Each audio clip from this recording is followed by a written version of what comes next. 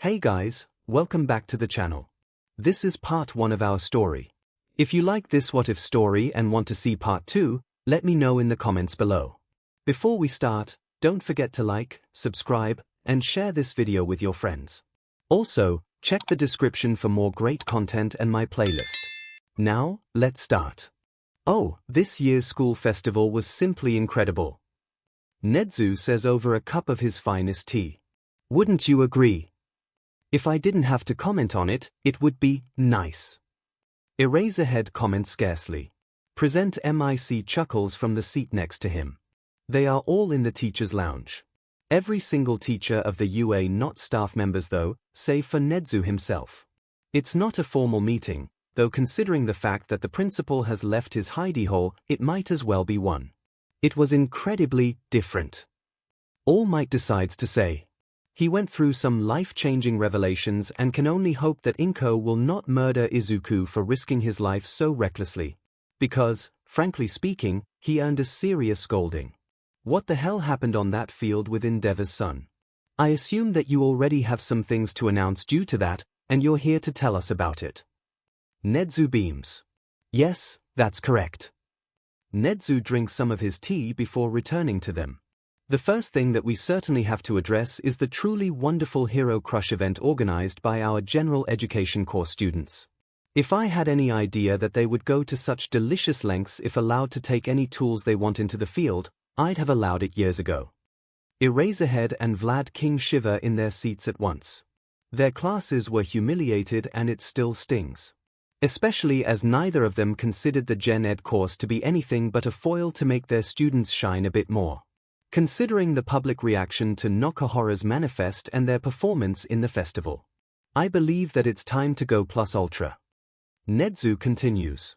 Not all of the general education students manage to show us enough of their skills and many have substandard grades, but with some reshuffling of students between Class C and D I believe that we'll gather enough prospective heroes to justify converting Class C to the hero course. If the remaining Gen Ed courses improve their grades, they'll be eligible for transfer as well, so the Class D is looking forward to be converted into a Heroics Course 1 as well. All Might decides that someone is being a very happy rat. Almost irritatingly so. Present 𝐼C, who just happens to be the 1C homeroom teacher, beams at the words spoken in front of him. 𝐿 looks like he is about to drop dead. Probably because he realizes that the general education course Hero Crush event will probably become an annual thing. Sure, the hero students will be prepared for it next time, but this will only make every casualty sting more. Sounds good enough. All Might decides to speak his mind. Those kids certainly earned their seat among the heroes and, let's be real, denying them that place after the manifest and after they crushed more than half of the hero course students would just make us look like assholes. He pauses for a second before adding.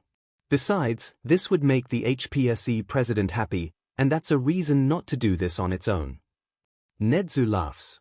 In only a slightly menacing way. He recognizes the words, even if they are slightly inverted. Fair. 𝐷𝐿 caves in. He seemed like the only person who still had issues with that idea, and his surrender officially makes the suggestion pass. Great. 𝐻𝐻𝐿 chirps in. And now there is another wonderful thing that has to be spoken about. Did you notice how many geniuses we have among our first-class students? What is it about? All Might wonders. He isn't the only one to think such thoughts. Geniuses. Oddly enough it's Snipe that asks it. Well, not all of you knew about this, but Izuku Midoriya happens to be a private student of mine.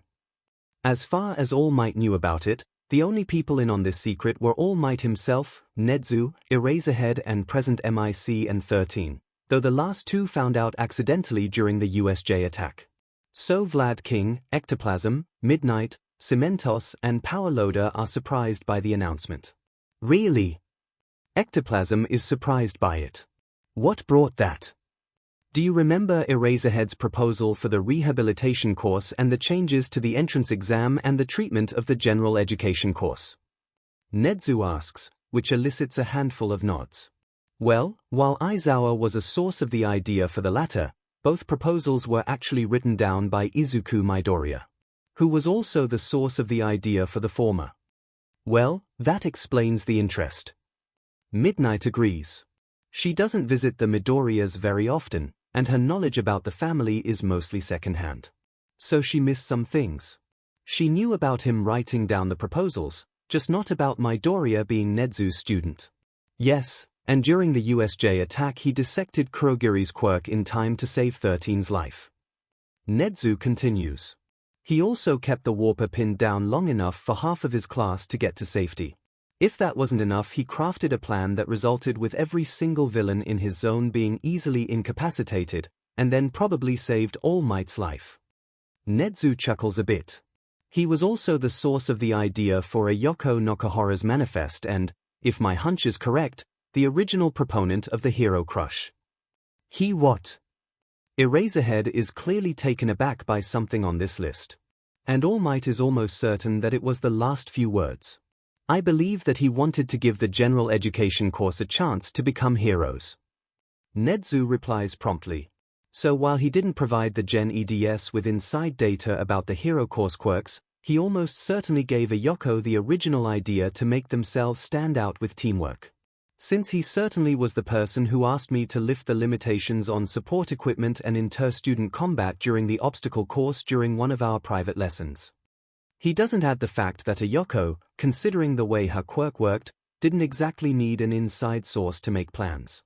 She just had to take a good look at the hero classes and note down her findings. Eraserhead mumbles something akin to "Demon Problem Child will be the end of me," and All Might only barely stops himself from laughing. The point is, Nezu decides to get to it, finally. Izuku Midoriya has the potential to play in the same league as me or Sir Nightai in a few years. But after the USJ and the school festival, I've come to believe that while he has no equal in that field among the students, there are several students that come pretty close to him. And with some specialized guidance can become expert tacticians and strategists. Let me guess. All Might decides to cut in. A Yoko Nokohora and Nito Minoma. Precisely. Nezu chirps. She proved to be an excellent and quick-thinking tactician who has used their relatively inferior tools to a maximum efficiency, taking full advantage of the obstacles that she couldn't know about previously. And while her class lost the human cavalry battle, they still managed to take down the majority of the remaining members of the 1B class through some very good teamwork. And she was only a few points beneath Minoma when the bell rang. This is a talent worth working with. And Minoma? Vlad King asks. While a bit scary looking, he has a heart of gold for his own students. All Might knows him well enough at this point. He made several good plans along the way. Nezu replies.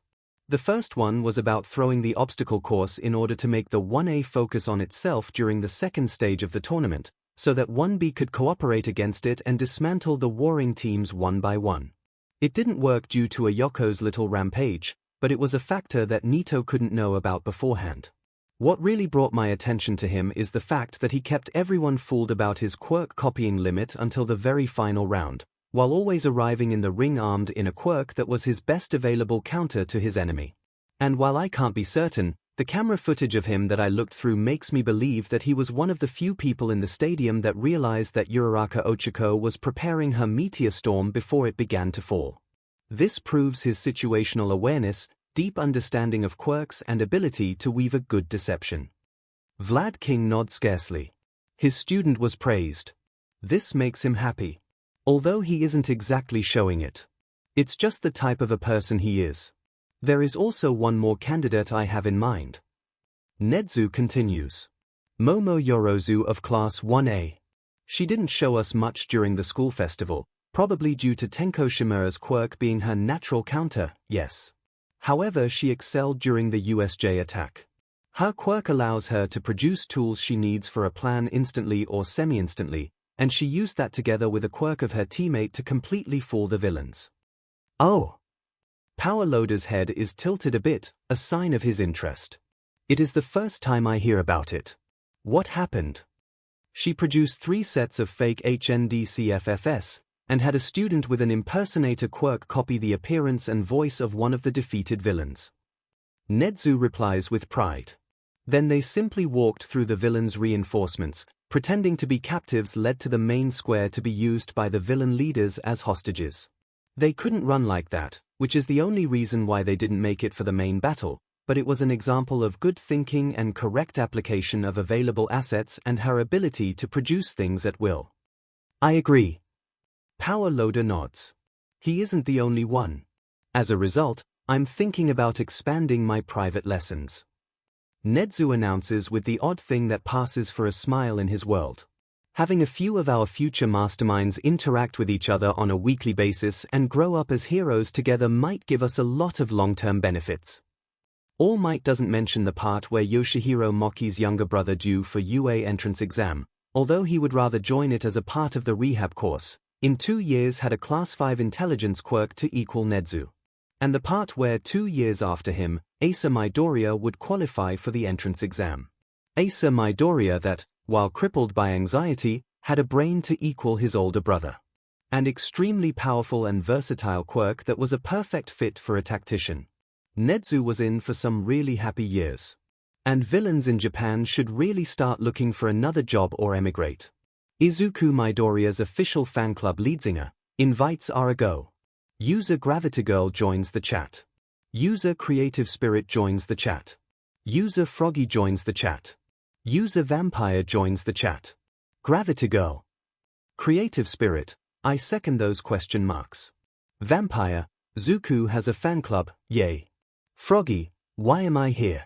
𝐒𝐿eadsInger, okay so 𝐒𝐿eadsInger, I might have accidentally 𝐒𝐿eadsInger, overheard something about Izuku Midoriya 𝐒𝐿eadsInger, something that made me realize that our class president is absolutely in need of a proper fan club. 𝐒𝐿eadsInger, so I'm laying the groundwork for it. 𝐒𝐿eadsInger, to be ahead of other people. So I'll be able to officially and reliably call myself his #1 fan in the future. At least chronologically. Creative Spirit, are you still listening in on people's conversations, Kyoka? 𝐒𝐿eadsInger, not at all. And when I do, I'm not telling people's secrets to anyone unless they are super criminal. 𝐒𝐿eadsInger, this is also why I'm not going to tell anyone what I overheard. Sorry, but Midoriya literally said that he doesn't want anyone to know about it, and I respect that, despite it being so awesome that I want to shout about it to everyone. But just trust me when I say that it was absolutely awesome. 𝐒𝐿eadsInger, slightly confusing and probably suicidal, especially the part when he met Endeavor, but awesome. GravitiGirl, Izuku met Endeavor. What? Vampire? Oh no, not this again. Vampire, did he find out that a powerful hero is doing meany things secretly, so he decided to confront them with suicidal overconfidence, only to freak out right after? 𝐒𝐿eadsInger, yes. And the Izuku Midoriya's official fan club rule #1 is that we throw all Endeavor merchandise to the trash bin when we join it. It belongs there. 𝐒𝐿eadsInger. Burn it or something, IDC, just don't display it anywhere. Vampire, Zuku, you wonderful dummy. His mom is going to kill him when she finds out. Creative Spirit, okay, slow down, Kyoka. Because you make no sense to me right now. Creative Spirit, I assume it involves the part where our class president almost crippled his left hand during the fight with Todoroki Shoto, which seemed to be like 80% composed of them shouting something that we couldn't hear from the audience. 𝐒𝐿eadsInger, yes. Creative Spirit, you overheard that too, didn't you? 𝐒𝐿eadsInger, maybe. Creative Spirit, Kyoka, talk to me. 𝐒𝐿eadsInger, I don't want to. I don't like sharing what I overheard without people in question knowing and agreeing to it. Creative Spirit, I'm this class vice president. And I'm growing increasingly worried with what Izuku Midoriya is doing despite being deeply impressed by him as both a person and a class president. Both with his unreasonably low self-esteem and apparent callousness towards breaking his own body with his quirk. Creative Spirit, so you are going to tell me whatever you can. Right now. 𝐒𝐿eadsInger, SHT. You might have a point. GravitiGirl, yes. Froggy, just rename the chat to Izuku Midoriya Support Club, it sounds more fitting. Froggy, he feels like he is in need of a lot of support, really. 𝐒𝐿eadsInger, okay, so the reason why Shoto is withdrawn so much is because Endeavor is an abusive piece of SHT that's treating him like a tool to finally realize his obsession for the #1 hero seat. Abusive to the point of apparently engaging in a quirk marriage to produce an heir with desirable quirk. Creative Spirit, oh my god. Creative Spirit, Endeavor did what? 𝐤𝐷𝐿𝐴, I told you the rule #Endeavor merchandise goes to trash. 𝐔𝐬𝐵, this is horrible. Froggy, yes. Extremely. At least I have no merchandise to throw out. 𝐔𝐬𝐵, neither do I. It's mostly 13 and All Might and some others. 𝐤𝐷𝐴, and Shoto wasn't using his flames because they reminded him of Endeavor. So he wanted to become a #1 hero by using only his mother's ice. Izuku basically reacted to the revelation by going berserk on Shoto and calling him a dumbass and his father a criminal dumbass. Vampire, Zuku, you wonderful dummy. Why are you like this, Vampire? I mean, he is way too perfect for this dummy world, Vampire, so I'm like seriously wondering how he came to be 𝐔𝐬𝐵. Yeah, I have the same question, really XD 𝐤𝐷𝐴. He told him that the reason why Endeavor is a forever #2 is because the rankings are at least partially if not mostly based on popularity, and All Might is winning because he is saving people with a reassuring smile that makes them feel safe rather than furious scowl that makes them be afraid that they'll end up becoming a collateral damage. 𝐤𝐷𝐴, and that Shoto is basically growing into a copy of his father, resulting in Inasa hating him because he sees Endeavor in him. Because Shoto is ignoring everyone around him and giving them cold stares, while only focusing on growing stronger. 𝐤𝐷𝐴, the fight was mostly Izuku taunting Shoto into using his flames. By pointing out that everyone is giving it his best, he mentioned me, Uraraka and Ojiro by name in that, and that all Shoto is doing is half-butting it out of daddy issues. He asked him what he was going to tell parents of some child that he failed to save because the villain in front of him happened to be immune to cold. 𝐤𝐷𝐴, then he told him that he can still stand beside his classmates, instead of alone. He just has to ask himself what sort of hero he wants to become. One like Endeavor or one like All Might. Few seconds later Todoroki changed into a living firestorm, so I guess that works as an answer. Creative spirit, and he also confronted Endeavor about it. 𝐤𝐷𝐴, more like Endeavor tried to taunt him into becoming a good stepping stone for his masterpiece, due to having a quirk similar to All Might. So Izuku went berserk on his but and might have told him to his face to change his hero name to Tryhard, so that the people dumb enough to think that he is a good hero understand what he is about. Creative spirit, oh my god. Vampire, Zuku. Love but also Froggy, I literally can't tell if Izuku is more brave or suicidal.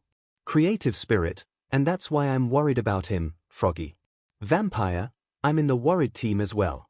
I still think that he is awesome, though. 𝐤𝐷𝐴, well I do think that it was awesome as well. I can't tell you the one bit that Izuku said that he wants to keep secret, but I think it makes it significantly less suicidal. 𝐔𝐬𝐵, is it about All Might being pretty much his uncle? Because I know that his dad is All Might's personal assistant. 𝐤𝐷𝐴, kind of. He also spoke in a way that implied that he ended Thunderbolt's career, which was a part of an indirect threat to Endeavor in case Shoto came to school with signs of physical abuse, but I'm kinda not sure if it wasn't a bluff. Vampire, don't call Izuku's bluffs. 𝐤𝐷𝐴, why? Vampire, just don't do it. 𝐤𝐷𝐴. Vampire, not telling. Can't. 𝐔𝐬𝐵, oh. 𝐤𝐷𝐴.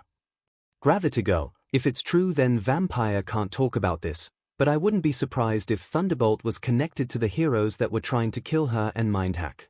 He feels a bit too high to get jailed, but if All Might got some serious dirt on him through his adopted nephew. 𝐔𝐬𝐵, and I think that the chronology kinda fits. Creative spirit, oh. Creative spirit, well if he ended the corrupted #3 hero career then he can only go up from there, I guess. Creative spirit at 𝐤𝐷𝐴, listen, I have to talk with Aizawa-sensei about this. 𝐤𝐷𝐴, he will find out that I'm listening in to others' conversations. Creative spirit, yes, and knowing him he will ask you to share incriminating details. Or tell you that he doesn't care about that. But he has to know that Shoto is being abused at home and that Izuku just taunted the #2 hero to his face. Creative spirit, he is our homeroom teacher. And Shoto certainly needs further psychological counseling. One that doesn't consist of his class president shouting at him during the match to stop being a dumbass. Despite it being well-earned and, apparently, a breakthrough for him. 𝐤𝐷𝐴, well, DMN. Creative spirit, we're going to have that talk with him tomorrow at school. No buts. 𝐔𝐬𝐚𝐲, alright, alright. 𝐿𝐴𝐷𝐿, you're right. 𝐔𝐬𝐚𝐲, 𝐔𝐸H𝐿 fan club is staying. Creative spirit, A. Gravity girl, yes. Vampire, yes. Vampire, I mean, he is objectively speaking super cool and super adorable and brave and powerful and wants to help everyone, so he is super heroic, etc. Vampire, so a fan club is a must. Gravity girl, yes. Vampire, also Gravity-chan has a crush on him and she needs a place to vent this. Gravity girl, what? I don't have a crush on him. Vampire, right. I'm very convinced. Froggy, I do not consider myself his fangirl, but I do admit that his continuous positive treatment of complex mutants and other victims of discrimination are big plus signs for him. Plus his sisters are adorable. Froggy, I'm not adverse to the idea. 𝐔𝐬𝐚𝐲, 3-5 votes in, Yamomo creative spirit. Well, I can't outvote that, I guess. Just let's not be creepy or troublesome for anyone, alright? And let's do our best to support him, because he is clearly in need of that. Vampire, can we invite Toshi? He is clearly a fan. 𝐔𝐬𝐚𝐲, I guess so. And I'm like 95% sure that after today, Todoroki Shoto will become another fanboy candidate. I'm kinda looking forward to him trying to interact with people, actually. Gravity girl, like, Inasa. 𝐔𝐬𝐚𝐲, oh no. Todoroki Shoto, Midoriya. 𝐒𝐿, your name as a nickname. Todoroki Shoto, is that a problem? 𝐒𝐿, we'll talk about this in a while. What happened? Todoroki Shoto, we didn't see each other after the festival. 𝐒𝐿, well, my parents took me home earlier for some serious scolding about what I did to my hand. Todoroki Shoto, I see. Todoroki Shoto, I have a question. 𝐒𝐿, yes. Todoroki Shoto, can we be friends? 𝐒𝐿, 𝐒𝐿, sure. 𝐒𝐿, though. Do you know exactly what that entails? Todoroki Shoto, I'm not sure. I'd like to find out. Todoroki Shoto, I never had a friend. 𝐒𝐿, well. We'll work on that, too. 𝐒𝐿, took my words about not being a hero alone to heart. Todoroki Shoto, plus ultra. 𝐒𝐿, ha. 𝐒𝐿, we'll work on your social skills. 𝐒𝐿, you should probably start with apologizing to Inasa for the way you treated him during the recommendation exam. I don't like the face he is doing when you are mentioned. It makes him look like, excuse me for the comparison, endeavor. Todoroki Shoto, how do you apologize to people? 𝐒𝐿, oh dear.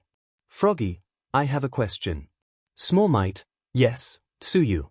Froggy, I don't understand what happened during my fight with Yoshihiro Moki. I believe you know a lot about the rehab course students, and I decided to contact you through the internet to find the answer. 𝐒𝐿, oh. 𝐒𝐿, it's a bit complicated. Froggy, like a lot of things.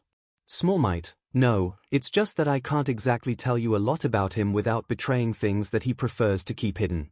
𝐒𝐿, I'm not exactly in a position to tell anyone what 1A rehab courses did to qualify for the rehab course. It's the same for the 1B, Froggy. You should know me enough by now to be acutely aware that I'm not going to tell anyone. I just want to know why I got past the first round of the tournament. It's been bugging me. Froggy, he looked sad. Way too sad for someone who was dropping out from the tournament. There was something more to that. 𝐒𝐿, 𝐒𝐿, he might have personal connections to some high-ranking members of the creature rejection clan. Froggy, and you got him to join the rehab course. 𝐒𝐿, I got him to join the rehab course because he and his younger brother fled home and became vigilantes targeting hate groups. Especially the creature rejection clan. 𝐒𝐿, he refused to fight you not because he looked down on you, but because I don't think he can force himself to raise his hand against a complex mutant that isn't a villain. Way too much guilt. 𝐒𝐿, you'd have also crushed him completely, because his quirk strength depends on how much he sees himself as morally superior to whoever is in front of him, and, frankly speaking, he would be fighting you quirkless. Froggy, is he Purity's son? 𝐒𝐿, what? Froggy, I'm not stupid. Froggy, her quirk amplifies the strength of people that she identifies with. His quirk amplifies his strength on the basis of how he identifies himself. Sounds like a mutation. If not a son then a nephew. Younger cousin. Small Might, now you sound like Todoroki. Froggy. Small Might, he came to me earlier, inspired by your comment before the USJ about my quirk being similar to All Might, and asked me if I am his son. Froggy, hair. Froggy, so, in a hypothetical scenario, since oddly enough I didn't hear any direct rebuttal where he is Purity's son, why did you recommend him to the rehabilitation course? Small Might, because while you can argue if there are people who do not deserve a second chance, I believe that everyone deserves the first one. And since no one was willing to give him one, I decided to do it. Small Might, because the son of the CRC leader can't just announce who he is to the world and expect it to accept him. And it's not like villains, since BI like him have any skills when it comes to not being villains. Nor valid documents. At least until Nezu got those for him. Froggy, Hitoshi and Himiko are right about you. Small Might, A. Froggy, any variant of I want to become a hero is a berserk button for you. And I look towards the moment when someone will tell that to you, but follow up on it with but the government isn't letting me. With both apprehension and yearning. Small Might, Tsuyu, you are telling me weird things. Froggy, I do. Now excuse me, but I need to change a half vote for something into a full vote for something. Small Might. Froggy, I'll tell you if you honestly tell me what was your answer to Shoto's question. Small Might, isn't it obvious? Froggy, I see. Well, I'll be going now. Eraserhead wants to have a single day of peace. Of absolutely nothing happening. Of not having to worry about his problem child. And about his children. The idea is still kinda odd to him, even if not the bad type of odd. Instead, he gets this. Yarozu. He says with a dead face. Could you repeat what you just told me? One of the students in my class overheard Todoroki Shoto and Izuku Midoriya talking. She replies. Her face makes it obvious that she isn't comfortable about it either. According to what she heard, Endeavor is abusive towards his family. And engaged in a quirk marriage in order to produce his upgraded version. She looks disgusted.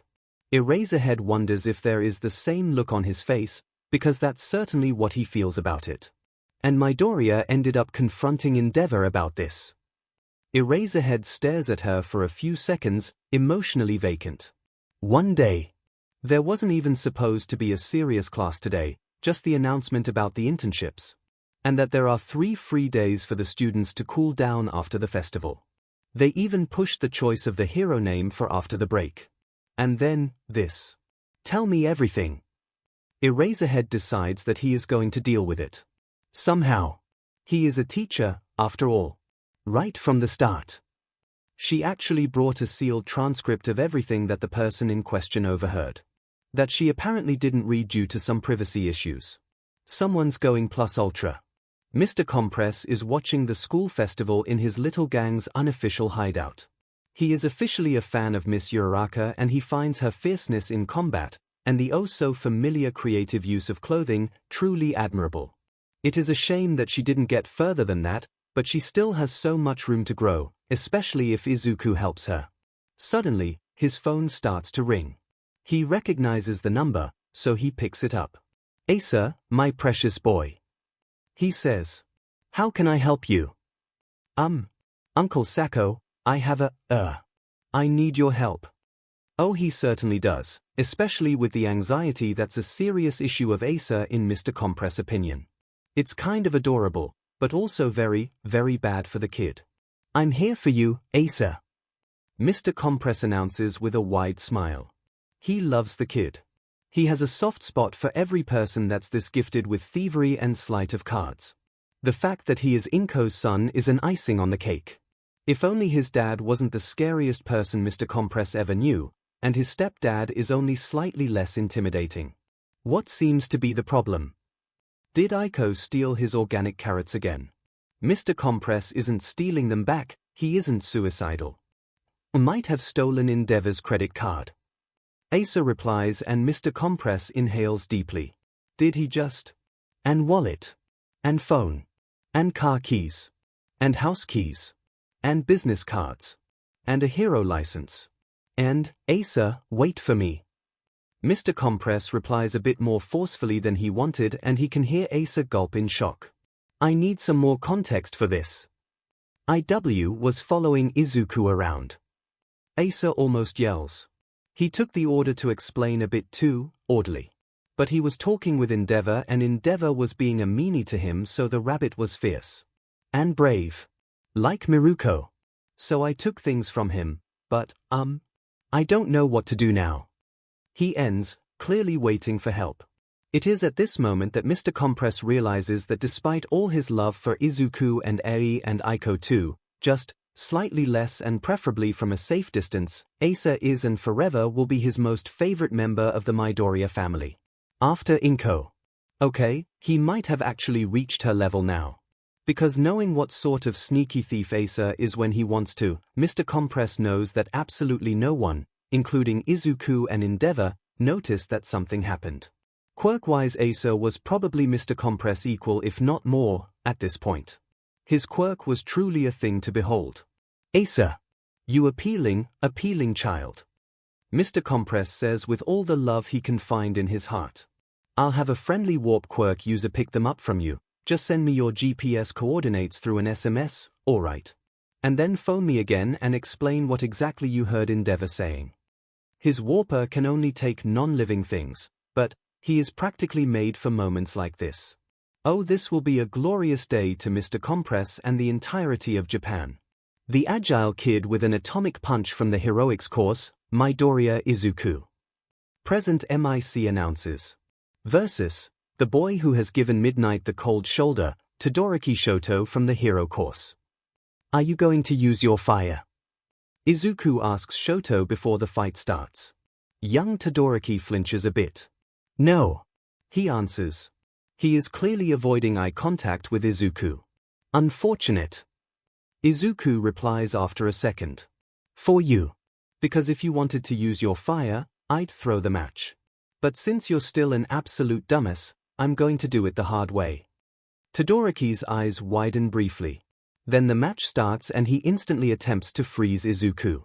The attack is repelled with a blast that breaks one of Izuku's fingers, and instantly breaks the soon-to-be glacier. Instead of waiting for another attack, Izuku leaps sideways, to the edge of the stadium. Todoroki unleashes another glacier, but this time Izuku dodges it by stopping himself randomly. Todoroki predicted his movement when targeting his blast. He didn't predict the random cessation of it. And that's one blast of ice that I didn't need to counter with my finger. Izuku says with a mocking tone. You're doing a splendid job, Todoroki. I might not be very involved in the way our class works. Shoto replies, before he makes Izuku lose another finger to block another ice blast. But I don't remember you acting like that. I'm just particularly angry right now. Izuku replies, running to the other side. Shoto thinks that he is simply trying to make him waste another shot, but then he suddenly leaps towards the ice user, forcing him to expend a shot. Creating another pointless wall of ice that might be slightly limiting Izuku's range of motions, but isn't doing much to help Shoto win the endurance contest. Someone told me some rather nasty things about someone else, and I didn't believe them. Today I realized that they were right all along. But it's way too late. Add me hearing way too many explosions for a single day, another ice blast and another finger. And you get me having a bad day. Izuku says, completely ignoring the fact that some of his fingers are broken. So excuse me for this, but I'm going to beat you up until you stop half-butting the tournament and being a dumbass in general. And then I'm going to beat you some more, and defeat you before you even get to the semifinals. Way to PSS off Endeavor, don't you think? Shoto tries to freeze him again, but he uses another finger. This is just a slugging match at this point. Whoever tries to get close, gets interrupted with a blast strong enough to damage whatever remains of the ring. Didn't you listen to me at all? Todoroki is growing angry. I'm not going to use his fire, did you even bother to look at Uraraka's fight?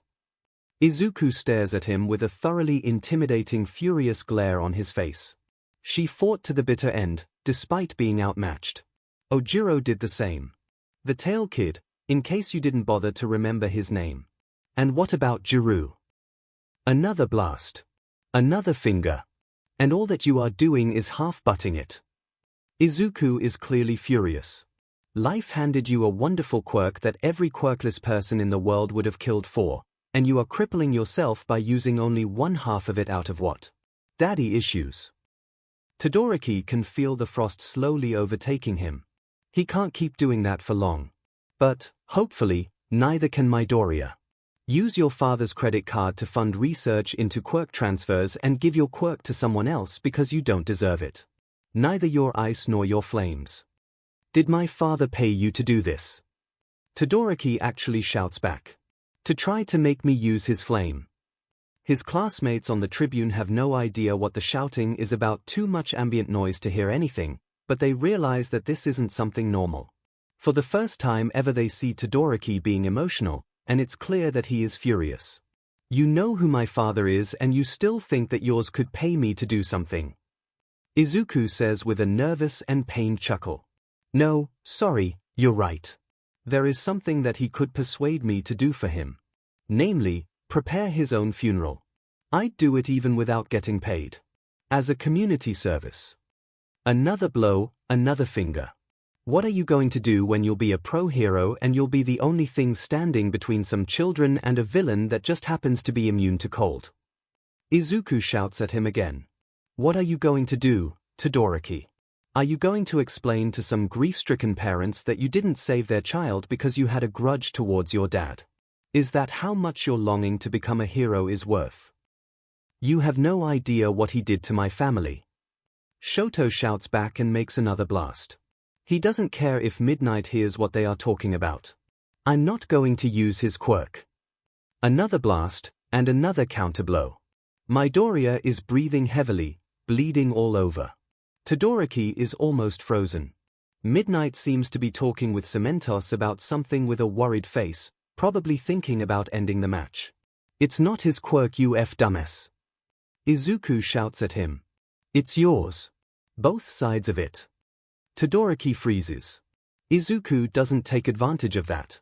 Instead he is facing him with a face that's just sad. No longer angry. Just sad.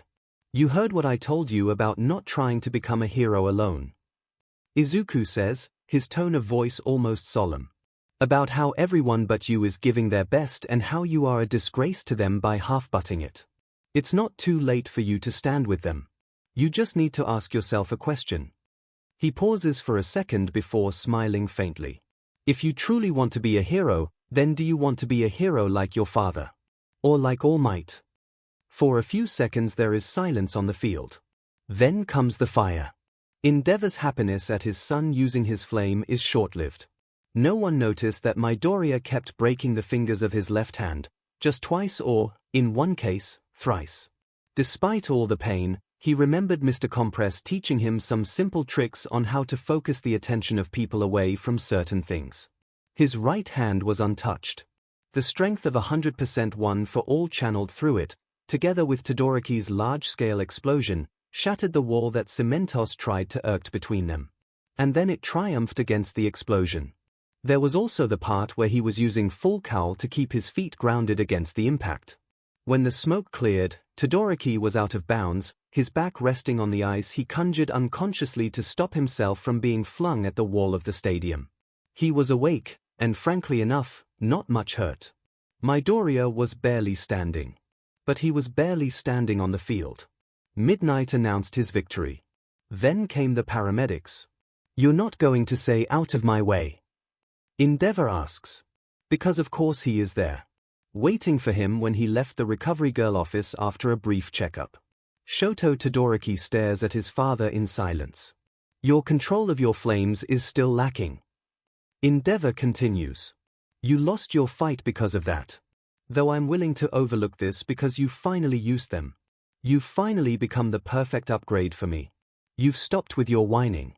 Come to my agency for your internships, I won't. Shoto replies. I didn't use my flames for you. He is tired. He lost. But he thinks that it gave him more than a victory would. What? Endeavor is clearly taken aback. He told me that you are never going to become a #1 hero, not because you are weaker than All Might, but because all you have for people are scowls and angry looks. Shoto says, and he can see something nasty on his father's face. Oh, the irony. While he is actually making them feel safe. Because he is a hero for them, not for the ranking. Shoto, Endeavor tries to say, but Shoto doesn't let him. He told me that everyone but I are giving it their best, while I'm just half-butting it. Shoto continues. He asked me if I want to become a hero alone, or if I want to stand with the others. He asked me if I wanted to become a hero like you or like All Might. Shoto's eyes meet his father's. And I choose All Might. Seeing his father's face at that very moment was worth losing the match. That much Shoto is certain about.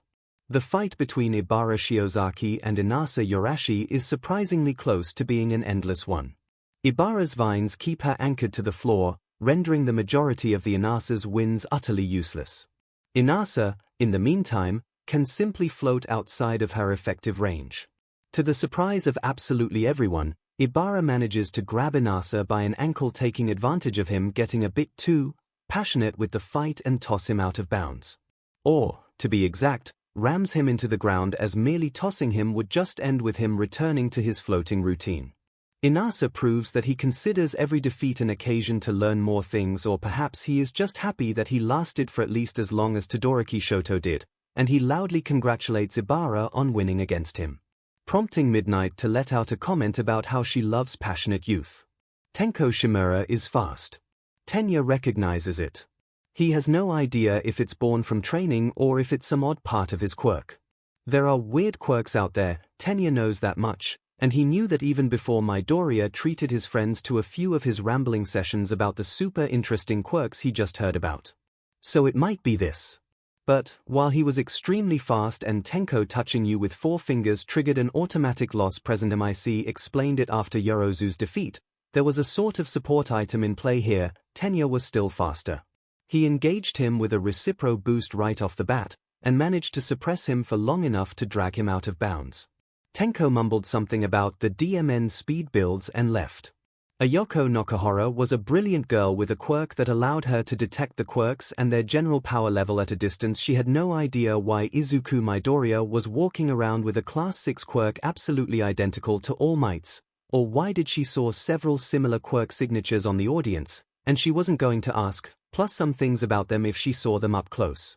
But she still had no start to Bakugo Katsuki. The explosions were something simple yet hard to counter with tools she was allowed to take into the field. Sure, she could bring a riot shield. But how was that going to stop him from detonating his sweat in front of it, generating enough of an impact to probably break the hand behind it? It was a bad matchup. And she knew that. So she immediately announced that she is withdrawing. Bakugo genuinely looked like he was about to murder her for it. But with Midnight there, he had no occasion to do it. Tsuyu Asui might have as well be Nito Monoma's natural predator. She is faster and stronger than he is, she has an ability for ranged attacks, and he can't copy her quirk. Unfortunately, the rule for the copycat quirks in tournaments like this is that they are allowed to bring some quirks to the battle. Nito Monoma chose Miyuki Tagawa, who could as well be Tsuyu Asui's natural predator. She discovers that when she grabs Nito with her tongue only for him to touch it with his hands. His skin irritated and burned her tongue. When she lets him out, he runs towards her, shouting at her and thus making the vocal component of his quirk kick her sense of balance off. She tries to jump away, but she fails. And he gets close enough to breathe into her face. His breath right now is pretty much a sleeping gas. She falls unconscious and Midnight calls the match. Since Izuku Midoriya was still in surgery, and the number of contestants for this round was uneven, the referees decide that he is sitting this one round out. The next fight is between Ibara Shiozaki and Tenya Ida. While Ibara Shiozaki's quirk did wonders against Inasa Yorashi, she can do little against Tenya's rapid attacks from the side. He doesn't have to force the attack through her vines, he just needs to approach them from the side. Unlike Inasa, doing so doesn't force him to get close enough to get grabbed. Or, to be exact, it forces him to get even closer, but for a much shorter PRD of time. Ibara Shiozaki is soon out of bounds, and Tenya Ida proceeds to the next round. You know, you'll kinda sing me off. 𝐼𝐻𝐼 announces. Bakugo glares at him from the other side of the field. You still act like you are oh so much better than me, despite being from a rehab course. Shut up. Bakugo isn't buying it.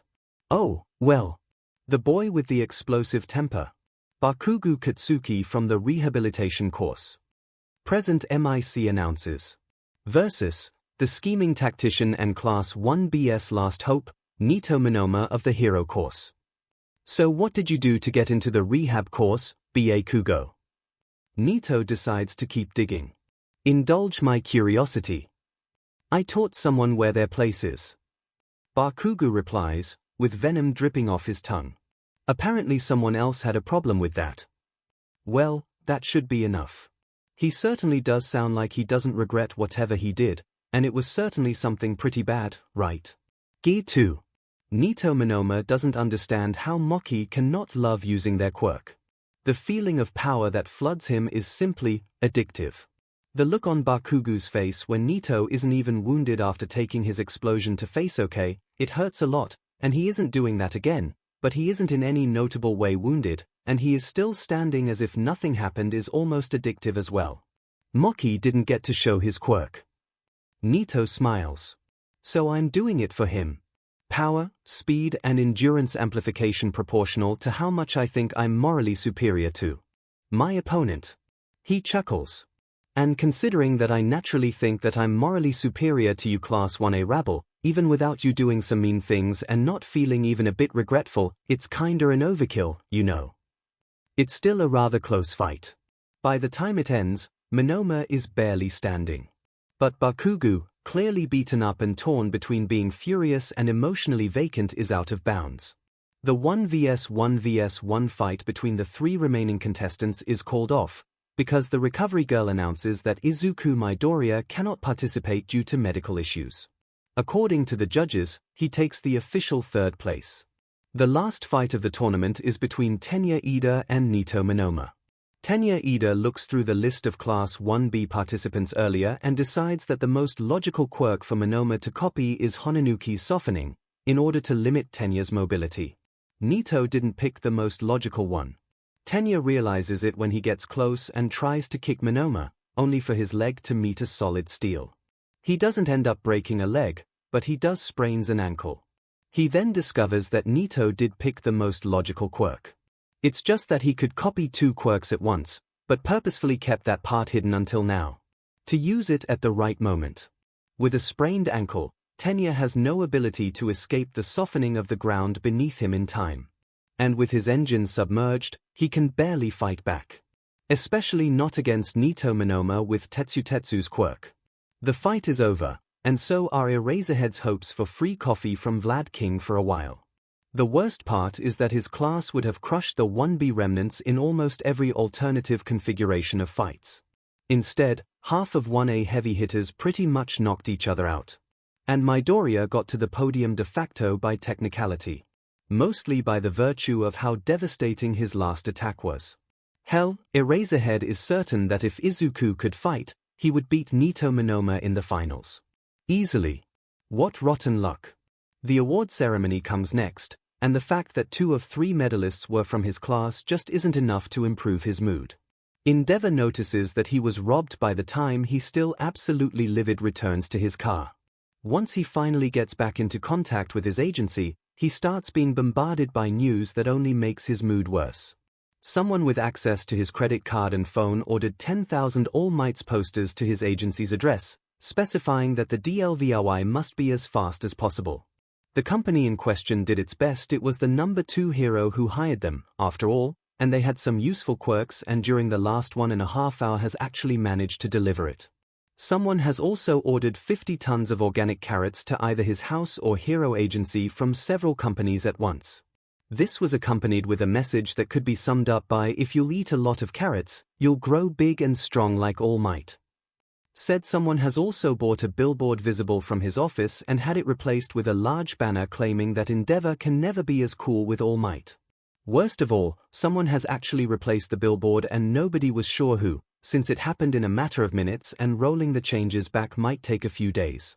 At least. even if someone manages to prove that the cash was technically stolen. So he was going to be temporarily forced to see this abomination from his office window.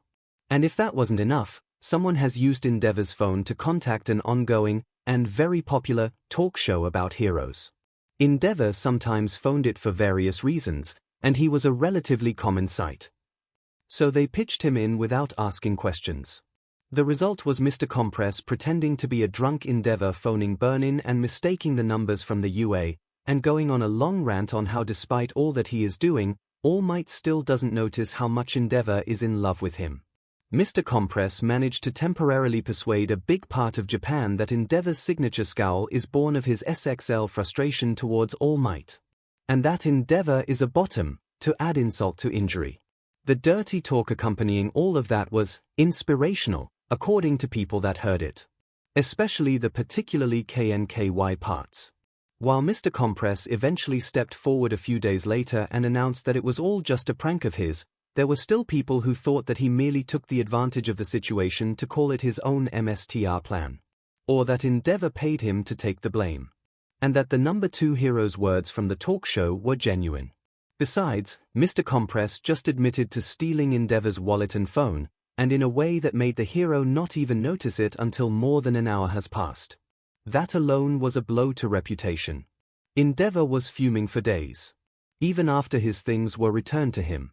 Minus the business cards, because Mr. Compress signed those and sold them through the internet save for the ones he gave to Uraraka Ochiko and Asa Midoriya, and the one he kept framed in his hideout, forwarding the earnings to a charity organization helping the victims of fires. Needless to say, the day of the UA School Festival was one of the worst in Endeavor's life. Asa Midoriya was happy about Rabbit standing up for his brother until his family heard about the organic carrots prank. Then they immediately realized what happened and his brother gave him a solid scolding about stunts like this while totally awesome carrying a possibility of him not becoming a hero in the future. Mr. Compress was happy about what he did to Endeavor, who turned out to be a bigger trash bag than he thought until Inko Midoriya figured out that Asa was involved. Then Inko had him kneel on frozen peas while she was busy delivering him world's most intense scolding, occasionally highlighted with some well-timed hits with rolled newspaper. Tenya was happy about getting so far even if sad about losing to Nito until he got a phone call that his brother was attacked by the hero killer in Hosu. And that there was a high risk that he would never regain the ability to walk. Izuku Midoriya was happy about getting so far even if sad about not winning until he got an SMS from the hero killer who was thoroughly freaking out about hearing about what happened to Ingenium. Because he was pretty certain that he wasn't even in Hosu at the time. Overhaul was, frankly, cessed off about life in general, especially as he couldn't shake the feeling that the green-haired kid from the festival was somehow similar to the kid that cost him the Shai Heiseikai. But only until the council meeting, which outlined the next step of the Paranormal Liberation Front's grand strategy. Which was going to happen in Hosu. Oh, this year's school festival was simply incredible. Nedzu says over a cup of his finest tea. Wouldn't you agree? If I didn't have to comment on it, it would be nice. Eraserhead comments scarcely. Present MIC chuckles from the seat next to him. They are all in the teacher's lounge. Every single teacher of the UA not staff members though, save for Nedzu himself. It's not a formal meeting, though considering the fact that the principal has left his hidey hole, it might as well be one. It was incredibly different. All Might decides to say. He went through some life-changing revelations and can only hope that Inko will not murder Izuku for risking his life so recklessly. Because, frankly speaking, he earned a serious scolding. What the hell happened on that field with Endeavor's son? I assume that you already have some things to announce due to that, and you're here to tell us about it. Nedzu beams. Yes, that's correct. Nedzu drinks some of his tea before returning to them. The first thing that we certainly have to address is the truly wonderful Hero Crush event organized by our general education course students. If I had any idea that they would go to such delicious lengths if allowed to take any tools they want into the field, I'd have allowed it years ago. Eraserhead and Vlad King shiver in their seats at once. Their classes were humiliated and it still stings. Especially as neither of them considered the Gen Ed course to be anything but a foil to make their students shine a bit more. Considering the public reaction to Nokohora's manifest and their performance in the festival, I believe that it's time to go plus ultra. 𝐻𝐻𝐿 continues. Not all of the general education students manage to show us enough of their skills, and many have substandard grades, but with some reshuffling of students between Class C and D, I believe that we'll gather enough prospective heroes to justify converting Class C to the hero course. If the remaining Gen Ed courses improve their grades, they'll be eligible for transfer as well, so the Class D is looking forward to be converted into a Heroics Course 1 as well. 𝐼 decides that someone is being a very happy rat. Almost irritatingly so. Present MIC, who just happens to be the 1C homeroom teacher, beams at the words spoken in front of him. 𝐿 looks like he is about to drop dead. Probably because he realizes that the general education course Hero Crush event will probably become an annual thing. Sure, the hero students will be prepared for it next time, but this will only make every casualty sting more. Sounds good enough. 𝐼 decides to speak his mind.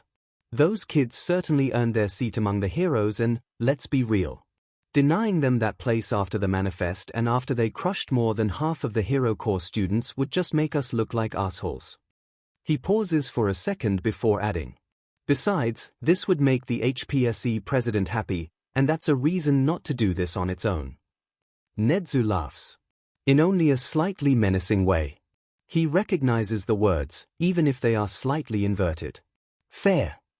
Vlad King caves in. He seemed like the only person who still had issues with that idea, and his surrender officially makes the suggestion pass. Great. 𝐻𝐻𝐿 chirps in. And now there is another wonderful thing that has to be spoken about. Did you notice how many geniuses we have among our first-class students? What is it about? 𝐼 wonders. He isn't the only one to think such thoughts. Geniuses. Oddly enough, it's Snipe that asks it. Well, not all of you knew about this, but Izuku Midoriya happens to be a private student of mine.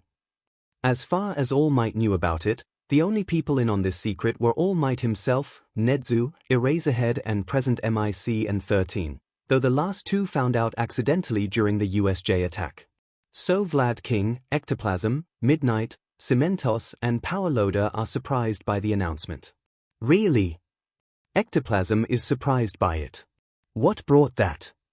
Do you remember Eraserhead's proposal for the rehabilitation course and the changes to the entrance exam and the treatment of the general education course?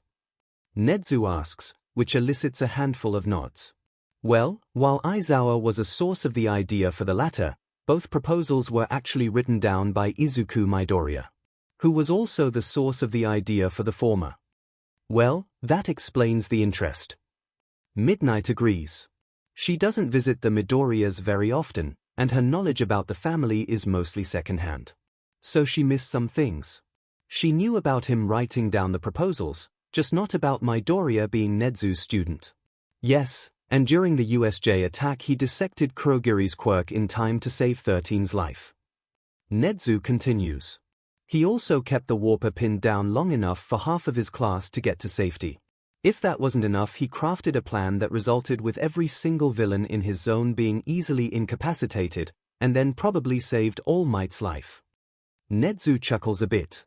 He was also the source of the idea for Ayako Nokohora's manifest and, if my hunch is correct, the original proponent of the Hero Crush.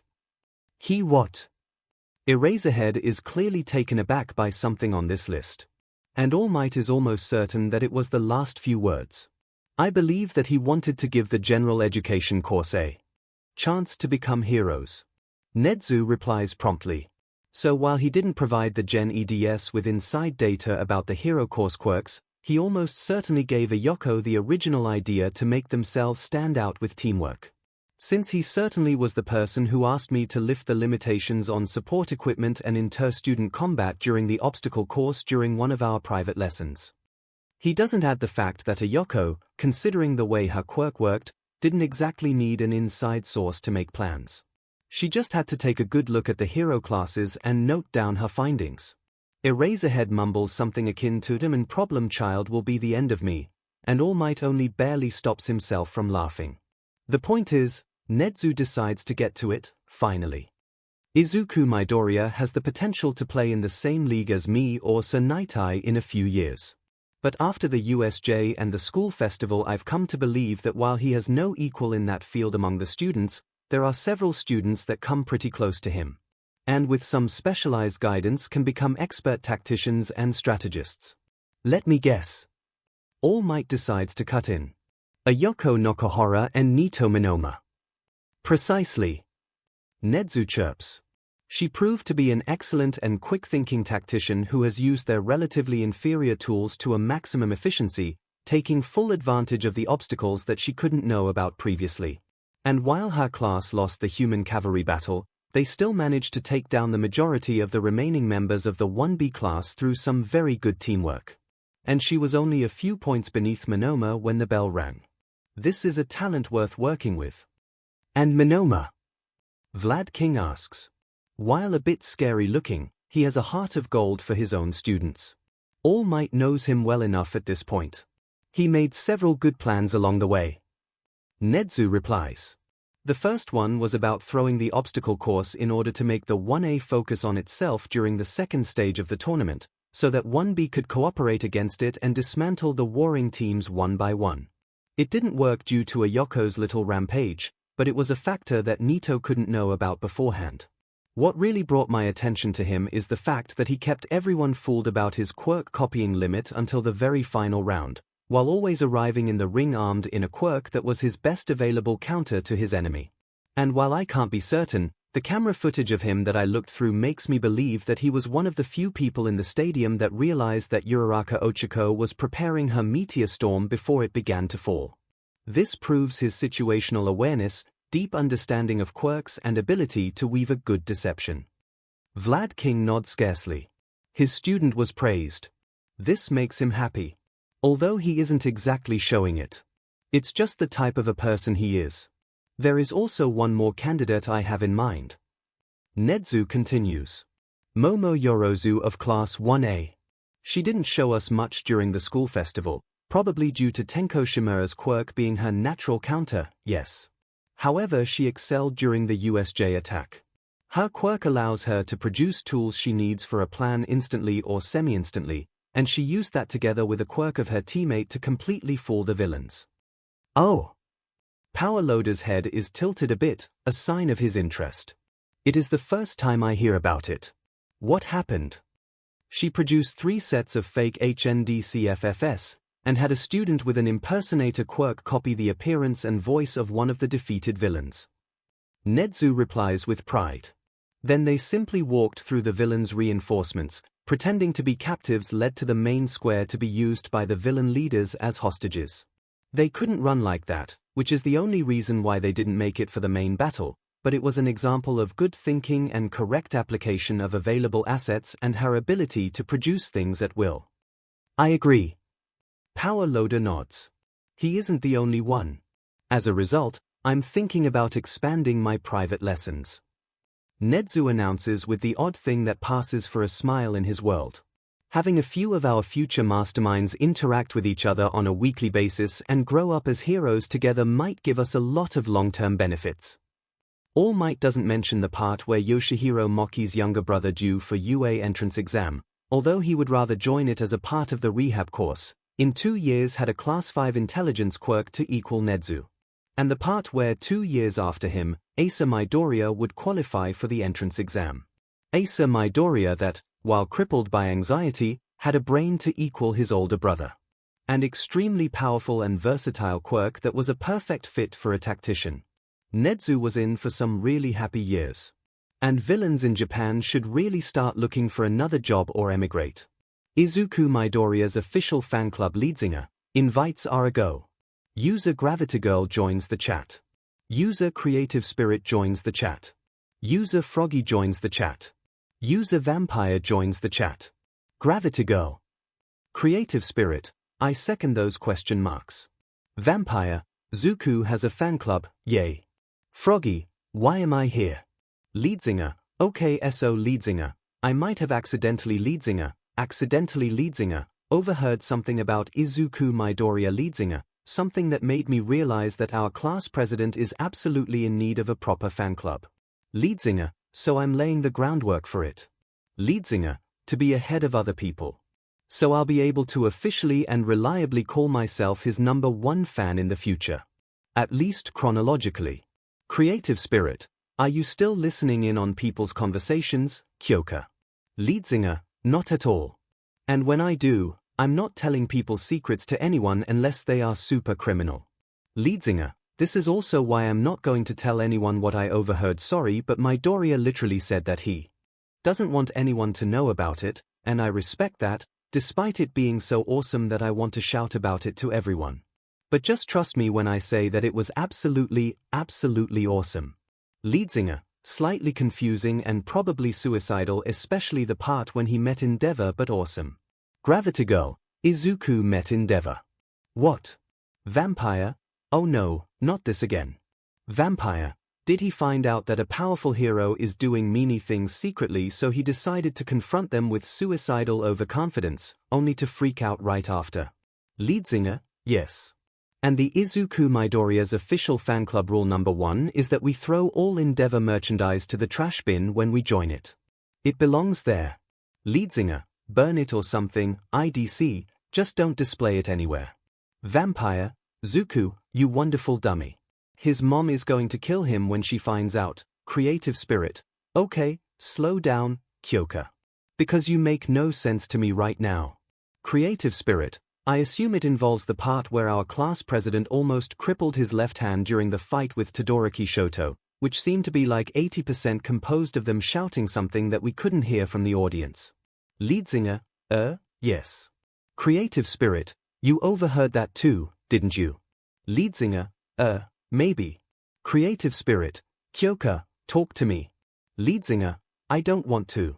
I don't like sharing what I overheard without people in question knowing and agreeing to it. Creative spirit, I'm this class vice president. And I'm growing increasingly worried with what Izuku Midoriya is doing, despite being deeply impressed by him as both a person and a class president. Both with his unreasonably low self-esteem and apparent callousness towards breaking his own body with his quirk. Creative spirit, so you are going to tell me whatever you can. Right now. 𝐒𝐿𝐴𝐷, SHT. You might have a point. 𝐔𝐸𝐽𝐽, yes. Froggy, just rename the chat to Izuku Midoriya Support Club, it sounds more fitting. Froggy, he feels like he is in need of a lot of support, really. 𝐒𝐿𝐴𝐷, okay, so the reason why Shoto is withdrawn so much is because Endeavor is an abusive piece of SHT that's treating him like a tool to finally realize his obsession for the #1 hero seat. Abusive to the point of apparently engaging in a quirk marriage to produce an heir with desirable quirk. Creative spirit, oh my god. Creative spirit, Endeavor did what? 𝐒𝐿𝐴𝐷, I told you the rule #Endeavor merchandise goes to trash. 𝐔𝐸𝐽𝐽, this is horrible. Froggy, yes. Extremely. At least I have no merchandise to throw out. 𝐔𝐸𝐽𝐽, neither do I. It's mostly 13 and All Might and some others. 𝐒𝐿𝐴𝐷, and Shoto wasn't using his flames because they reminded him of Endeavor. So he wanted to become a #1 hero by using only his mother's ice. Izuku basically reacted to the revelation by going berserk on Shoto and calling him a dumbass and his father a criminal dumbass. Vampire, Zuko, you wonderful dummy. Why are you like this, Vampire? I mean, he is way too perfect for this dummy world, Vampire, so I'm like seriously wondering how he came to be 𝐔𝐸𝐽𝐽. Yeah, I have the same question, really XD 𝐒𝐿𝐴𝐷. He told him that the reason why Endeavor is a forever #2 is because the rankings are at least partially if not mostly based on popularity, and All Might is winning because he is saving people with a reassuring smile that makes them feel safe rather than furious scowl that makes them be afraid that they'll end up becoming a collateral damage. 𝐒𝐿𝐴𝐷, and that Shoto is basically growing into a copy of his father, resulting in Inasa hating him because he sees Endeavor in him. Because Shoto is ignoring everyone around him and giving them cold stares, while only focusing on growing stronger. 𝐒𝐿𝐴𝐷, the fight was mostly Izuku taunting Shoto into using his flames. By pointing out that everyone is giving it his best, he mentioned me, Uraraka and Ojiro by name in that, and that all Shoto is doing is half-butting it out of daddy issues. He asked him what he was going to tell parents of some child that he failed to save because the villain in front of him happened to be immune to cold. 𝐔𝐬𝐚𝐲, then he told him that he can still stand beside his classmates. Instead of alone. He just has to ask himself what sort of hero he wants to become. One like Endeavor or one like All Might. Few seconds later Todoroki changed into a living firestorm, so I guess that works as an answer. Creative spirit, and he also confronted Endeavor about it. 𝐔𝐬𝐚𝐲, more like Endeavor, tried to taunt him into becoming a good stepping stone for his masterpiece, due to having a quirk similar to All Might.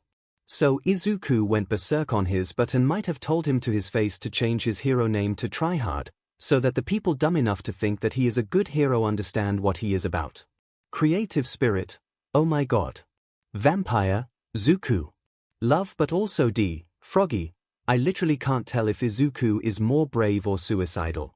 Creative spirit, and that's why I'm worried about him, Froggy. Vampire, I'm in the worried team as well. I still think that he is awesome, though. 𝐔𝐬𝐴, well I do think that it was awesome as well. I can't tell you the one bit that Izuku said that he wants to keep secret, but I think it makes it significantly less suicidal. whatifdekufanfic, is it about All Might being pretty much his uncle? Because I know that his dad is All Might's personal assistant. 𝐔𝐬𝐴, kind of. He also spoke in a way that implied that he ended Thunderbolt's career, which was a part of an indirect threat to Endeavor in case Shoto came to school with signs of physical abuse, but I'm kinda not sure if it wasn't a bluff. Vampire, don't call Izuku's bluffs. 𝐔𝐬𝐴, why? Vampire, just don't do it. 𝐔𝐬𝐴. Vampire, not telling. Can't. whatifdekufanfic, oh. 𝐔𝐬𝐴. whatifdekufanfic, if it's true then Vampire can't talk about this, but I wouldn't be surprised if Thunderbolt was connected to the heroes that were trying to kill her and mindhack. He feels a bit too high to get jailed, but if All Might got some serious dirt on him through his adopted nephew. whatifdekufanfic, and I think that the chronology kinda fits. Creative spirit, oh.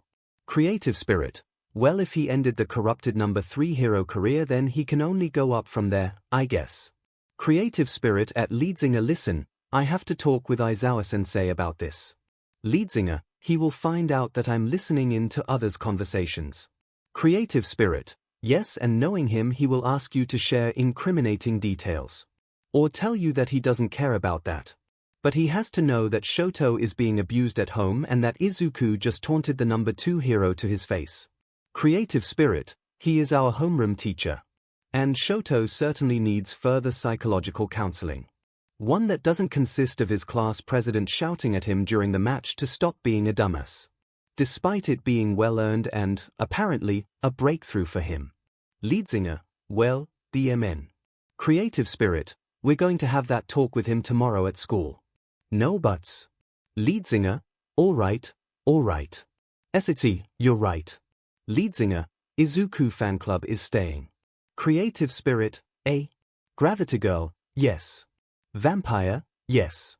Vampire, I mean, he is objectively speaking super cool and super adorable and brave and powerful and wants to help everyone, so he is super heroic, etc.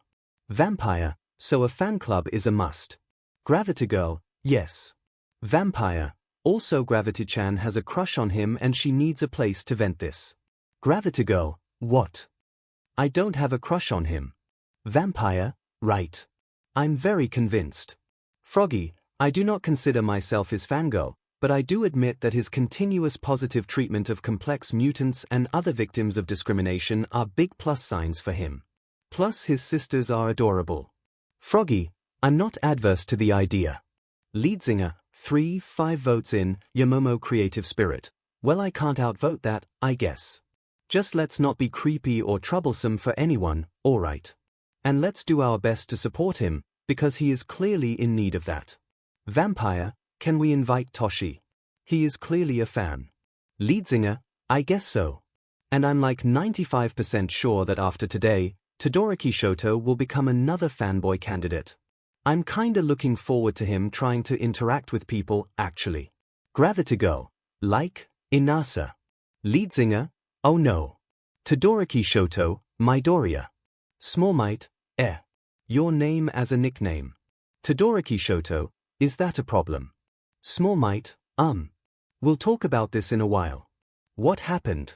Todoroki Shoto, we didn't see each other after the festival. 𝐼𝐴, well, my parents took me home earlier for some serious scolding about what I did to my hand.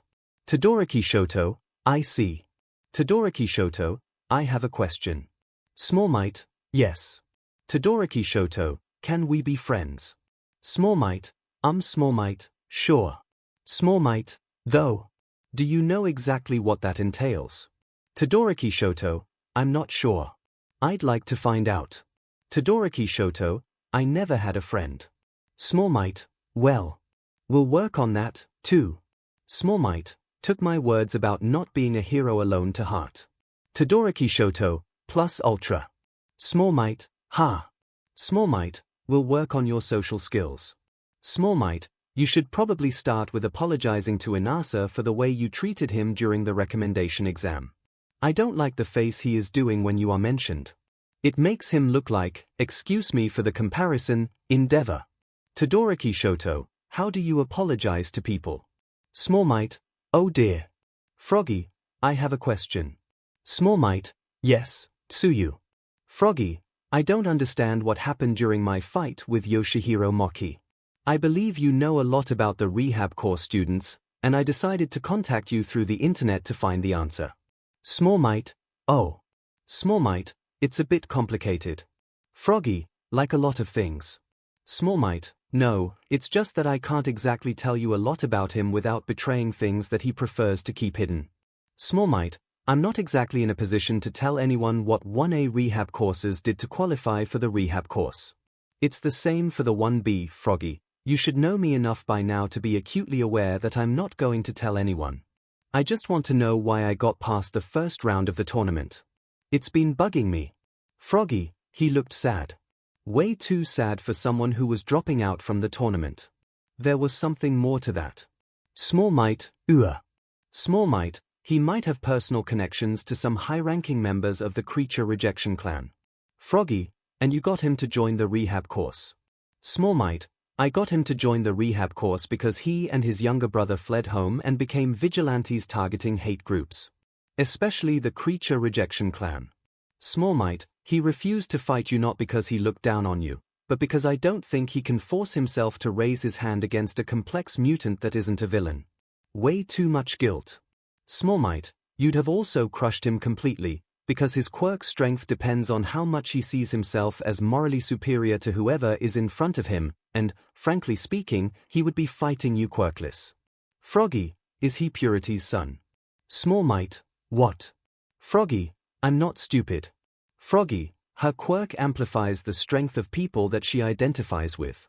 His quirk amplifies his strength on the basis of how he identifies himself. Sounds like a mutation.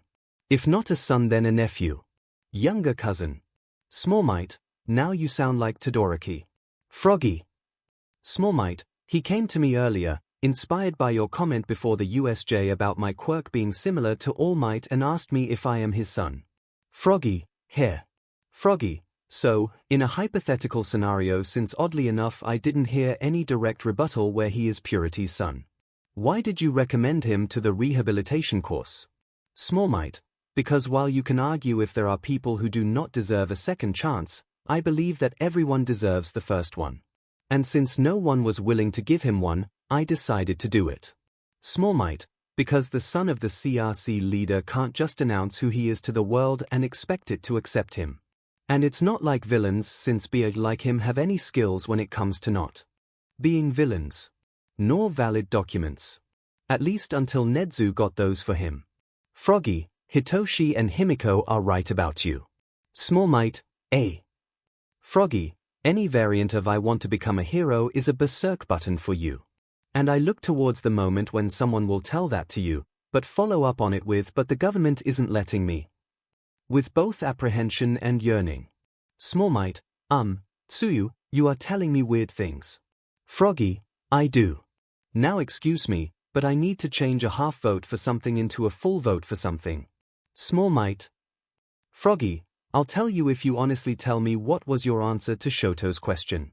𝐼𝐴, isn't it obvious? 𝐿𝐴, I see. Well, I'll be going now. Eraserhead wants to have a single day of peace. Of absolutely nothing happening. Of not having to worry about his problem child. And about his children, the idea is still kinda odd to him, even if not the bad type of odd. Instead, he gets this. Yarozu, he says with a dead face. Could you repeat what you just told me? One of the students in my class overheard Todoroki Shoto and Izuku Midoriya talking. She replies. Her face makes it obvious that she isn't comfortable about it either. According to what she heard, Endeavor is abusive towards his family and engaged in a quirk marriage in order to produce his upgraded version. She looks disgusted. Eraserhead wonders if there is the same look on his face, because that's certainly what he feels about it. And Midoriya ended up confronting Endeavor about this. Eraserhead stares at her for a few seconds, emotionally vacant. One day. There wasn't even supposed to be a serious class today, just the announcement about the internships. And that there are 3 free days for the students to cool down after the festival. They even pushed the choice of the hero name for after the break. And then, this. Tell me everything. Eraserhead decides that he is going to deal with it. Somehow. He is a teacher, after all. Right from the start. She actually brought a sealed transcript of everything that the person in question overheard. That she apparently didn't read due to some privacy issues. Someone's going plus ultra. So, Aizawa, what is it about? All Might asks his son's homeroom teacher with just a slight worry in his voice. Because honestly, he was just invited by him to Nedzu's office, and that alone is pretty unusual. Did your son tell you why he went so far in his fight against Todoroki? Eraserhead replies with a question. Nedzu is observing them from the other side of the coffee table. All Might's worry reaches a new level. No, he didn't. He decides to be honest. He is claiming that he had no better plan than this. I know he is, well, perhaps not lying. I don't think that he does that to us. At least not straight to face. He is either omitting the truth or making us deliberately misunderstand something. This is, in general, rather worrying. Then again, Izuku is a teenager, whose head probably operates on a slightly different frequency than everyone else. Nedzu is juggling truths and lies left and right, and it's not like he is actively malicious despite that. Maybe save for the bits when the HPSC president is involved. Then there is a lot of malice. Someone, I suspect Kyokajiru, but I have no proof, has overheard some rather worrying things. Eraserhead says. She talked with Yarozu about it, and Yarozu went directly to me. With transcripts, because plus ultra or something. He sighs. They explain the strange fight between Todoroki and Midoriya, but are also, well, to say that they are worrying is an understatement. Frankly speaking, this is a bit beyond my pay grade, really. So I'm bringing this to you. He put 2 identical few pages long folders before Nedzu and All Might. All Might took his, but he decided to gauge how bad it is before taking a look. Nedzu simply riffled through the pages, before freezing for a few long seconds. Then he went to brew tea. A lot of tea. Not good. The first recorded talk occurred between Todoroki Shoto and Izuku. Apparently after the human cavalry battle ended. All Might is shocked when Todoroki straightforwardly asks Izuku if he is All Might's son. The achievement of guessing it on such a basis as, pretty much, instinct is, but then the talk goes off the script he had in his head. Because Izuku admits the truth. He knows about his son's plan to walk in his father's footsteps but without relying on Yagi's help too much. He respects Izuku for that. He suspects that this is why he befriended Tenya so fast. They both are descendants of fine heroes who decided to not participate in the recommended student exam simply to prove to the world that they can do it with their own strength. But then he hears the part about Endeavor engaging in a quirk marriage to get Shoto to become a #1 hero in his stead. And All Might realizes why Eraserhead looks so broken. The verbal beating that Todoroki receives from Izuku afterwards is nothing short of inspirational. All Might is actually proud of his son. Or, to be more exact, he is proud of his own image that his son has. Izuku isn't blindly worshipping him like he used to before they actually met. He has arguments now. Values they share, things that All Might did and opinions he carries. And considering what he learned from Inko, Izuku agreed with All Might on most of said values and opinions even before they met. He truly inherited his mother's looks and his father's personality. And he finally sees Yagi Toshinori behind All Might's face. All Might finished reading the first talk. Then he moves to the second one. The one between, oh no. Izuku met Endeavor. The talk leaves All Might shocked and confused. He is shocked because he just found that Izuku taunted the number 2 hero to the face, to the point of calling out his dead eldest son. But he is confused because he, quite literally, doesn't recognize his son. Izuku is derisive and aggressive. He heard from Compress that Izuku went vocally berserk on the heroes beating Himiko and Hitoshi, but this is more than All Might imagines. A lot more. The only really Izuku part of this talk is him threatening someone to keep them from hurting someone else. But even then, All Might doesn't understand the blue flame part. Todoroki Tuia's flames were blue. Nezu, of course, knows where All Might is in the text, and helpfully answers. At least on the day he died. All Might moves over to the third transcript. This time it's Todoroki Shoto and Izuku, happening during their fight. He takes note of an odd part of Izuku's explanation for being angry. The part that seems to indicate that someone else told Izuku earlier about Endeavor's abuse, but Izuku didn't believe in it. Frankly, All Might can still barely believe it himself. The rest is classic Izuku, really. Only now does All Might realize that his son almost crippled his left hand because that was the only way in his twisted if appealing mind to save someone. Namely Shoto Todoroki. From himself. Everyone came prepared to witness a fight. Instead they witnessed an emergency psychological counseling that just happened to coincide with a fight. Emergency counseling that, considering the fourth transcript of a short exchange between Shoto and his father, somehow worked. Izuku just earned his father another fan, it seems. One more person that Yagi can't fail. There is, All Might says, while putting the file away. A lot to unpack here. Eraserhead gives him a brief, what a brilliant understatement face. To say the least, yes. Nezu is already starting to drink the tea. How he avoided being burned by it is one of his many mysteries. And he even speaks as if nothing was happening. Let's start with the most worrying part. Namely, Todoroki Shoto's home situation. Can we do anything about that, really? All Might asks bitterly. Nezu sighs. Not without proof. And a transcript of a talk that wasn't caught on any recording device barely counts as ammunition against the number 2 hero. Nezu honestly replies. Worst of all, I can see the HPSC dirty little fingers in this. I wouldn't be surprised if they did their best to inflame Endeavor's ridiculous obsession in order to have him or his son overtake you as the number 1 hero. We all know that would be a powerful blow to my position. What about Shoto and his siblings? Eraserhead asks, but frankly speaking, he knows the answer. We can't be sure that they will be willing to testify. Nezu replies. Shoto had All Might next to him, the only hero stronger and more influential than his father. While in the school that's pretty much my fortress, and he must know that I'm the HPSC personal enemy. With an ability to match it in power. Yet he told no one. He sighs. Well, no one save for Izuku. And it's not like Izuku told anyone about this, didn't he? Probably to not aggravate Shoto's home situation.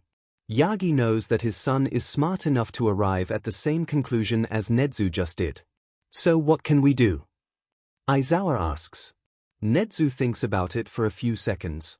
Frankly speaking, I don't think that we can do a lot in these circumstances. Nezu eventually replies. Save for making Todoroki visit Hound Dog regularly to help him deal better with the situation, and for us looking for some tangible evidence of the abuse. I'll rewrite the transcript to cut out the parts indicating that Izuku Midoriya is All Might's son, and I'll explain the political ramifications of the issue to our guidance counselor. Calling the police right off the bat or trying to bite Endeavor's throat out would be a bit too rash. All Might nods. This is a mistake, something that he learns much later. If not for Nezu's edits, Hound Dog might have read the part where Izuku states that a true hero smiles even in grim times. This would have made him notice the warning signs earlier, and spare people a lot of pain. Miscommunication kills. Or at least makes people suffer. The second worrying bit is about Izuku Midoriya. Nezu says, while Eraserhead nods faintly. Yagi, do you have any idea where he might have learned earlier about Endeavor's misconduct? Well, All Might is, frankly, a bit lost himself. He and his mother mentioned that when he was bullied in school, he mostly evacuated to the internet. He was quite active on various forums for discrimination victims. I think he is even an administrator of one. He might have run into someone who knew about Endeavor's family there. Bullied. Eraserhead's eyes are suddenly on All Might, who realizes that Aizawa might not have been in on that one thing. Discrimination victims. All Might kinda shrinks in his seat. It's not easy when you are already deflated like he is, but he was a late bloomer. He awoke my quirk only a month before the entrance exam. So he had a bit of a rough time at school. And you didn't do anything about that. Eraserhead is increasingly angry, and Yagi realizes that he also didn't know about the part where Yagi became a part of Izuku's life a bit late. Well, SHT time for some emergency explanations. Emergency group chat for world domination. Gravitigo, Izuku. Small Might, A. Gravitigo, me and Momo have a question for you. Creative Spirit, yes. Small Might, okay. Gravitigo, you're awesome when it comes to quirk analysis, yes. Small Might, not exactly awesome, I'm just kinda competent. Creative Spirit, Creative Spirit, not digging into your criminal underselling of your abilities right now. Gravitigo, yes. Gravitigo, tell us how to get stronger. Small Might, Creative Spirit, me and Gravitigo had that idea that if you are so good in using weaknesses of enemy quirks against them vidi Krogiri, then you might also have some good ideas about how to make our quirks stronger. Gravitigo, and after losing fights in the school festival we are super hyped to get stronger. Small Might, please no, one Inasa is bad enough. Gravitigo, XD Small Might, so I think I have an idea or two, but I'm not sure how practical they are. Gravitigo, tell US Creative Spirit, enlighten us. Small Might, okay, so, Yamomo, can we meet in school tomorrow? I know that classes are off for 2 more days, but this is something that we have to do and talk about in person. Creative Spirit, not a problem for me. Small Might, great, and Uraraka. Small Might, who are you planning to intern with? Gravitigo, still thinking about it, most likely some rescue hero. Small Might, can I suggest an alternative? Gravitigo, I literally wrote to you asking about your ideas to get better, so, yeah. Gravitigo, go for it. Small Might, that would be the battle hero, Gunhead. Gravitigo, why? Small Might, because majority of rescue hero casualties come from them arriving to places that were attacked by the villains only to discover that some of them are still around. And the majority of them know very little about actual combat. Small Might, Gunhead is an expert martial artist whose martial art is focused on non-lethal takedowns through holds and throws, who is also famous for also being an expert teacher when it comes to that. Small Might, considering your quirk, he can make you much stronger in a fight during the 2 weeks of the internships. Gravitigo, my quirk. Small Might, Uraraka. Throws. Those are based on relative weight at least partially, and you can literally make your opponent weightless. Small Might, you could, theoretically, perform an overhead throw on All Might and then slam him face first into the pavement. Theoretically, he is too fast and strong to let you approach him, but if you somehow surprised him. Gravitigo, Gravitigo, Gravitigo, now that I think about it, I had him on the list of heroes who offered me to intern with them. Small Might, he probably had the same idea. Gravitigo, I'm going to him then. Thank you, Izuku. Small Might, no problem. You should also consider watching Tenko's training and perhaps get some insight about combat use of 5-finger-point quirks that way. Creative Spirit, if your idea for her improvement was this good, I'm looking forward to seeing what you have for me. Small Might, you'll love it. Momo shows up in the school, only for Izuku to pop up and promptly hurry her towards the part of the school belonging to the support course. They ignore the clearly exasperated power loader, who is also eyeing Izuku suspiciously. It's as if he knew that something bad was going to happen but had no proof, so he couldn't intervene to stop it, and head towards the part of the compound from which she can hear loud machine sounds and... Was that a small explosion? Izuku shouts while walking through the entrance confidently. Izuku. Yorozu realizes who they are about to meet. Hatsune has a reputation, especially after the school festival. She walks into her personal lab right in time to see the girl in question wearing a plain black tank top and workshop overalls leap towards Izuku and hug him. My muse. My inspiration. My partner in crime. What brings you here? Are we going to make a baby? Momo almost chokes on air. Make a baby. What sort of den of iniquity did Izuku lead her to? My context. Izuku shouts before turning towards Momo. She calls her inventions babies, Yomomo. Momo is visibly relieved. Mai looks like she didn't listen to the exchange or didn't care about it. Mai, I came to introduce your new best friend to you. Oh. Mai turns her head to measure Momo. Why is she going to be my best friend? Did you see her quirk during the festival? Izuku asks and Mai thinks about it for a few seconds. Some sort of item summoning, yes. Mai looks curious, but in an oddly restrained manner. At least, restrained for her. Nope. Izuku grins. Momo Yorozu can create everything that she understands the structure of, from the molecular level up, for as long as she has enough fat to power up the process. This means that she is a living material printer. Momo doesn't like the almost hungry glare that Mai is giving her. And as a result, she should be able to create things too precise for normal tools to achieve, for as long as she knows and understands the blueprint. Izuku says, and Momo is increasingly worried by the duo in front of him, practically speaking as a single entity. She wants to get stronger as a hero, so I decided that if she learns from you, she should be able to create things more complicated than shields and polearms or cannons, and instead missile launchers, Mai. Better cannons, Izuku. Flamethrowers, Mai. Gas weaponry, Izuku. Power generators, Mai. Stun batons, Izuku. Refined uranium, Mai. The list goes on.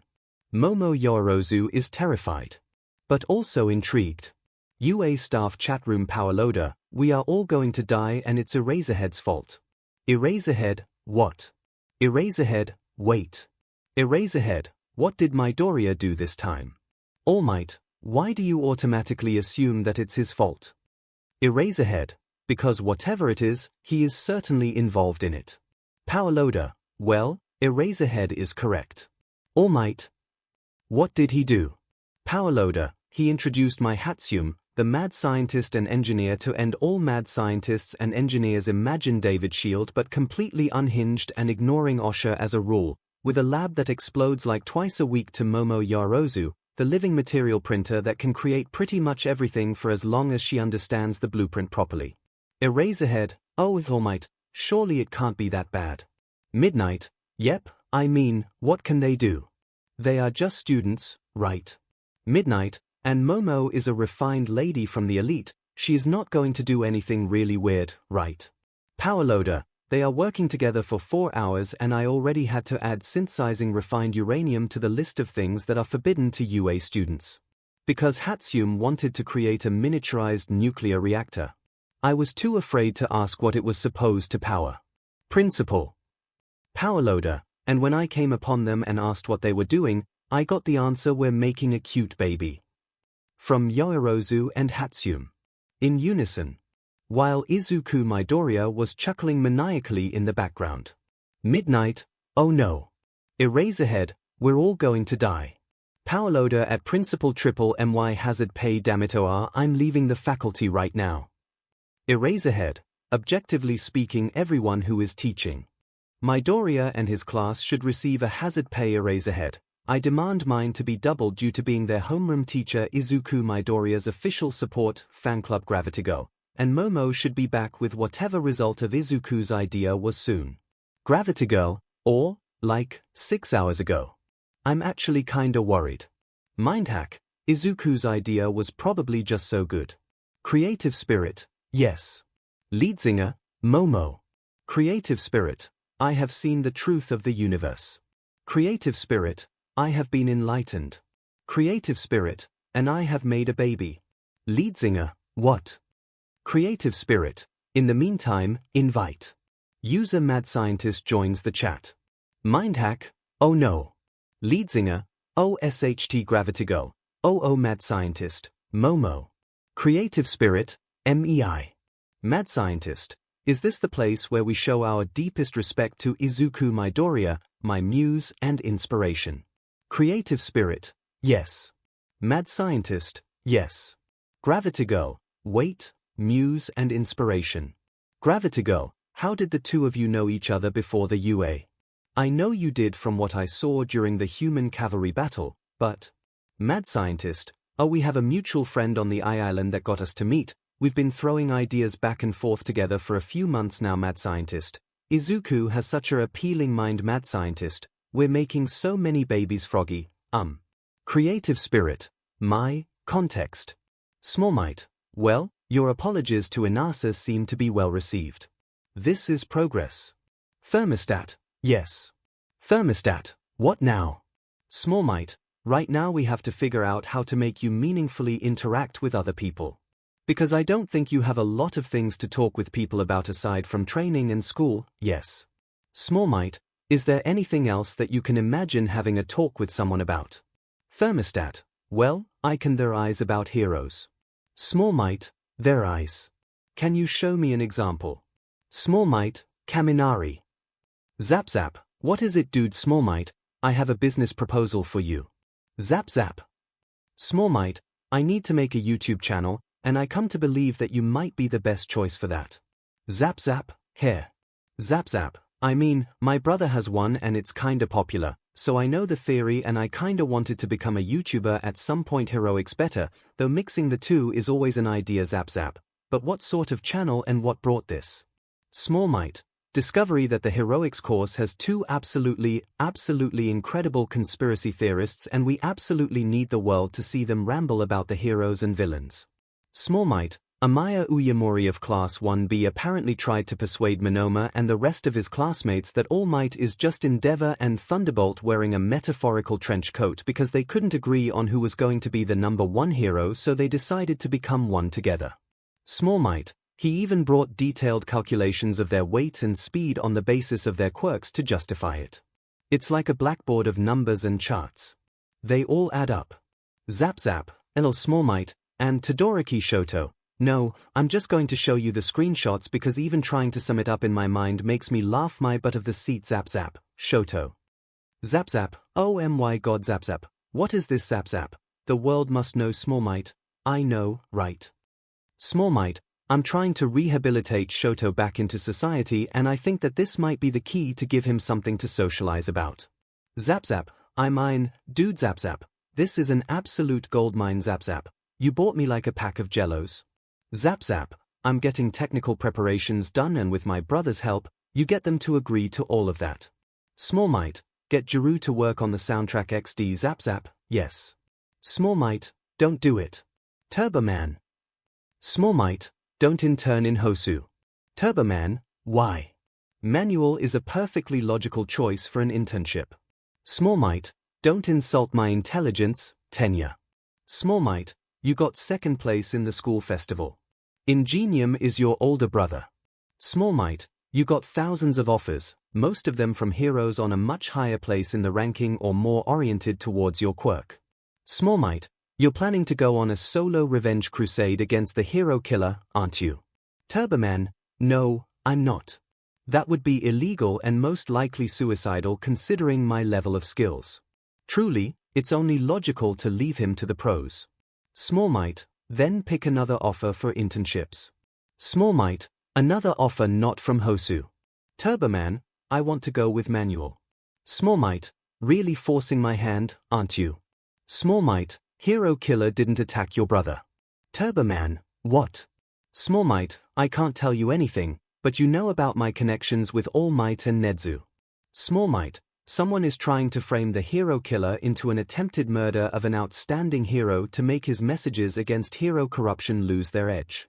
Let me guess, your brother didn't see the attacker. But it fit the pattern, and the weapon used was similar. Turboman, this might be the case.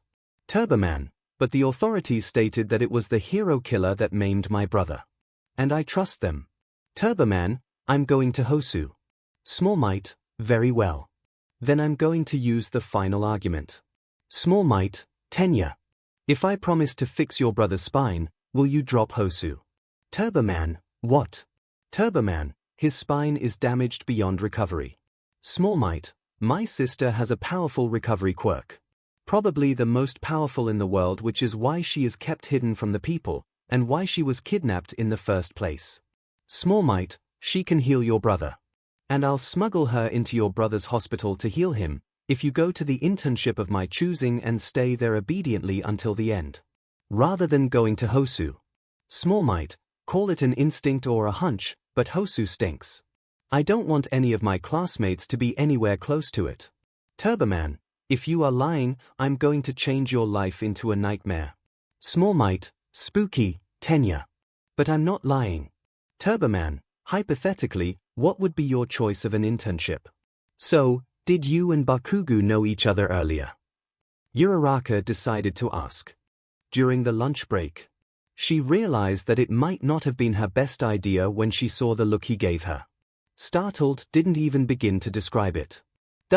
Why? Izuku replies. What brought this? Uraraka is only slightly freaked out by the intensity of shock on his face. Izuku genuinely looks like Asa when someone not from his family is looking at him.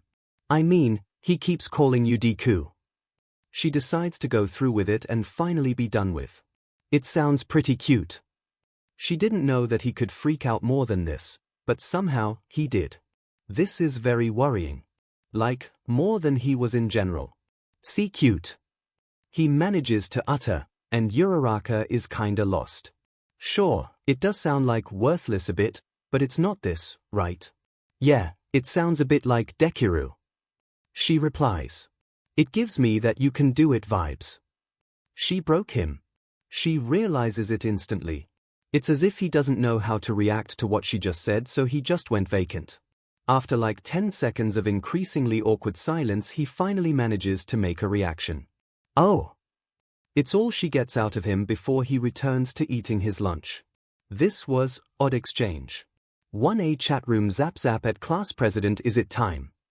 Class president, yes, Principal Nezu approved the initiative. Class president, and in his own chimeric ways has almost laughed himself off the chair. Zap zap.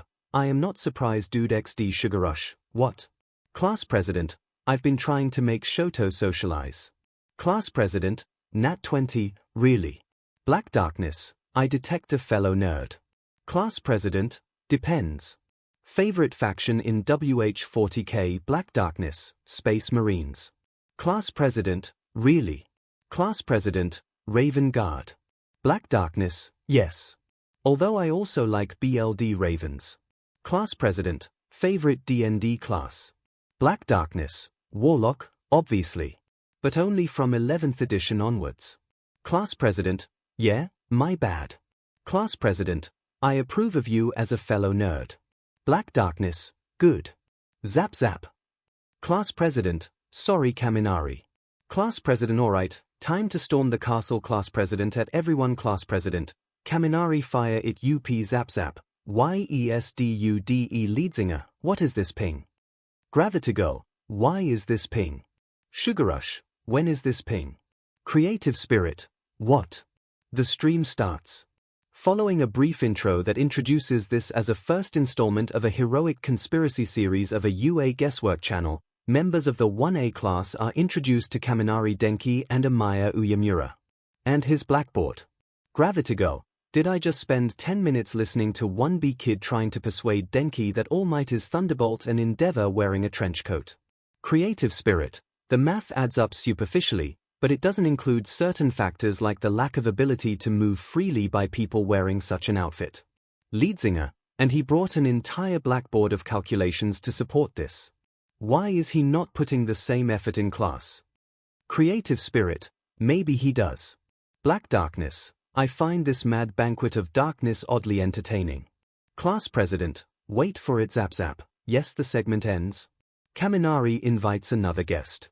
Several hero students throughout Japan do a spit take or almost choke on something or just stare in silence when they see that it's Todoroki Shoto, the emotionless son of the number 2 hero. Kaminari ends up asking Shoto about his opinion on the Amiya's theory. Shoto stares at him for like 3 seconds before deadpanning that neither Thunderbolt nor Endeavor can smile like All Might does, so it makes much more sense for All Might to be Endeavor and Hawks wearing a trench coat, with the latter responsible for the facial expressions. 𝐔𝐬𝐽, oh my god 𝐔𝐬𝐽, I literally can't tell if he is serious about it or not. Class president, I know right.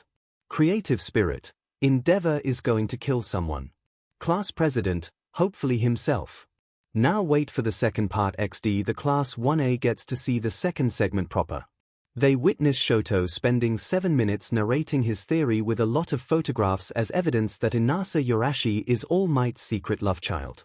They are both large, they are both loud. Shoto actually made a comparison about the average decibels of their voice, and Inasa has an air-based quirk.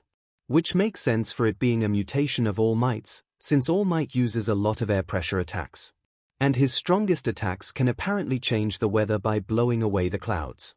Shoto actually points out that if Captain Celebrity, the American number 2 hero, can obtain super strength through applying telekinesis on himself, then perhaps All Might achieved the same with aerokinesis, resulting in Inasa receiving a mutated version of this quirk. Which is also very powerful, which makes sense considering his father. All of that is said with a decisive tone, and with a face of cold determination.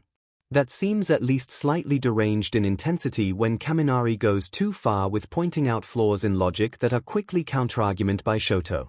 𝐔𝐬𝐽, I'm dying. 𝐔𝐬𝐽, is he serious or not? 𝐔𝐬𝐽, I have to know. Froggy at Gale Force, is there something about your family that we don't know? Gale Force, what Gale Force, what Gale Force, what Froggy? Someone explain to him how do you write capital letters or I'll do it. Mindhack, so Gale Force is kinda an adopted cousin of the class president now. I mean, his dad is pretty much a brother to All Might in all but name, being his personal assistant and friend for years. Vampire, awesome.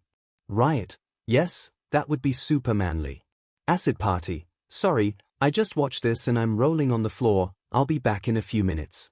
Sugar Rush, yes. XD Tentacle, is this Shoto's face when he is enjoying himself or when he wants to obliterate someone with facts and logic? Tentacle, or both? 𝐔𝐬𝐽, both. Class president, probably both. Class president, ask soon-to-be celebrity yourself because? User Thermostat joins the chat. Thermostat, hello. 𝐔𝐬𝐽, PFFT creative spirit. Thermostat, really? Thermostat, it fits, yes. Class president, yes, Shoto, it does. Class president, Shoto is having problems socializing, but he wants to change that and befriend people. He doesn't have a lot of hobbies, so we decided to capitalize on one to give something to talk about with people. Thermostat, I like making theories. Class president, as a class president I announce that we as a class are officially adopting him as our cherished friend and we're going to do our best to make him feel welcome. Laughing face. 𝐔𝐬𝐽, yes. Lead singer, yes. Thermostat, yes. Thermostat, did I make the mistake by joining this sequence? Class president, no, you didn't. Creative spirit, you like uphill battles, don't you? Eventually, All Might decided to test if Eraserhead is right about his son being involved in everything odd happening in or near UA. So instead of trying to get answers from other teachers, he simply phones his son. Izuku, I have a question. Yagi says into the phone. Is Eraserhead right about this? Why is everyone asking me weird questions about Inasa Yorashi today? And about Hawks, Thunderbolt and Endeavor. All while smirking weirdly. What have you done this time? There are several long seconds of silence through the phone. All Might realizes that Aizawa was correct. He just isn't sure about what exactly. I might have given an idea to Denki, Uyemura, and Todoroki about making a conspiracy theory YouTube channel together. Izuku says finally. Their first episode went viral, probably because of Shoto being in it. It includes the theories that you are Endeavor and either Thunderbolt or Hawks wearing a trench coat, and that Inasa is your secret love child. Yagi remains silent for a few seconds, while pinching the bridge of his nose. Did Inko and Gran Torino already see it? Why was he the last one to find out? What is he supposed to do right now? He can't give his son a house arrest until the heat death of the universe, right? Send me the link. He can as well find out what it is all about. He ends up falling off the chair in laughter midway through the episode. 𝐺𝐻𝐿 sighs painfully when he sees the interns Y plural this year, WHYYYY approaching his hero agency/home/elderly home through the security cameras. He knows that meeting Eri made him go soft. She is too adorable to keep a scary face around. She immediately decides that he is sad and she does her best to cheer him up, and he simply can't win against it, because that's the only reason why he might have agreed to it. He is also going to kill Yagi Toshinori. So many years of torture educating him, and somehow his teaching career is this. When you have a problem, throw it at 𝐺𝐻𝐿 isn't a long-term teaching policy. 𝐺𝐻𝐿 had a long phone call with his grand Izuku about it. Sarahiko knows what to expect. He knows that this one time he is going to mostly give up his standard introduction. No messing up around. Not enough time to make them realize things on their own, unfortunately.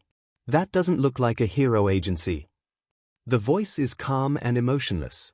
Just as expected from someone with so many family issues that Sarahiko doesn't even know where to begin. Frankly, he just wants to kick Endeavor in the face. 𝐺𝐻𝐿 doesn't enjoy hearing about his home being dissed like that, but despite the age he has superb hearing. They aren't even in the building, but he still hears them. I have numerous questions about whatever officials stamped their approval of this building's construction and continuous usage. Oh yeah, the official and serious one. The second place in the tournament. So many mistakes and flaws that it's almost hilarious that he got this far. Oh, trust me, it's fine. Izuku, his green-haired grands, DMN it, Sarahiko, stop that, announces. Just meet the hero inside and you'll get it. No judging the book by the cover and all that. It's just a waste of time. Oh, the angry one. 𝐺𝐻𝐿 is absolutely looking forward to having one-on-one training sessions with Bakugo Katsuki. This is going to be fabulous. And painful, but only to one person. Even Yagi Toshinori didn't see Sarahiko Torino genuinely angry at a student. Knowing what Bakugo Katsuki did to Izuku Midoriya is certainly enough to make him achieve that state. Izuku beams when he sees Gran, and that alone makes the old hero realize just how old he got. He was supposed to be scary. Instead, all he gets is this. Pathetic. Todoroki Shoto is emotionless, but appears to be vaguely interested. He is also clearly sticking right next to Izuku, which probably shouldn't be surprising. If what Izuku mentioned is correct, he is literally the first friend that Shoto ever had in his life. The saddest part is that he managed to beat the longest time without a friend record of Izuku Midoriya by, what? 2 months plus maybe the first 3 to 4 years of life before he was discovered to be quirkless and Bakugo turned out to be a PP. Sad. Tenya Ida is clearly underwhelmed by the very casual insides of the building. Considering how prim and proper Tenya Ida is, this is probably to be expected. One of the things he'll have to fix during the 2 weeks of internships. He'll start by making the kid realize that the old hero in front of him is actually skillful. There is a simple way of achieving that. Taunting Bakugo is really easy, especially as he seems like he already taunted himself. He is clearly looking down on 𝐺𝐻𝐿. Did Izuku even mention to him that he is looking at one of the 2 mentors that All Might had? Probably not. It's probably high time for Izuku to be at least a bit of a SDST towards his old bully. It's therapeutic, really. 𝐺𝐻𝐿 still looks back to the moment when he managed to dropkick All for one in the face. Sure, he almost died 2 seconds later, but he still thinks that it's sad that no one was recording that moment. Bakugo quickly agrees to the bet. If he gets to hit 𝐺𝐻𝐿, Sarahiko will get him an internship with All Might's former mentor. The smirk on Izuku's face is truly reassuring, because he knows that whatever happens, Bakugo loses. Bakugo does just that. It's not even a fight. 𝐺𝐻𝐿 has a certain degree of respect towards Bakugo Katsuki. He has skills, there is no doubt about it, it's his personality that's trash.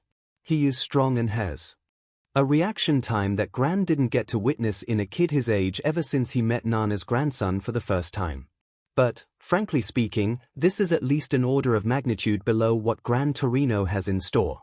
The old hero has combat experience, Izuku's dissection of Bakugo's combat style and a lot of recordings of his fights. What's more, while his reaction speed might be slightly below Bakugo's and his strength is way lower, and probably so is endurance, his actual speed of movement is far beyond the kids in front of him. 𝐺𝐻𝐸 beats him up.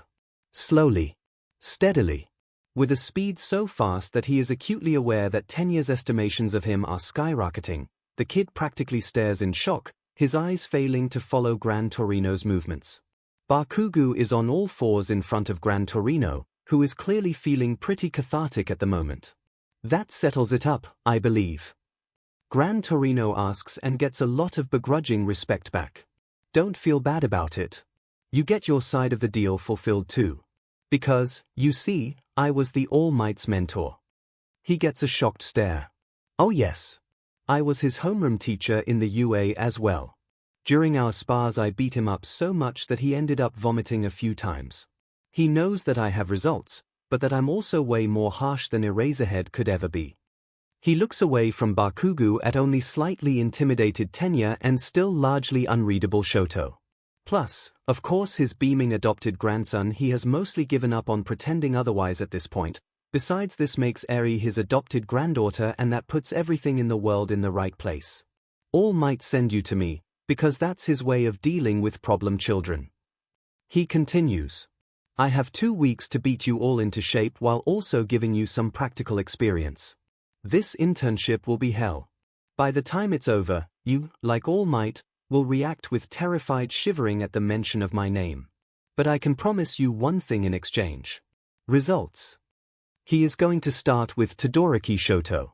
He lets the remaining kids settle up in their rooms, while he himself takes the young Todoroki to the nearby training gym. It's a bit of a special place, designed for various problem children with powerful quirks. Among other things, it's fireproof. And 𝐺𝐻𝐸 might have, taking advantage of UA's funds, rented it for the next 2 weeks. He is going to need it. Or, to be exact, Todoroki Shoto will need it. He stands in front of the kid in a completely empty room and decides to start the talk. Your control of ice is reasonable enough. 𝐺𝐻𝐸 starts. So we're going to focus on helping you learn how to control your flames. He doesn't touch the reason for why those need work. This is something that he is leaving for the school and Izuku to handle. Anything to add about it? Or a question to ask? I'm not sure how much of a help this is going to be. Todoroki promptly replies. I expected Izuku to find me some fire hero to intern with. While Izuku probably didn't want to let him off his sight for 2 weeks. Especially not right after such a character development. Izuku was a smart kid. Not on every field he would have ditched Bakugo and Aldera High School years earlier if he was, but when it comes to helping others, he is unmatched. Kid, quirks don't work like that. 𝐺𝐻𝐸 promptly replies. Interning under a fire hero would just make your teacher be someone who knows how to deal with fire hazard during training. There are no 2 identical quirks unless you had a good genetic role and you have a parent-offspring relation, and unless Endeavor has an ice side that he hides from the world, you didn't. But my flame is like his. It actually sounds like a question. And it's not my flame is his but like his. This is certainly progress. Let me entertain a guess. 𝐺𝐻𝐸 replies. You were taught ice control from either your mother or someone from her side of the family. Shoto nods. But for some reason, you had to change things on your own as their explanations tended to not work as intended when put to practice. Yes. Shoto stares into space for a few seconds. Then he nods. Why? At least he doesn't waste time on frivolities. Because you don't have the same quirk as they do, simple as that. 𝐺𝐻𝐸 replies. I met a few cases of dual quirks during my career as a hero and a teacher, and they are never identical to what their parents have. You fire side influences the output of your ice, and vice versa. How can you exactly perform prominence burn when it's about concentrating flames from your entire body for a single attack, and only half of your body has flames?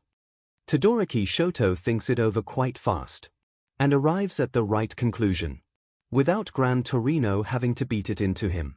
So considering the dual nature of my quirk, trying to directly copy Endeavor's super moves would be actually harmful to me. 𝐼𝐴𝐼 isn't sure about it, but the kid feels faintly happy about it. Also, it's less actually harmful, and more like you can reach like 70 to 80% of your full potential that way, kid, but it's not time to describe things like that. So I'll need to experiment on my own to learn how to properly use my flames. Precisely, kid. 𝐼𝐴𝐼 replies. Learning how to control your flames isn't that hard. It's not in any way different than what you did to control your ice. Mental image, willpower, repetitive training, squeezing the freed energy into correct shape, and so on. But the only person who truly knows how your quirk works on the inside is yourself. So you are going to spend most of your internship letting your flames flow and trying to apply the controlling factors I mentioned. For today, focus on merely letting those flames burst out, without accidentally hurting someone who just happens to stand too close to your flame side. Learn how to control the initial ignition first. Tomorrow you and Izuku will spend a few hours brainstorming ideas for attacks and other applications of your fire. Then you'll move to practice. He doesn't add that if they want to have some serious progress, Todoroki will have to do his best to adapt to pretty much 16H workday for the next 2 weeks. There are no slackers in 𝐼𝐴𝐼's internships, and he will kick anyone who complains in the face. He lets Todoroki think he is safe for the day. The second kid he borrows for a talk is Tenya Ida. Mostly because dealing with Bakugo is going to be a dessert that he'll deeply enjoy, and Izuku. Well, Izuku is no fun since he seems to be mostly aware of what he is doing. He spent quite a while training with 𝐼𝐴𝐼, after all. Tenya is pretty much standing at attention in front of him, and 𝐼𝐴𝐼 does his best to avoid the ridiculous hand motions. Your problem, kid, 𝐼𝐴𝐼 braces for an argument. Is your brother. He is going in raw, sue him about it. What? Tenya is shocked. Ingenium is a wonderful hero with a perfect work history and great achievements. How can you? That's the problem, fool. 𝐼𝐴𝐼 shouts and hits Tenya's leg with his walking stick. The kid actually jumps back a bit. You have the same issue that Izuku had when I first met him. He had so much admiration for All Might that he practically based his entire idea for applying his quirk on him. Always full power, always punches. Agile speedster trying to base his fighting style on a muscle-bound juggernaut went about as well as you can expect. All the broken bones, And that's your problem. You admire Ingenium so much that you are trying to be identical to him, despite the obvious differences between you. I dare to disagree. Tenya refuses to yield. My attacks have been explicitly tailored to take my leg thrusters into account. That's why I converted from punches to kicks. Well, nice for him, 𝐼𝐴𝐼 thinks. He is like 10% less of a pain in the butt than Izuku on this field. Well, so let me go a different way. 𝐼𝐴𝐼 gives him a bit of a sadistic grin. Why did you lose against Monoma? He surprised me with his hardening quirk. Tenya replies promptly. It damaged my ankle and limited my mobility, resulting in, 𝐼𝐴𝐼 here's enough. And do you know what was the easy way of not getting surprised by a hardening quirk? 𝐼𝐴𝐼 says, and Tenya promptly shuts up. He is clearly trying to figure out something, but he fails. Well, have you ever heard about our Lord and Savior, the ranged attacks? The ranged, Tenya blinks a few times. I can't do ranged attacks. My quirk simply makes me move faster, that's not exactly, no, kid. 𝐼𝐴𝐼 interrupts him quickly. You can do ranged attacks, but you don't. Because Ingenium doesn't use them. And you never bothered to ask yourself how you could use your legs slightly differently. Especially as it requires thinking outside the box a little. He throws a small ball in front of him, raises his legs and stabilizes himself with his walking stick placed behind his back. Then he fires his leg thrusters at the ball, sending it flying with enough strength to make a small dent in the wall. Tenya stares at it in surprise. Why do you think All Might has his Air Force attack, despite being so powerful that he can just punch everything in the face and call it a day? 𝐼𝐴𝐼 asks, bringing Tenya's attention back to him. Now it's powerful enough to use it for crowd control, but the original reason was to gauge the enemy's strength and quirk nature before leaping into melee. Just a single burst of it, and if the enemy didn't even notice it, then he was clearly a major threat. And probably with a strengthening quirk. You could have used your legs to chip a small part of the concrete floor of the arena and then kick it at Monoma. If it was going too fast for him to dodge, it would force him to reveal his hardening quirk to you before it broke your ankle. But Ingenium doesn't do ranged attacks, as hands are less suitable for it and he has sidekicks for those, so neither did you. Am I correct? Izuku's opinion on Tenya was that he was pretty much like Nezu, just to a lesser degree. Smart, yes. But mentally stubborn and conservative. Changing Nezu's opinion on something required some truly overwhelming amount of evidence, but once he did it, he adapted to the changed situation with lightning speed. Tenya immediately proves Torino's grandson correct. You are right. Tenya nods. Your analysis is sound, but none of it passed by mine during the fight. This is certainly something to work on. And that's not all. Gran Torino replies. We won't have enough time to work through them all during the internships, so you'll have to show your initiative afterwards. But there are 2 more major flaws in your fighting style that require urgent fixing or you are going to be killed by the first A-rank villain that you run into. Point 1. What the hell are your hands for? Tenya is clearly shocked by the sudden change of subject. My engines are in my legs, my arms are. He gets the walking stick in the arm and once again jumps back a bit. Those are 2 perfectly fine limbs, kid. Gran Torino announces. 2 perfectly fine limbs that, in case you didn't notice, get more or less the same velocity as your whole body. While being way less flashy, because trust me, when your enemy has a rocket engine in his legs you tend to not focus on what his hands are doing. Sure, they aren't as reinforced as your legs, so you'll need to get creative with them. But, do you have the tiniest goddamn idea how easy it is for you to make the enemy focus on your legs in preparation for a kick, only for you to hit them in the head with a stun baton? Or just punch them in the face? Tenya's eyes widen. And all you are using them for is to balance your body or grab things. You should be ashamed. Tenya Ida already looks like his world did 180 and he isn't sure how to deal with it.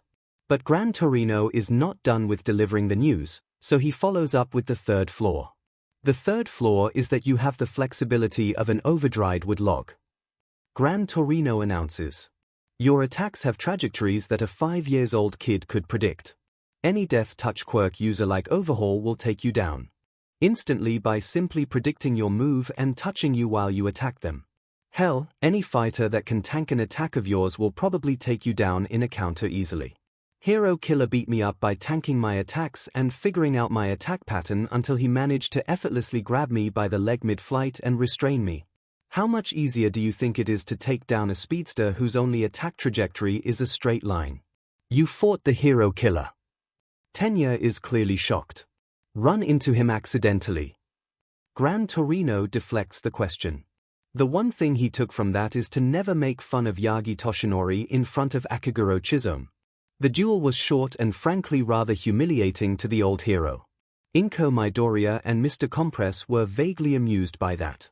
You're going to have to ask Izuku about some gymnast training tips and try to include the expanded moveset to your attack on your own once you stop being so stiff. For now, we are going to start talking about the way your training here will work. Before that, I have a question. Tenya stares at Gran Torino a bit more intensively than he expected. Do you think that the Hero Killer attacked my brother? How do you exactly answer a question like this? Tenya Ida just asked Gran Torino if the Hero Killer, an infamous S-rank villain, maimed his brother for life. Gran Torino knows that he didn't, but what sort of arguments does he have? Well, we were playing poker in Midoriya's house about the time the attack occurred, so it couldn't be him. Way to go, Gran Torino. Way to go to jail. No, I don't think that he did it. Gran Torino replies. For a moment he will refrain from shouting at young Ida. Why? Tenya answers with a question. He is certainly way less serious than normally, but in no way relaxed. There is something deeply worrying in his eyes, something that makes Gran Torino wonder how Izuku exactly persuaded Tenya away from going to Hosu.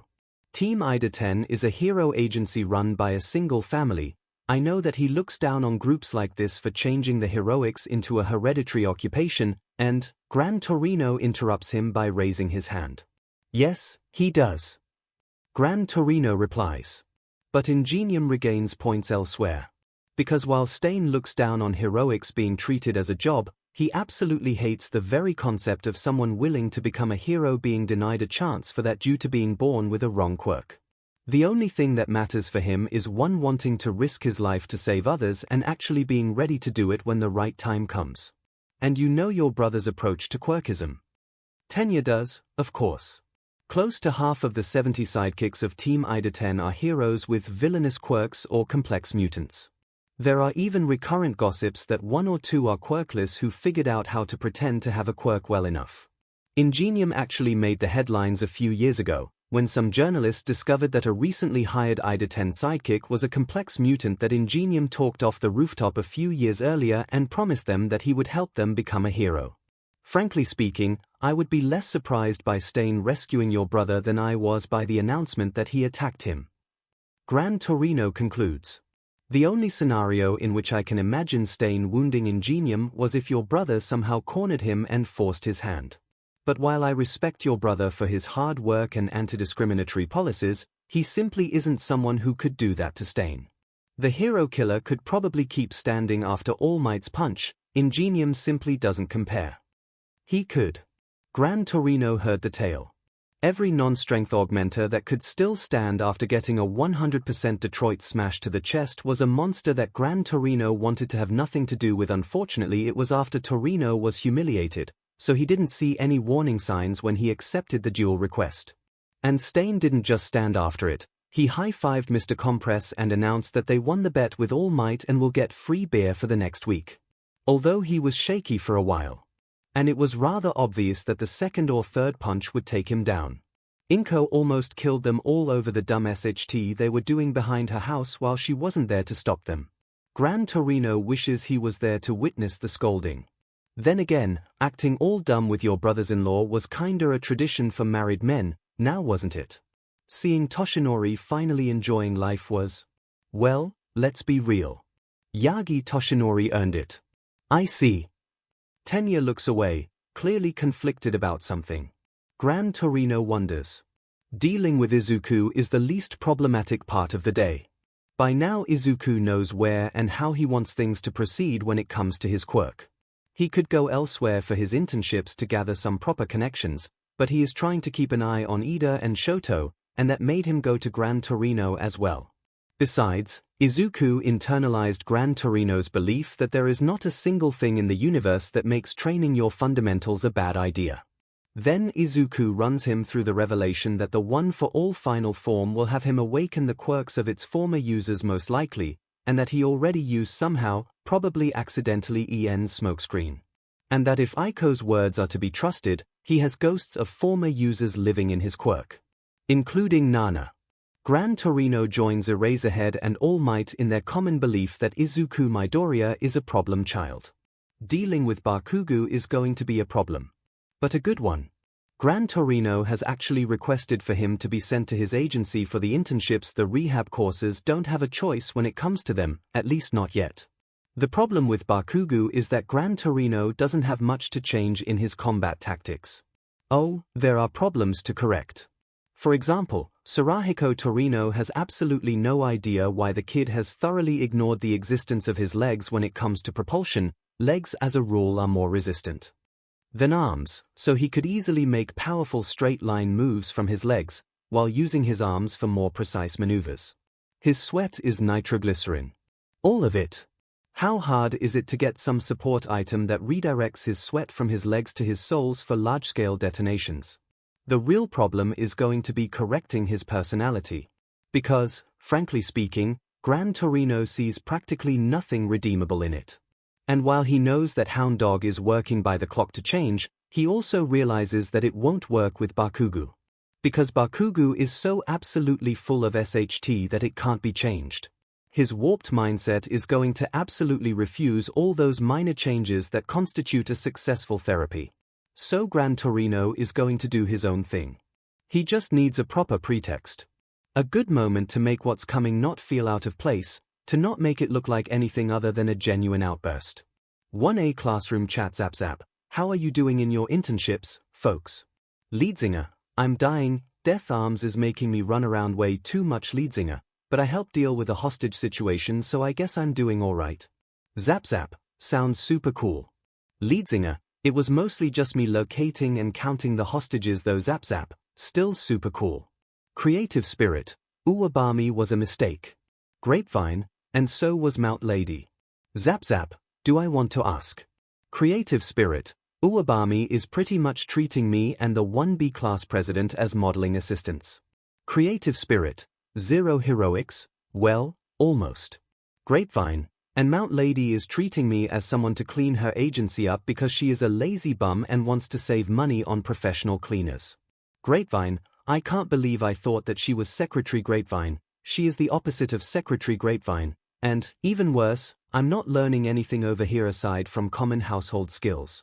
𝐵𝐵𝐵, that's worse than lack of sexiness, dude. Grapevine, yes. 𝐵𝐵𝐵, I'm seeing some progress in you and this is pretty great, Minetta. Grapevine, yes. Grapevine, it's called character development and it rolls back when I have a bad day, but I'm supposed to be having less of those down the line, so it's good. Grapevine, I actually feel pretty DM motivated for most of the time and that's awesome.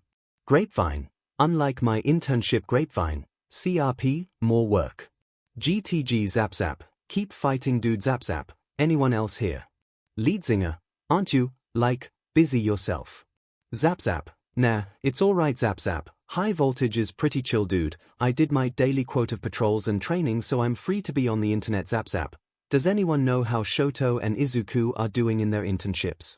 𝐵𝐵𝐵, my channel's inspiration and co-worker, like, super important to me 𝐿, curious myself vampire, because of Izuku. 𝐿, what? No 𝐿, Hime can stop vampire. There is no one who can stop me from shipping you, Ochako-chan. 𝐿, stop vampire. Talking about ships, Froggy's out of range, because she is at sea with Selkie, uneasy face. Vampire, my critical lack of my mutant friend makes me look for other people to play with vampire. All rehab course students are staying at the dorms instead of interning, save for Bakugu, uneasy face. Vampire, burring vampire. So, Izuku 3 vampire at class president, stop bothering Uraraka, Himikan vampire, no. 𝐿, yes. Mindhack, maybe. 𝐵𝐵𝐵, 𝐿𝐷𝐿, high five mindhack, high five 𝐿, pouts class president. As for our internship, it's been, entertaining 3 days. 𝐿, entertaining. 𝐿, I literally never heard about the hero that you went to intern with, you know. 𝐿, I expected you to choose someone from the top 10, not to drag Shoto and Tenya to some weird old man who was told to keep an eye on Katsuki as well. Mindhack, wait, you are interning with Bakugu Katsuki. Class president, there is a reason he is excluded from this convo for now, you know. Class president, it's all a part of my plan. Class president, if Gran Torino doesn't make him behave, no one will. Creative spirit, who is he even? I did check him like I checked all the heroes that accepted students from 1A, but he has next to no presence and only a mediocre work record. Class president, official work records aren't always trustworthy. Mindhack, underground hero. Class president, no, more like the villains he went after during his prime has been expunged from all records and not by the Japanese government, more like the United Nations as a whole for some reason, and anyone involved including All Might refuses to say a word about it. Class president, also he is All Might's former mentor. And the closest thing that the symbol of peace has to a father figure, although expect him to deny it fervently. 𝐵𝐵𝐵, holy SHD, that sounds super cool. Riot, and manly. Creative spirit, oh great, more secrets. 𝐿, carrot class president, he is 73 years old but with a good matchup he could probably fight against most of the current top 10 heroes. I think that only Endeavor and Miko would beat him up in 1vs1 with relative ease. He taunted Katsuki into a duel on arrival by promising him a much more glamorous internship if he managed to land a blow on him, only to effortlessly pummel him into the ground with Katsuki failing to even touch him. Riot, holy. SHD riot, I saw Katsuki fighting for real, that grandpa is even faster. Class president, Way faster XD Tenya failed to follow him up with his eyes, and we all know that the speedster types generally have fast reaction time and so on. Class President, his stamina is SOSO due to age, but on short distances he is basically the fastest hero after Thunderbolt retired. And unlike him, he can use the ceiling and walls as a floor and pretty much fly to some degree. Class President, Katsuki agreeing to a duel with him in literally his living room has been a bad decision. Turboman, I agree. It was just a blurred ball bouncing off the walls, way too fast for me to follow, hitting Katsuki from a different side every 2 to 3 seconds. Class President, Tenya. Training over. Turboman, yes. I'm heading back to eat, then I go to sleep. Turboman, I have questions about the legality of 16H long workday, but thus far I manage. Creative Spirit, 16H. 𝐷𝐵, OMG, how are you surviving this? 𝐔𝐬𝐽, D, Class President, when it comes to strictness, 𝐔𝐬𝐵 is basically Aizawa Sensei, but squared. And then the result squared again. Class President, I know about him because, well, my dad is All Might's PA. I also know that All Might still shivers when 𝐔𝐬𝐵 is mentioned, and I saw him stand at attention with fear on his face because he was phoning him. 𝐔𝐬𝐽, alright, I'm scared. 𝐔𝐬𝐽, what sort of a person he is as a whole. Turboman, imagine very old Mineta, but with speed quirk, SDSM instead of indecency, and probably rabies. Class President. Class President, I mean, you aren't wrong. 𝐔𝐬𝐽, oh Class President, just add a very odd sense of humor that he isn't showing this time because we have too many things to do in too short of a time. So he has no time to mess around with us. Turboman, odd sense of humor. Class President, when I met him for the first time a month before the entrance exam, because I had serious problems with controlling my quirk, I entered the agency to see him lying motionless on the floor in a pool of red liquid and something looking like intestines. Class President, turned out that it was a ketchup and some sausages, because he was carrying his groceries when he fell. No, he didn't, he was just messing up with me. Then he pretended to not recognize me and feigned senility only to dropkick me through the window when I tried to phone my dad that 𝐔𝐬𝐵 isn't in his right mind and scolded me for falling for such a dumb feint. 𝐷𝐵. 𝐒𝐿𝐵, this is insane. 𝐒𝐿𝐵, like, really. Creative Spirit, I think I agree, can't you just, like, leave? Turboman, even if I could, I'd still stay with him on the internship. Creative Spirit, what? 𝐔𝐬𝐽, why? Turboman, I question his sanity and professionalism, but not his teaching and combat skills. Turboman, my training started with him taking me for a face-to-face talk and dissecting my entire combat style while pointing out 3 glaring weaknesses that, frankly speaking, I have no understanding of how I managed to miss earlier. Including one that cost me the victory in the school festival. Turboman, I also agree with him that they would sooner or later cost me my life if I had the misfortune of running into some stronger villain. Turboman, the training is one from hell, and I agree with 𝐔𝐬𝐵 when he said that none of us will ever want to repeat it and we will probably shiver at the mention of his name, but I also admit that he was right when he said that the only thing that he can promise in return is results. Turboman, I am improving. Leaps and bounds. 𝐷𝐵. So, basically, he is giving you a shounen protagonist hell training montage. Turboman, A. Class President, the answer is yes. 𝐷𝐵. Oh, that makes perfect sense then. 𝐔𝐬𝐽, what? Why? Class President, if we all don't return to school with at least 2 to 3 new super moves, I'm going to be thoroughly shocked and will probably agree to being a field tester of your Momo and Mai's new inventions. Class President, or at least, Tenya and Shoto will. I'm here more like a teaching assistant, though I work on something as well. The only question is Katsuki. Turboman, you and 𝐔𝐬𝐵 clearly have some sort of plan in motion for him, aren't you? Class President, it's mostly 𝐔𝐬𝐵. I'm just waiting to see what he is going to do to fix his personality. Uraraka smiles at her phone. She didn't really have the time to talk to anyone about her own internship, which is going pretty great, and she is improving by a lot, no doubts about it, but that's alright. Izuku, like she does, is pretty much having an external training session, and she really looks forward to showing him how much she imp. Oh, I know that look.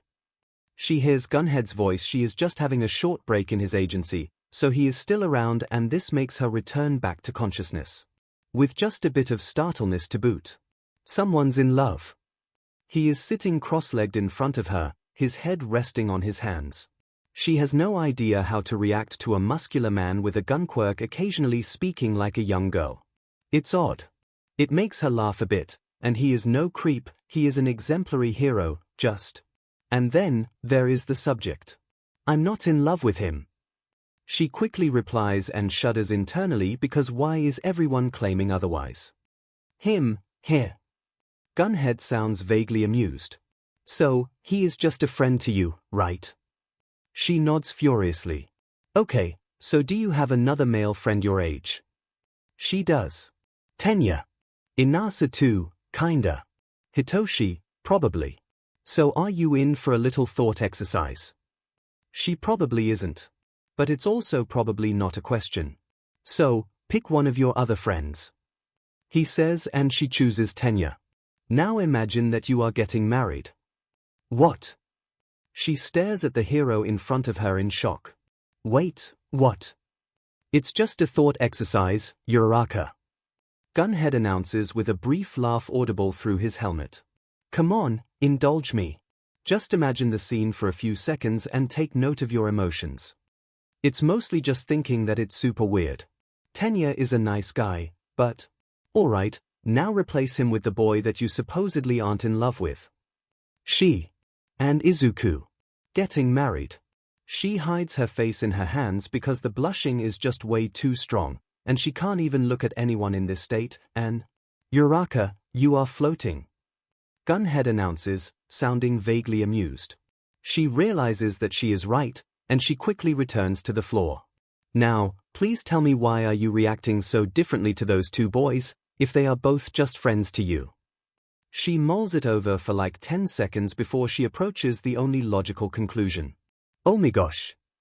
Her fingers are on her face again, though eyes are excluded from the cover. I am in love with him. Gunhead snorts. It's called a first love, and we were all there at one point or another, Uraraka. The hero is clearly enjoying it. The question is, what are you planning to do with this? What is she planning to do? She is still startled by the revelation that she was in love with a boy, something that, apparently, everyone managed to figure out before she did, so her mental faculties might not be working as intended, but... I think that, she looks down. I want to be a hero, and that's really time and attention consuming, and, Uraraka. Gunhead interrupts her and she looks back at him again.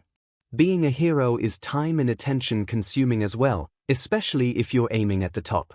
Are you going to wait to find a boyfriend until you retire? Well, now that he put it that way, that was...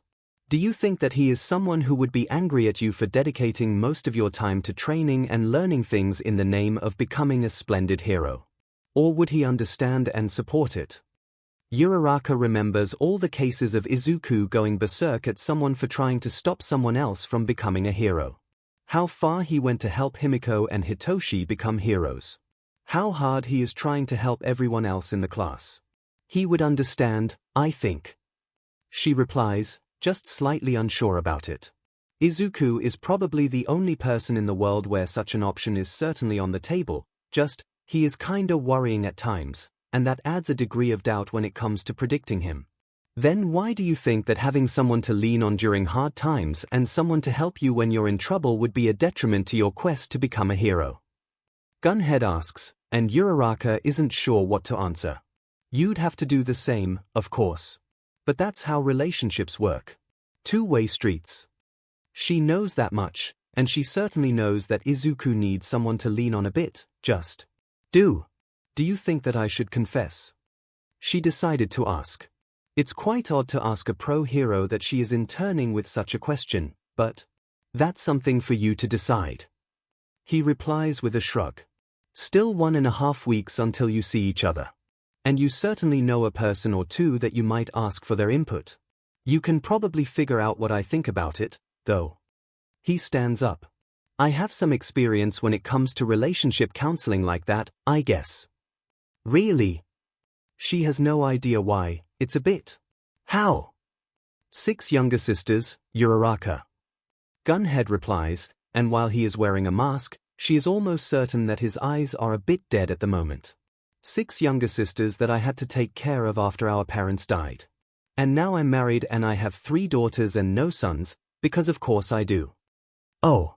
That explains a lot. Bakugo finally makes a mistake on the 5th day of the internship.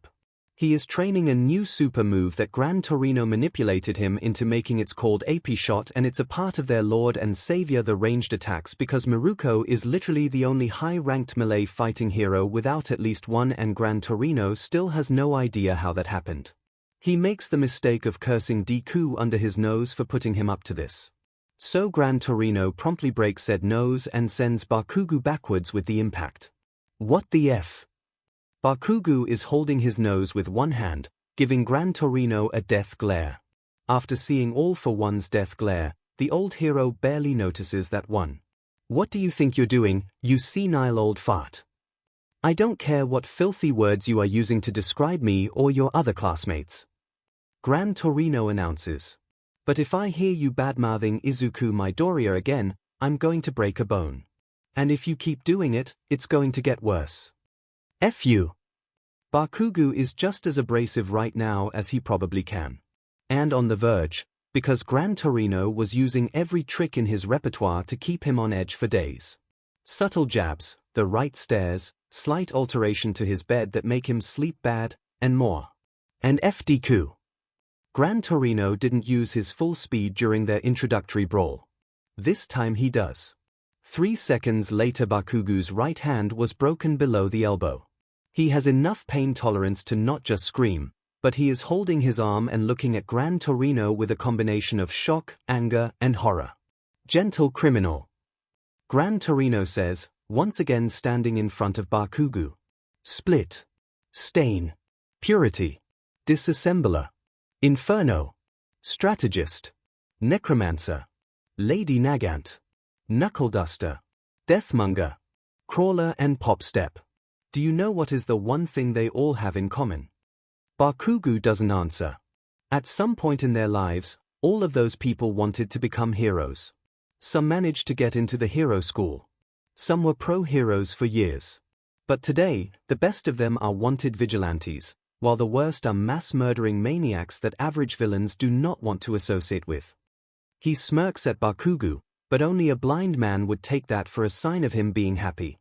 For all his faults, Bakugo isn't blind. So please, do you think that the UA will let you finish this semester and continue learning how to fight from the best heroes out there if you'll be the same disgusting piece of SHT that you were when it started? 𝐵𝐺𝐴 continues and Bakugo flinches visibly. Do you think that they'll enjoy a new deathmonger growing among our midst?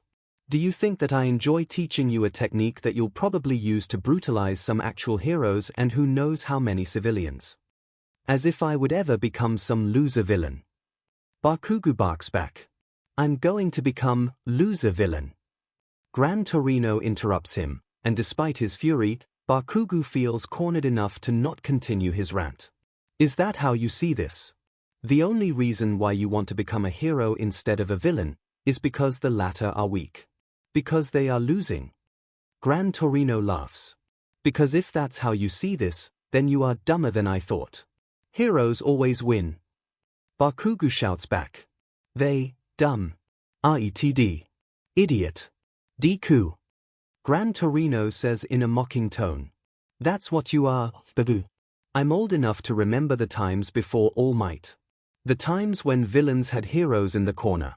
The times when heroes didn't care about their place in the ranking because they couldn't be sure that they'd survive until the next ranking announcement. Please tell me, what side would you be on if you were born back then? If moving your birthday by 30 years suddenly changes you into a psychopathic killer that needs to be brought down by All Might, then what sort of hero are you? Because I can't imagine the same thing changing a lot in Izuku's case. Izuku would still be either a hero or a vigilante back then, even if he were to remain quirkless. 𝐵𝐺𝐴 fails to imagine another scenario. But he realizes that it was a possibility. Everyone has a breaking point. Even Izuku, and it's a miracle that the kid didn't reach it. I'm better than him. Bakugo once again barks back. He is and always was a weakling. I don't care what time I'd be born in, I'd still be a hero. Oh yes, cracking that peculiar abusive marriage of inferiority and superiority complex is going to be fun. In the meantime, 𝐵𝐺𝐸 cracks some ribs and sends Bakugo to the floor. He doesn't even rise from it, instead he curls into the corner, clearly terrified. Well, he shouldn't have insulted Izuku again. 𝐵𝐺𝐸 told him that it's forbidden. In a way, the old hero is just teaching Bakugo about such a thing as self-preservation instinct. Weakling. 𝐵𝐺𝐸 chuckles. Finally he can look down on Bakugo in more ways than one. Is that all that you can think about? Please tell me, is there any other form of grading a person in your rotten brain than personal strength? Not even their ability to fight as a part of a team, because teamwork is probably for the losers, here. Just their own personal strength. Bakugo remains silent, but the glare intensifies. Because if so, then let me enlighten you. Despite knowing All Might for most of his life, he isn't the strongest person I get to meet. Because that one is a villain. A villain so horrible that his name, deeds, quirk and even his very existence were erased from history. He is going to tell the kid in front of him a thing or two that he theoretically isn't allowed to know. No one will believe him. He is just a rehab course student with behavioral problems and history of bullying. Who will believe him that some unknown old hero shared secrets of All Might with him? You're lying. Bakugo manages to speak. Hopefully he is smart enough to not badmouth Izuku again. All Might would have never. That's the point, kid. 𝐵𝐺𝐸 leans over him. All Might would have never fallen to a villain. This is a convenient lie that was changed into the cornerstone of the peaceful era we're living in. But I saw your idol kneeling in a pool of his own blood in front of a triumphant villain, barely cognizant after a blow to the head that would have leveled a skyscraper, and with his innards sticking out of the wound that cost him his stomach and one of his lungs. He only survived and won because of two things. The first one was the villain's arrogance, that made him be so certain of his personal strength that he didn't bother to have anyone with him when he battled the symbol of peace. The second one was three heroes, All Might's trusted allies and companions, that threw themselves at the villain, knowing that they are going to die but maybe, just maybe they will buy All Might enough time to recover. And we did. Though the other two died and I'll suffer from chronic pain in half of my body until my death. He moves his walking stick into Bakugo's face, and pushes it up, just enough to make sure that their eyes meet. So please, tell me Bakugo, whom do you think you resemble more? The symbol of peace or the symbol of evil? Bakugo is paralyzed, shocked, and has a face that makes it obvious that he has no idea what to think. He has been thrown so much out of his little comfort zone, his little fortress of established facts, that he is grasping at straws. 𝐵𝐺𝐸 wants it like that. He is going to shatter whatever worldview Bakugo Katsuki had and then let him and Hound Dog and probably Izuku Midoriya pick up whatever worthwhile bits they'll find in the wreckage and assemble something actually worth existing. He is far from being done with it. He isn't one for half measures. Bakugo Katsuki is already on the verge of being expelled from the rehab course, because the only part where he shows genuine improvement are his combat skills. Personality is, as established, still trash. The only reason why isn't trying to go after Izuku again is his self-preservation instinct, not morality or common thing decency. He isn't letting a kid with this much combat ability and room to grow become a villain. And as it stands, it's a matter of weeks or months now. He'll be kicked out of the UA, then he will go to juvie and either escape it or wait until the end of it. Then it will be vigilantism. And he can't hope for established and decent vigilante groups of the Vigilante Alliance to pick up someone this unstable and trashy to join them. Sooner or later he will go too far. And sooner or later he will end up being a villain. It's just a matter of time. Unless 𝐵𝐺𝐸 puts an end to it right now. There is a reason why All Might wanted 𝐵𝐺𝐸 to take Bakugo. It's literally the last, desperate attempt of the UA to get him to walk down the route of heroism. Everything else clearly failed. I'll let this question stew a bit before we'll find an answer to it. 𝐵𝐺𝐸 takes a step back. Bakugo looks actually almost frightened by this sudden change of pace. Let's talk about Izuku Midoriya. There is a flinch on Bakugo's face at the mention of the name. It's subdued, somehow. By fear. By some actual confusion. Maybe by the beginnings of self-doubt. 𝐺𝐻𝐿 has no emotion reading quirk, so he'll need to find out more the hard way. Or, even better, let's talk about Sir Night-Eye. 𝐺𝐻𝐿 surprises Bakugo again. Do you know who that is? Bakugo nods, still clearly shaken. Well, that helps things. You see, he was a much younger hero, barely done with his license when All Might returned from the USA. He didn't have a strong combat ability, merely a quirk. That was not only troublesome to use but also that he didn't like using to its full potential for personal reasons. But he had something else. He had brains. 𝐺𝐻𝐿 says, his finger tapping on the side of his head. Bakugo is listening intently. This is good. Unless he is, inside of his head, still in denial over absolutely everything. He might have been a sidekick to All Might, but it was him who was combing through the evidence, figuring out the villain's plans and telling All Might where to appear to save people. 𝐺𝐻𝐿 continues his lecture. He spent almost a decade pretty much living in Might Tower, together with Nezu trying to finally corner the villain I mentioned earlier. After it happened he might have had a falling out with All Might, but he is still an avid fan of the #1 hero, like he always was. 𝐺𝐻𝐿 leans over Bakugo again, and the kid visibly shrinks. So please, Bakugo, enlighten me. If you truly want to be like All Might, then why does your Sir Night-Eye freaks out when he is surprised by sounds resembling your quirk? Izuku was doing well enough when the explosion happened while he expected it, and preferably when he saw it go off. Unexpected and out-of-sight blasts were problematic, to say the least. And one of the things that Izuku was working on with Hound Dog. Bakugo's face goes practically vacant. Despite everything, 𝐺𝐻𝐿 realizes that the kid in front of him isn't stupid. He is like a decent sports car that is so covered by birds SHT that not only it's hard to see that it's actually a car, but also everything inside of it is half jammed by the stuff. So his brain is working. But it has quirks. And needs some urgent and thorough cleaning. It's trying to comprehend what he just heard. It's trying to make some sense, despite 𝐺𝐻𝐿 thoroughly pulverizing the pillars supporting his warped worldview one by one. And oh, he was far from being done with the kid. There was going to be no pillar left by the end of this day. Because for as long as there is at least one left, Bakugo will keep resisting. Bakugo manages to reply. He wasn't a fan of me. Oh, so it's going that way. How peculiar. He was always looking down on me, and 𝐺𝐻𝐿 decides that he heard enough. He raises his hand, as if he was about to smack Bakugo, and the kid freezes with an expression of fear on his face. Really? 𝐺𝐻𝐿 looks down on him with barely contained disgust. Is that how you explain it to yourself? Newsflash, you little Esaki Izuku Midoriya has self-esteem issues the size of the UA budget. He freaks out and doesn't know how to react when someone not from his family praises him because you and your Fing extras taught him that any praise he gets is either a mockery, or a part of some setup to make him suffer some more, or something that will make you bully him more to put him in his place. In what world is he capable of looking down on anyone, Bakugo? He actually slaps Bakugo in the face.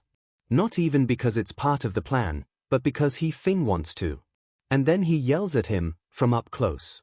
He looked up to you, you yesterday. 4 years. No matter what you did to him, all he ever wanted was to be your friend and become a hero with you, you son of a bitch. He slaps him in the face again.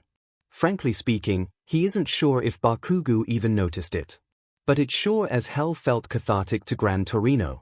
The one and only thing that 𝐺𝐻𝐿 and All for One ever agreed on was that Bakugo Katsuki was a little SHT. Bakugo had no idea that he was only alive because Midoriya Inko understood her son enough to realize that killing his friend would only make him feel more miserable.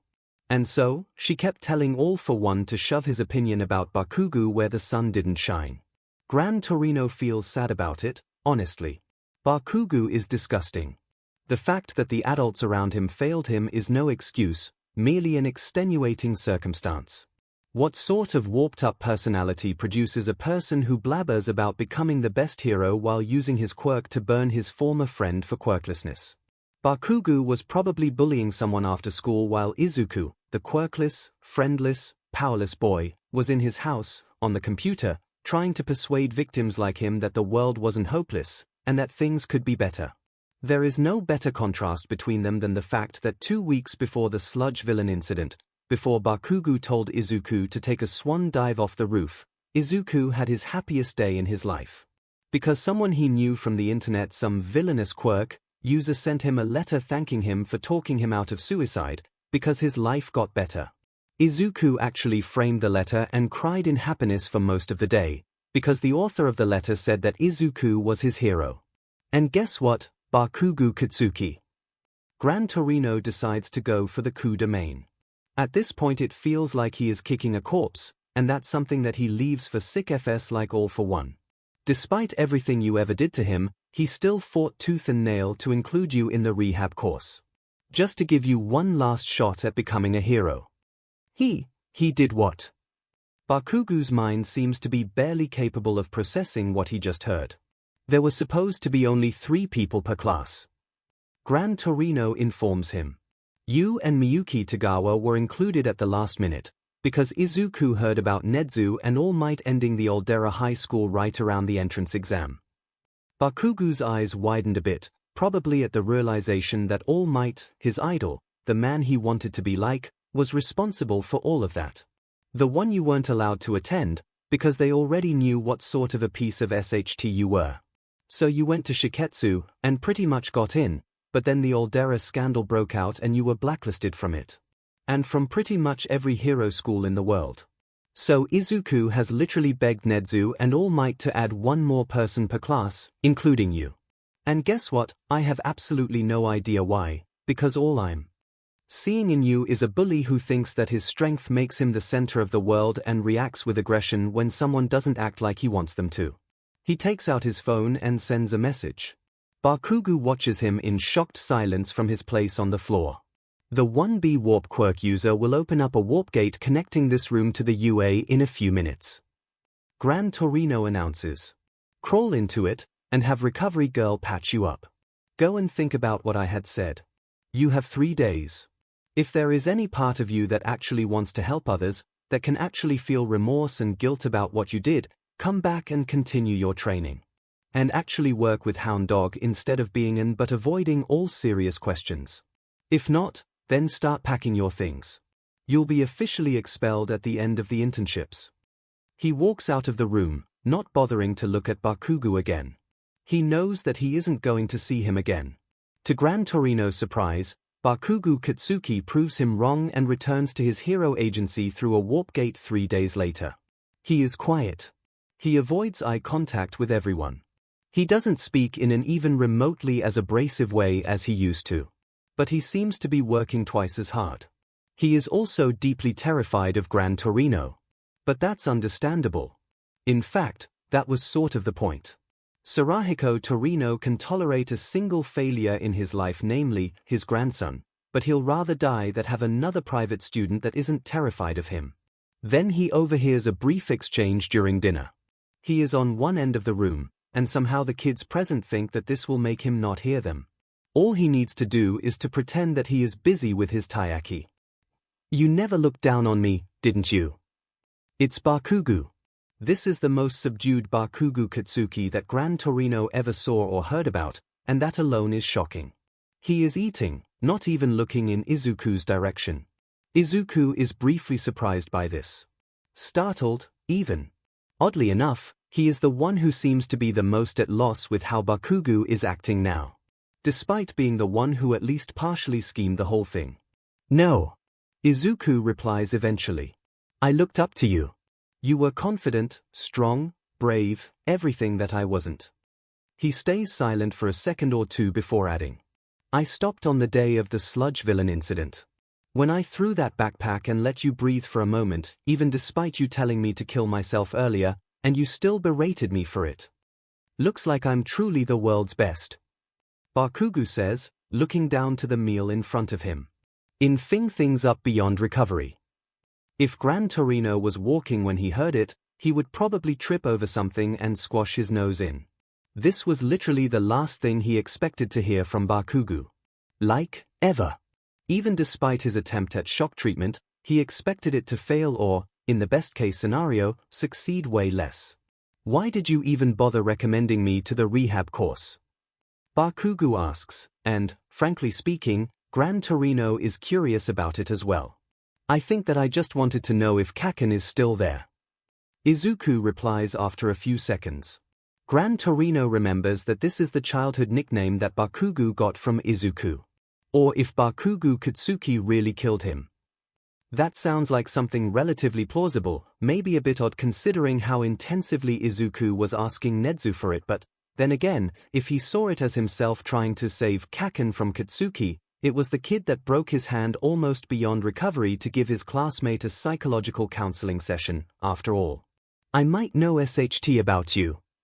Bakugo decides to reply after a few more seconds of awkward silence. But I know when you are trying to lie. And it's one of those moments. What?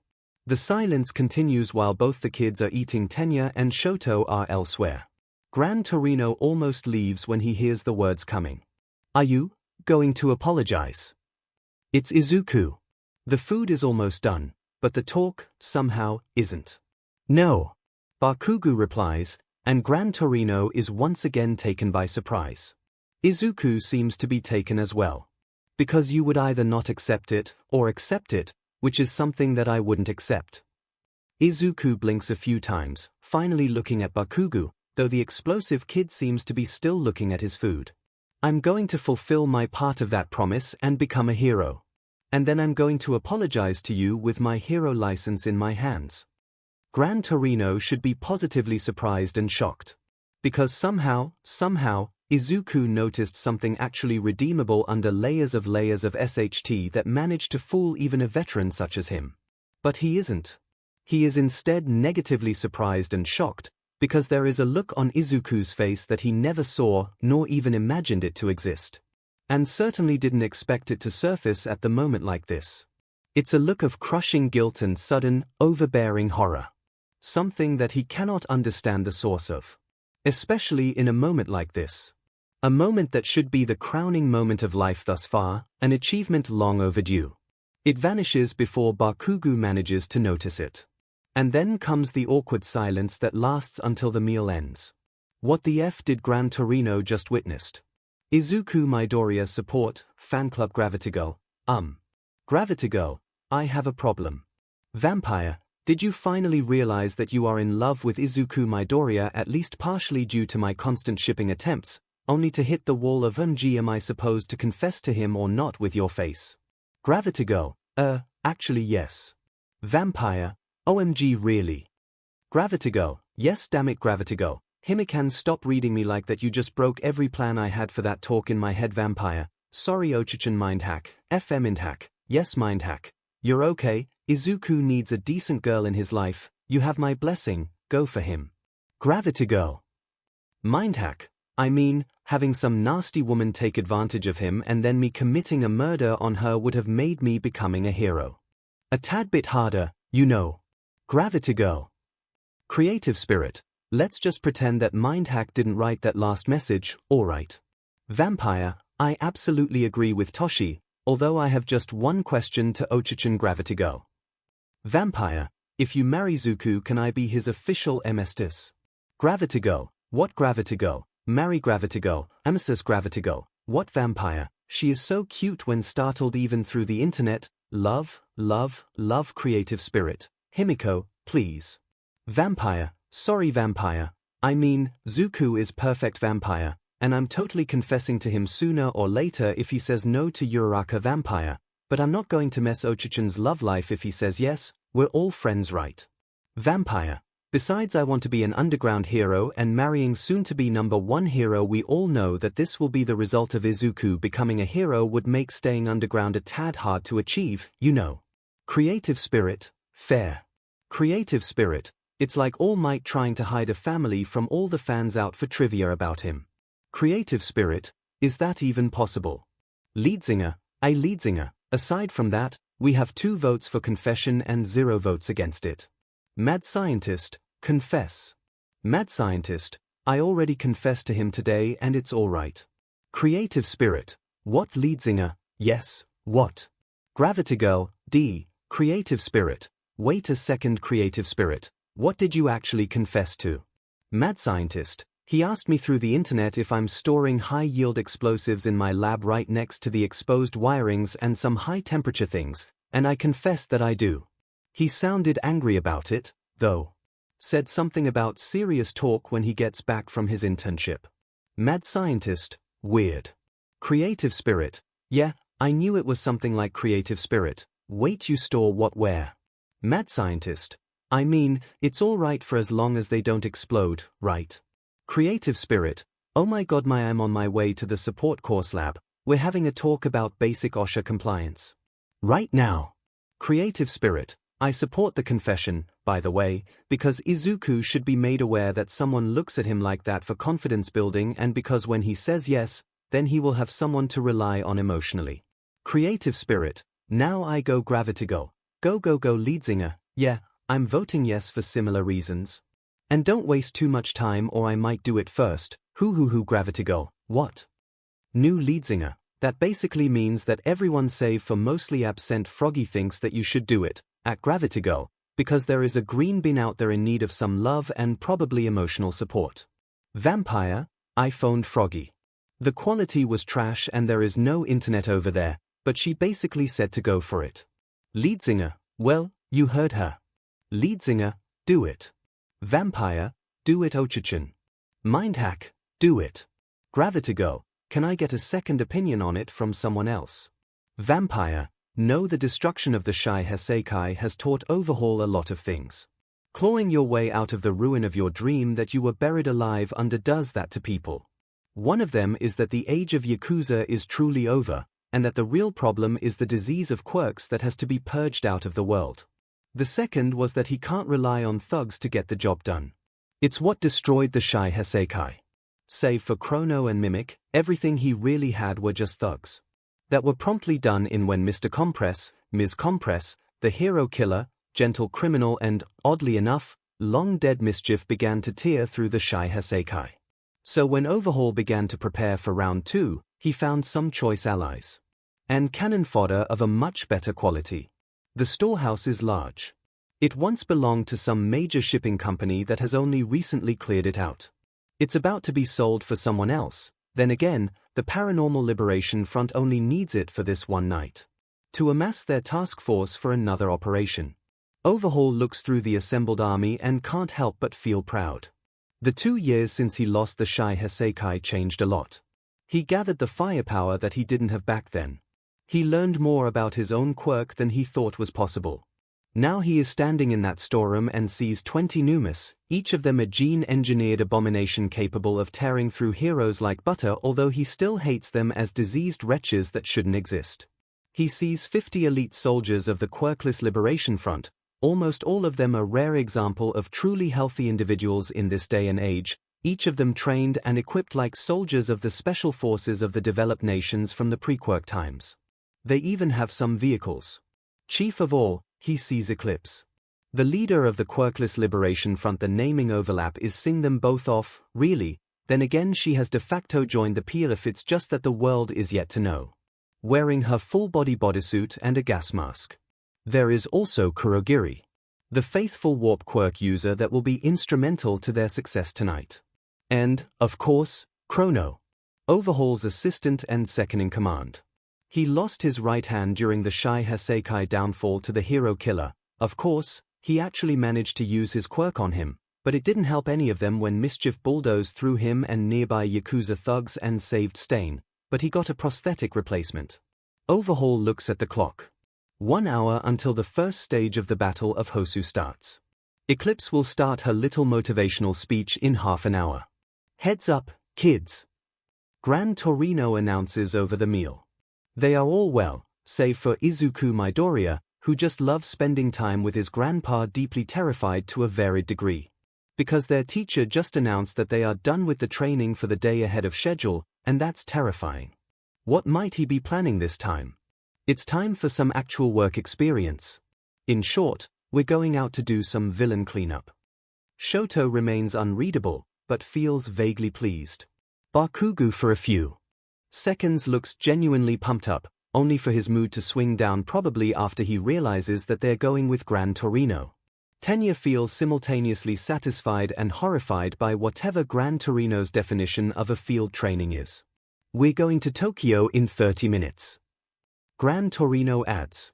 They are going to use Shinkansen because warp quirks are for special occasions and 𝐵𝐵 likes trains. Sue him about it. So deck yourself in your hero costumes and get ready to move. Oh, this is going to be fun. An endurance testing fun. After all, they are already on their legs for most of the day. Why waste the night? That's when the villains are most active, and this just means a lot of fun.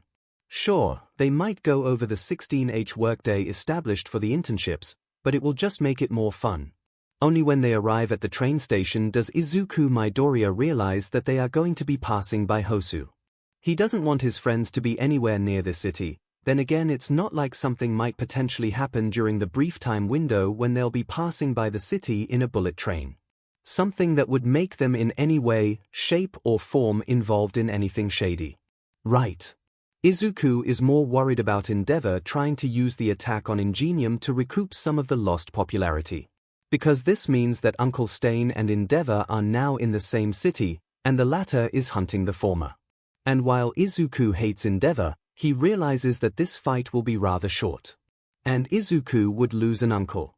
Then again, it's not like anyone can persuade Stain to drop a hunt. After all, Akaguro Chisome has convictions. Akaguro Chisome laughs menacingly when Native realizes that he isn't alone in the alleyway. The face that the fakes do when they see him and realize that the time of reckoning came is, as always, delicious. Ko Hasegawa. Stain announces. He doesn't use hero names, not of the fakes.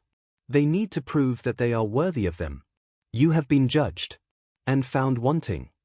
Native takes a step back, in horror. Stain points towards the pendrive that he is carrying on a necklace. It's in the middle of the hero killer's chest. This little thing contains the proof for your malfeasances. Hero killer announces. And leaking intel to the villains. You already proved to me that you are a fake hero. But perhaps, there are some genuine convictions in you that have motivated your fakeness. He chuckles. Destroy the pendrive, and I'll let you go. Call for backup or lose, and I'll kill you as a hero. Show me your worth, you fake. Then he draws his katana. For all his skill as a hero, Native has no chance of winning. It's not a fight. It's just adding insult to injury. Izuku feels that something is going to hit the fan the closer they get to Hosu. He is, honestly, not surprised when the train does an emergency stop. Though the moment when Numu what the hell, there are more of those things out there. Practically rams a hero through the wall of the train is a surprise. 𝐵𝐵 sprints to action, and kicks the Numu off the incapacitated hero and out of the train. Izuku! He shouts at his grandson. You and the rest have my permission to engage in combat, but do that only if absolutely necessary. He leaps off the train, pursuing the not yet defeated Numu. He trusts his grandson's smarts. Unfortunately, because while he has smarts, he also has a tendency to circumnavigate expectations and restraints when not under a constant overwatch. And this is something that 𝐵𝐵 didn't think about in a hurry, thus unleashing Izuku Midoriya and his 3 classmates upon the city on fire. Endeavor intercepts the attack and blasts it into pieces before it has the time to tear through the passers-by who happen to be on the same street as the number 2 hero and some of his sidekicks. Endeavor! He hears the familiar voice and looks up. There is a black circular surface floating in the air above the street that's now rapidly clearing up, because the passers-by realize that there is going to be a very nasty hero versus villain fight happening soon. On it is a woman in a black bodysuit. He recognizes her. They already fought twice, and if there is a villain that Endeavor considers to be his nemesis, it's her. Eclipse. Endeavor replies, the temperature of his flames rising as his rage does. Did you come to announce your surrender, or to die at my hands? Villains like her pretty much have a take alive if it's convenient rule in place. She is too dangerous for a hero to half-but the fight. No, I came to kill you, she says, and the battle starts. The first phase of the Paranormal Liberation Front's plan for the day includes chaos being sown everywhere throughout the city. The primary instruments of that are the Numas, the mindless yet powerful beasts that are teleported throughout the city and told to kill everything that moves. And so they do. With enthusiasm. All of that while Eclipse is busy giving Endeavor the fight of his life, the hero and villain battling it out on the rooftops and in the air above the city. The scale of the attack draws the heroes towards the main battlefields throughout the city, making them vulnerable for Phase 2 of the plan. The headquarters of the Hosu police are attacked 10 minutes after the initial attack started. Kurogiri warps 2 tanks, a self-propelled missile launcher and the QLF soldiers in front of it. Tanks they were built recently, but the design predates quirks by almost a century. It's just the ancient T-72 tank began to fire on the building, while the missile launchers covered the entire front of the building with high explosive and incendiary missiles. The casualties of the bombardment are in 2 digits. Worst of all, the remaining policemen are shocked and disorganized. The QLF strike force proceeds into the building, meeting only minimal resistance. The calls for heroes to help remain unanswered, because the PLF hackers and the Electronic Warfare Department just killed the hero network and the civilian communication channels through the city. Everyone is fighting on their own. Izuku makes a smart decision about waiting and defending the currently grounded train from another potential attack and to apply the first aid on the downed hero that got punched into it. They spend maybe 10 minutes doing so and still hoping that the train would just start moving and leave the danger zone when Tenya suddenly hears Izuku saying something. OSHT. Izuku swearing is a rare thing. So rare that Tenya looks at his friends and sees him staring at the burning city in front of them. On his face is shock and horror in equal measures. What happened? Shoto is the one to ask first, oddly enough. At the horizon, they see another explosion of fire. It's night, so they don't see Eclipse using her quirk. They know she is there. The Hero Network let out an alert about her being spotted in the area before it went offline. They inferred that she is fighting Endeavor, because you need a supervillain to keep the Flame Hero occupied in combat for so long. I know what the Paranormal Liberation Front is planning. Izuku says, and Tenya is surprised. Then again, it's Izuku they are talking about, and he proved himself to be incredibly smart. They are going to kill Endeavor. What? Are you certain of this? Tenya says, completely ignoring the complicated expression on Shoto's face. Bakugo is now listening intently as well. Why yes? Izuku is startled a bit, and looks back at Tenya. Eclipse's quirk is about manipulating surfaces. But she is fighting an aerial battle against Endeavor, despite it meaning that she has less surfaces to manipulate around her, while Endeavor can still go all out. But this also means that it's a running battle, and she is drawing him into an ambush site. Tenya suddenly feels his BLD going cold. And since the Hero Network is down and the Numus are occupying everyone's attention, the other heroes won't even know about it. He says slowly, and Izuku nods. Their expressions of horror are matching right now. They have the advantage of having a vantage point over the city, but with heroes all fighting on the streets, they are the only ones. And they can't even contact anyone about it. Shoto, Izuku says, facing their emotionless classmate all of a sudden. Tenya doesn't know what it is about, but his class president and Endeavor's son clearly do. There are 3 seconds of eye contact between them before the answer comes. All Might would have saved him. Shoto says quietly. Despite everything. The look on Izuku's face is that of faint pride. Does he mean that? We can't. Tenya shouts. He is way out of his comfort zone, but he knows that one thing. We are just students and it's Eclipse. The SS rank villain. Gran Torino told us that we are supposed to stay put, and he didn't. Bakugo snarls from the side. That Effa told us to not fight unless necessary. And being the only people who can save someone counts as pretty thing necessary to me, 4 eyes. Bakugo, to Tenya's surprise, has a point. To Tenya's even bigger surprise, he actually finds himself agreeing with the explosive kid. This is a stretch of logic and law, but Gran Torino was a demanding teacher, but also one that enjoyed doing more than one thing at a time. Training Tenya physically wasn't enough. He also decided to train Tenya's mind. mostly by narrating to him all the situations during his career when innocent people would have died if heroes tried to act by the book. Tenya still wants to play by the book. But while he isn't going to admit that in the open, 𝐼𝐴𝐼𝐼 managed to beat something into his mind during those days.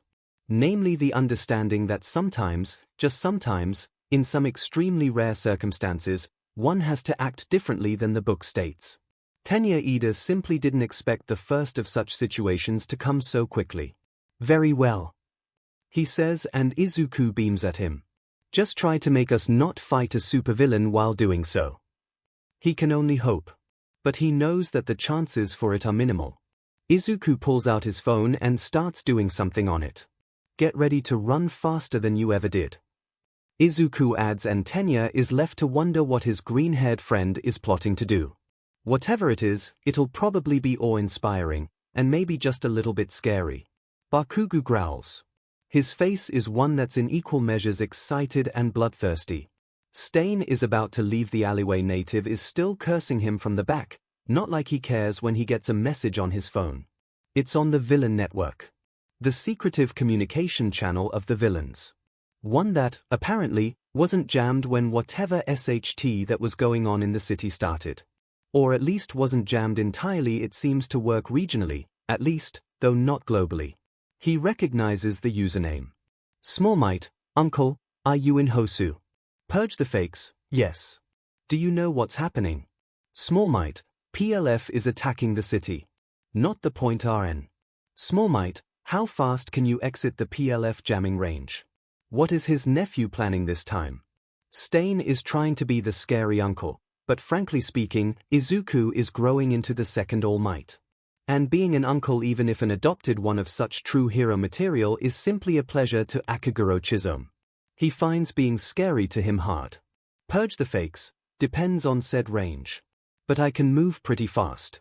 Purge the fakes, what do you need me to do? Small Might, I need you to get somewhere where phones are still working, and then deliver some messages from me. Hero Killer reads the messages, feeling his eyes widen. Izuku wants Nezu to, Izuku, you crazy son of a, well, he isn't finishing these words, because Inko would probably somehow find out.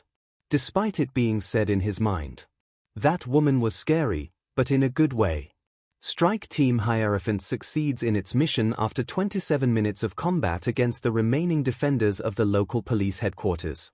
The QLF soldiers reach the main data storage areas, letting a late bloomer with a technopath quirk start copying everything inside.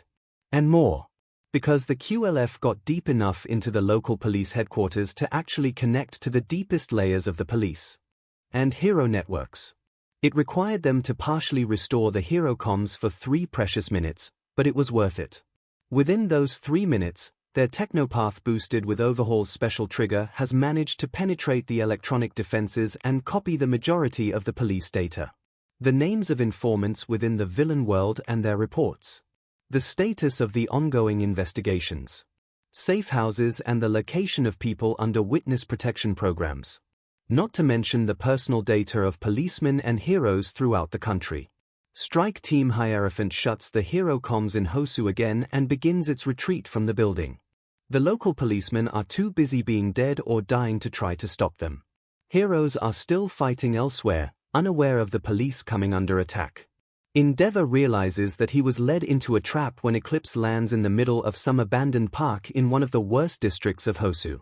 She is clearly beaten up, partially burned and tired. The flame hero was winning the fight by far, no doubt. But the real problem is something else. Numerous. Lots of them. Endeavor doesn't care. He is confident in his strength. This is a battle that was practically made for him. Numerous enemies in a relatively small area, and enemies that he doesn't have to bother trying to take alive. So he goes all out. Numerous burn. One by one. Eclipse is trying to assist them, but she is at best at 1/3 of her normal strength at this point. Endeavor might be slightly overheated, but he can still use his full strength for a while. Was that your plan, Eclipse? Endeavor asks when the last of the Numus dies. Draw me here and use your little pets to swarm me. He sniggers mockingly. Pathetic. No, NG. She replies, and his hero's instincts scream at him that something is wrong. She is way too calm, way too satisfied, and they were to keep you occupied while Overhaul is releasing the gas. There are sudden explosions throughout the park. Endeavor doesn't waste time to figure out what sort of gas she was talking about. He propels himself from the ground with his quirk, trying to flee to a safe distance, and that's when his quirk stops working and his flames are extinguished. Endeavor falls down to the ground. The impact is painful, and he can feel his arm breaking. Arm and probably some ribs. It wasn't a graceful landing by any stretch. He rises from the ground, just in time to see Overhaul approach them. Unfortunately, I still don't have enough of the quirk-suppressing gas to take down an entire city at once. The second supervillain announces. But it's enough for this one little battle. Your quirk will return to you in a week, maybe. He laughs slightly behind his gas mask. But, of course, you won't be alive by then. He turns his head towards 𝐒𝐿IPSE. He is yours. With pleasure. 𝐒𝐿IPSE says and chops off Endeavor's right arm with her quirk. The cut is clean, and Endeavor isn't going to dignify her with sounds of pain. He is going to die, but at least he will die standing. Oh, no screams. Now that's kinda sad. You're going to bleed out quickly, so how about at least entertain me a bit before that? He isn't. He feels faint. He can see the blood gushing out of the wound. How long is he going to stay standing? With so much blood loss, it's probably a minute or two, right? At best. Not like there is any point in trying to staunch the bleeding. Hey, Overhaul. A voice shouts at them from the side. 𝐿 turns his head and he recognizes Izuku Midoriya. What is he doing here? Walking towards them through the field of burned Numas. I hope I'm not interrupting anything. What? You? Overhaul says, squinting his eyes. The hero trainee from the USJ. You keep being a pain in the butt to me. 𝐒𝐿IPSE, kill him. You're better at ranged combat. She moves her finger a bit and several circular surfaces appear out of nowhere above her head. I have just one question for you, Overhaul. Izuku stops walking towards them, maybe 30 meters away, the two supervillains and dying hero. 𝐒𝐿IPSE pauses her attack, probably out of confusion more than anything. Do you think that your clan's boss felt it when his life support failed? The silence lasts for a heartbeat before Overhaul shouts something intelligible and leaps towards the student. 𝐒𝐿IPSE shouts at him to stop, but he clearly doesn't seem to listen to her. Izuku jumps backward with enough strength to send a nearby Numu's remains flying. Overhaul is pursuing him. AP shot. Endeavor hears a shout from the direction opposite to where Izuku is running away. And so does 𝐒𝐿IPSE. She manages to move the surfaces she conjured to attack Izuku to block the attack, but it penetrates half of them before dissipating. There is another hero student from the festival, this time the rehab one with explosive quirk. He is standing 20 meters away from them, little explosions blasting around his hands. Come at me, Beach. I'm looking forward to blasting you into pieces.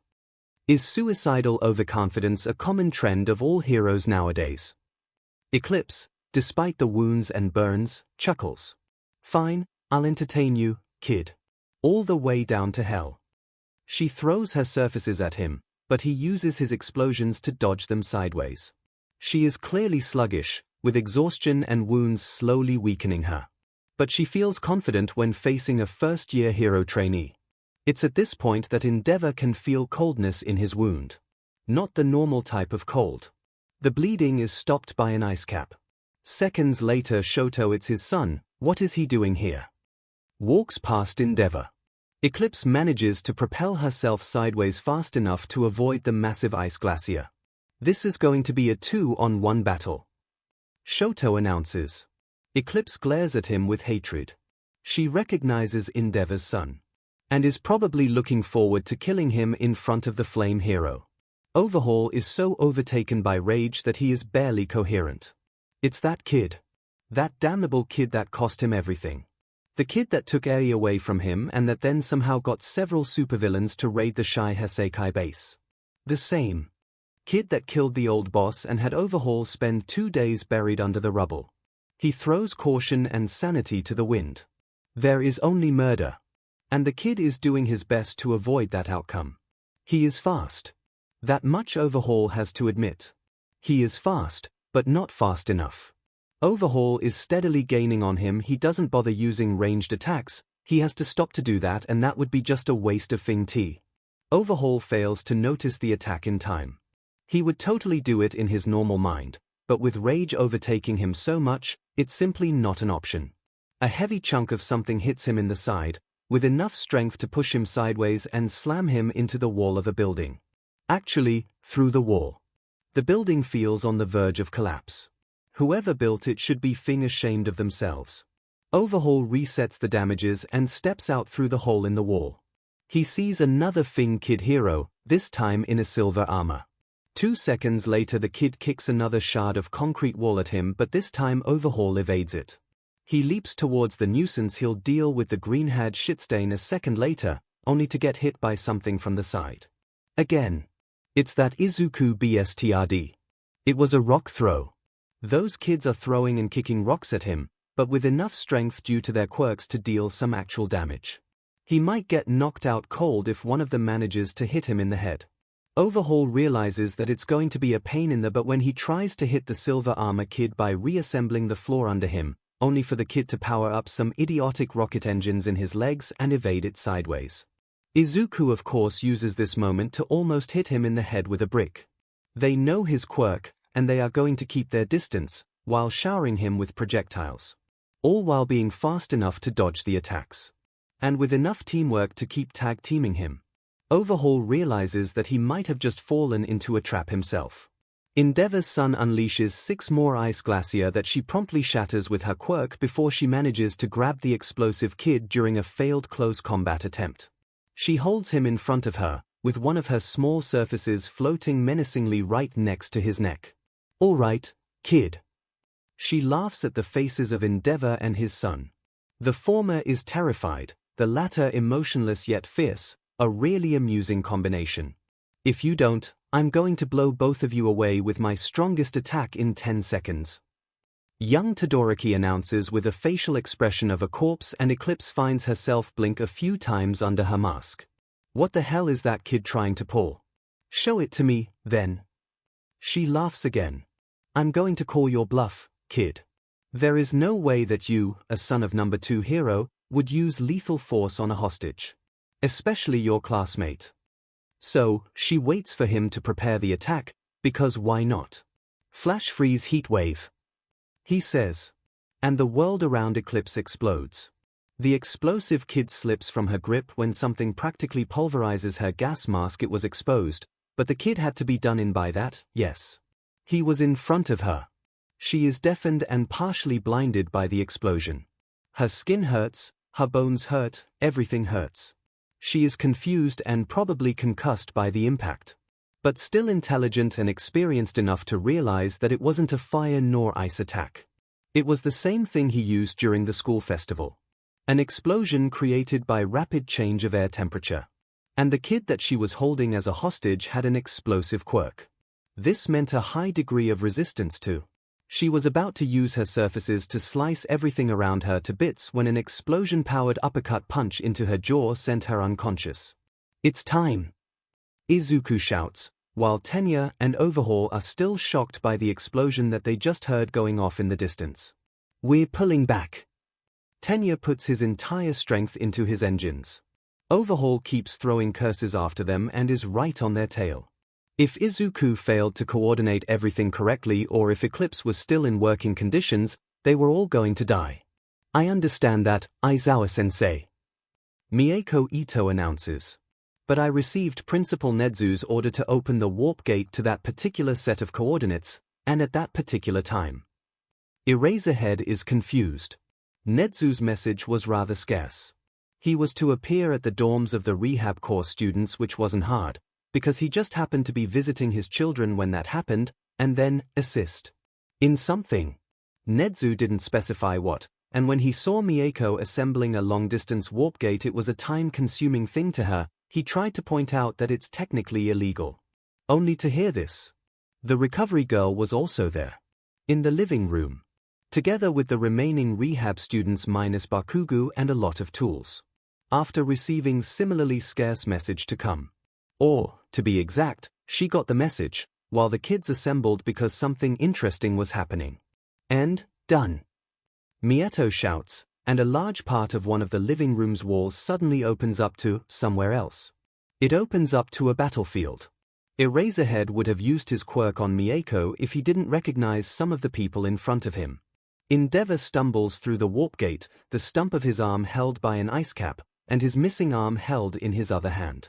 He has just enough strength left to make a few more steps and then collapses onto the floor, Recovery Girl rushing over to him. Bakugo Eraserhead barely recognizes him. He is just one large wound and bruise at this point is dragging someone unconscious or dead towards the portal. Shoto is standing next to him, only to unleash one of his glacier at something unseen from the dorms. The glacier is shattered 2 seconds later, but Shoto immediately ignites his flame side, calmly says suppressing fire must be a name for his new technique and begins to shower someone or something with thousands of minuscule fire bullets. Then Tenya shows up, fleeing from the direction that Shoto was attacking. He lands near Bakugo, grabs the body person he was dragging and helps him to get to the portal faster. They manage to get through it seconds before Izuku pops up in the background because of course he is involved in whatever mess this is, arriving from the same direction as Tenya did earlier. He avoids an attack that makes spikes emerge from Earth, before leaping towards the portal. He grabs Shoto and flies through the portal, hitting one of the couches and overturning it in the process. He was shouting something like "close the portal," probably so Mieko promptly did just that. What the actual FUA staff chatroom Eraserhead at everyone Eraserhead, I announce a Midoriya moment. Code Red. Eraserhead, I need All Might, Detective Tsukochi with an emergency task force of the local police, and someone from our legal and PR departments on the UA grounds ASAP. All Might, what? Principal. Presentacy, waking us all up is a mean thing to do, Shouter. All Might, isn't Izuku on an internship? Eraserhead, not anymore. In case you didn't notice, there is an ongoing PLF attack on Hosu, and somehow he and his friends were involved in it. All Might, are they alright? Eraserhead, you're being worried about the wrong people. Eraserhead, they stumbled through Mieko Ito's warp gate into the rehab course dorms with half-dead Endeavor and unconscious Eclipse that they apparently defeated and apprehended while tag-teaming her and Overhaul. All Might, they what? Eraserhead, Izuku Midoriya, Tenya Ida, Bakugo Katsuki and Todoroki Shoto have just defeated and apprehended the SS rank villain and the elusive leader of the Quirkless Liberation Front, known as Eclipse.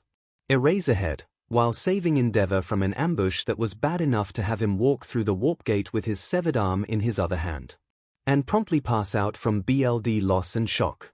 Principal, oh dear oh dear oh dear oh dear Eraserhead. The cut is clean and Ito warped him to the nearest hospital after Recovery Girl stabilized him, so they should be able to reattach the arm, in case someone was curious.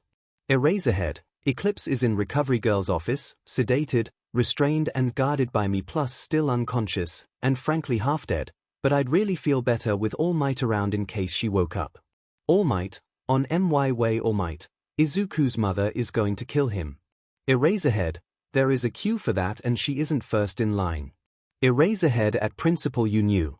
Principal, only about the warp for emergency medevac from Hosu, which I permitted. So Mieko Ito is safe from accusations of vigilantism. The rest is a more complicated matter. Then again, knowing Midoriya, he probably creatively redefined received orders rather than acted against them. Especially with Tenya Ida being around. Principal, we'll learn more soon. Also I'm phoning the people from the list. Principal, Mieko Ito is probably freaking out, yes. Eraserhead, she was while I was leaving the rehab course with Bakugo he needed medical help too, but nothing life-threatening and Eclipse. Midoriya stayed with her to calm her down. Why? Principal, because she decided to become a hero in order to one day catch her villainous parent and end their reign of terror. To stop herself from living in fear that she will be one day ousted as their child to become a social pariah as a result. Or that said parent will one day remember about her existence and come pick her up or do something nefarious to her. Principal, you are currently in the same room as her villainous parent. Eraserhead, oh well that's just great. Eraserhead, hazard pay, Nedzu. Principal, I think that this is actually a reasonable proposal after the recent events. Eraserhead, also can we just give Midoriya and his class an early hero license exam and boot them out of the school? Eraserhead, we aren't going to survive 3 years with them. Principal, I believe it might be the time to make first-year classes attempt provisional license exam, because frankly speaking, this year's CRP of prospective heroes is just downright ridiculously competent. Power loader, accent on ridiculous. 𝐵 is having a really bad day. He helped eliminate or restrain several numas, brought a lot of people to safety, but when he returned to the train still downed, the hell are those idiots doing? He discovered that his interns were gone. By now, the attack on Hosu was over. The casualties have been high, and he just now heard that the police headquarters were attacked by the QLF, but the attack was repelled. Still, his interns were missing, and that was a bad thing considering just how much mayhem Midoriya was capable of. He was about to try to phone his grandson when All Might suddenly phoned him. Well, that can't mean anything good, right? He accepts the call. 𝐵. He hears All Might's voice. It's more tired than anything else. What orders did you give to Izuku, exactly? What? I told him that I authorize them for combat, if it's absolutely necessary. 𝐵 replies, clearly taken off guard. How is All Might even aware that they were in Hosu? Unless, oh no. You had one job, sensei. All Might is now even more tired. Just one job. Eraserhead told you to never let them out of your sight, at least for as long as there is any way to creatively redefine your orders. So why did you do it? Oh no. No one died, that much is certain, as All Might would be acting much more differently. So Midoriya had to do something crazy. What happened? 𝐵 asks. Please let it not be something super crazy. Please. Izuku's definition of absolutely necessary apparently includes traveling through half of the city while it's under large-scale villain attack, interrupting an almost successful assassination attempt on Endeavor, and engaging 2 SS rank villains in combat, before apprehending one and escaping the other. All Might says, and 𝐵 feels himself going slack-jawed. Your interns defeated and arrested Eclipse, sensei. I'm going to kill your son, Yagi. 𝐵 says after a good 10 seconds of silence. There is a cue for that, and you aren't the first one in line. All Might replies. The recording of his voice would probably make paint dry instantly. Aizawa seems to be selling the tickets. We're going to need your statement to figure out how to deal with this mess from the legal side. He sighs and the phone call ends. 𝐵 yells at the clouds, freaking out some passers-by. The situation is a bit of a nightmare, really. Kids are naturally hyped. Frankly speaking, Yagi isn't surprised. They fought against 2 extremely dangerous villains and won. This is a genuine reason to be excited and proud of themselves. He is a bit surprised, in the meantime, by how Bakugo seems to be not abrasive towards the rest and actually admits that Eclipse was done in by the team, instead of claiming that he did it. But the real problem is making sure that the kids don't get an accusation of vigilantism slapped in their face. 𝐵 orders were very creatively redefined, and that's a plus, just not a very big one. The worst part is that they can probably sink 𝐵 as well if the press goes after them. Sure, most people would probably side with whoever did Eclipse in, but developing this degree of bad press early on in their careers would be bad.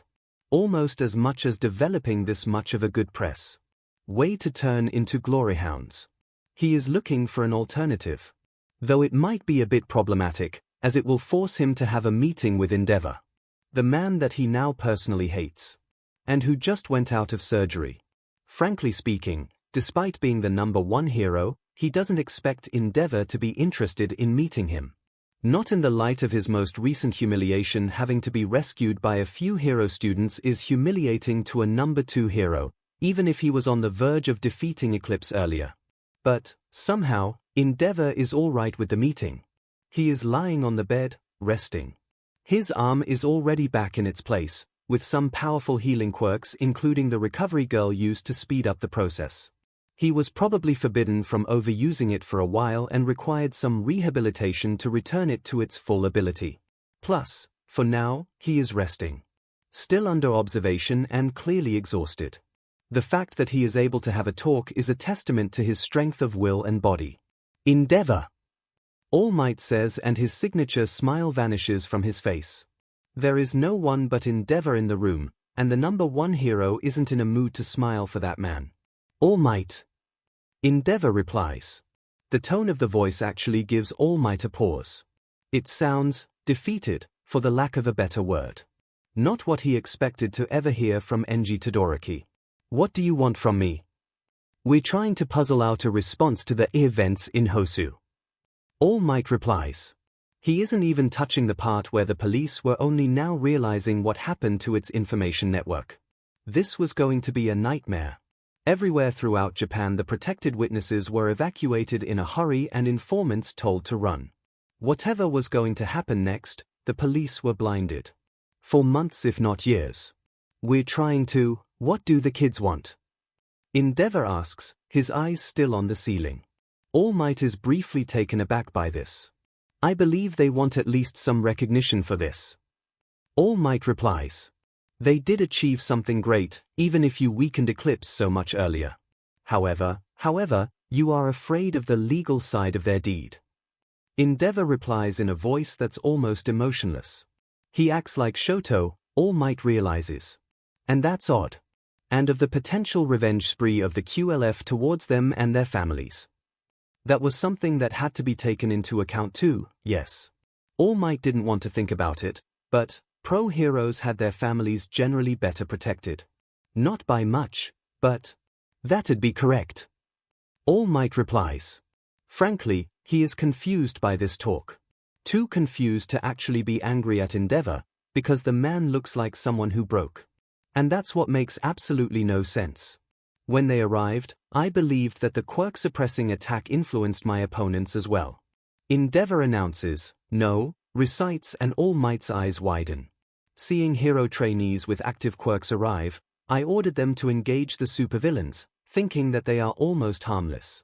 However, Eclipse knocked me out with her quirk before I could finish relaying my orders, namely the part when they were only supposed to secure an escape route for myself and rather than have an all-out brawl. And before I could change the orders, after finding out that the gas didn't influence Eclipse and Overhaul. As a result, the students' battle against the supervillains was a result of my tactical miscalculation, and was perfectly legal for students. All Might finds himself blinking a few times and briefly having problems with keeping up his hero form because that's literally the last thing he expected to hear. Especially as it's a load of bullshit. Helpful for students and certainly not for Endeavor's career, but as for the latter concern. Endeavor continues. Explain the risks to them. If they want, keep their names out of the press. Make it sound like I caught Eclipse, with only some help from some UA hero trainees. Once they graduate, I'll voluntarily step forward and announce the truth, while claiming that it was done to let them study in peace without being afraid of villains targeting them for revenge.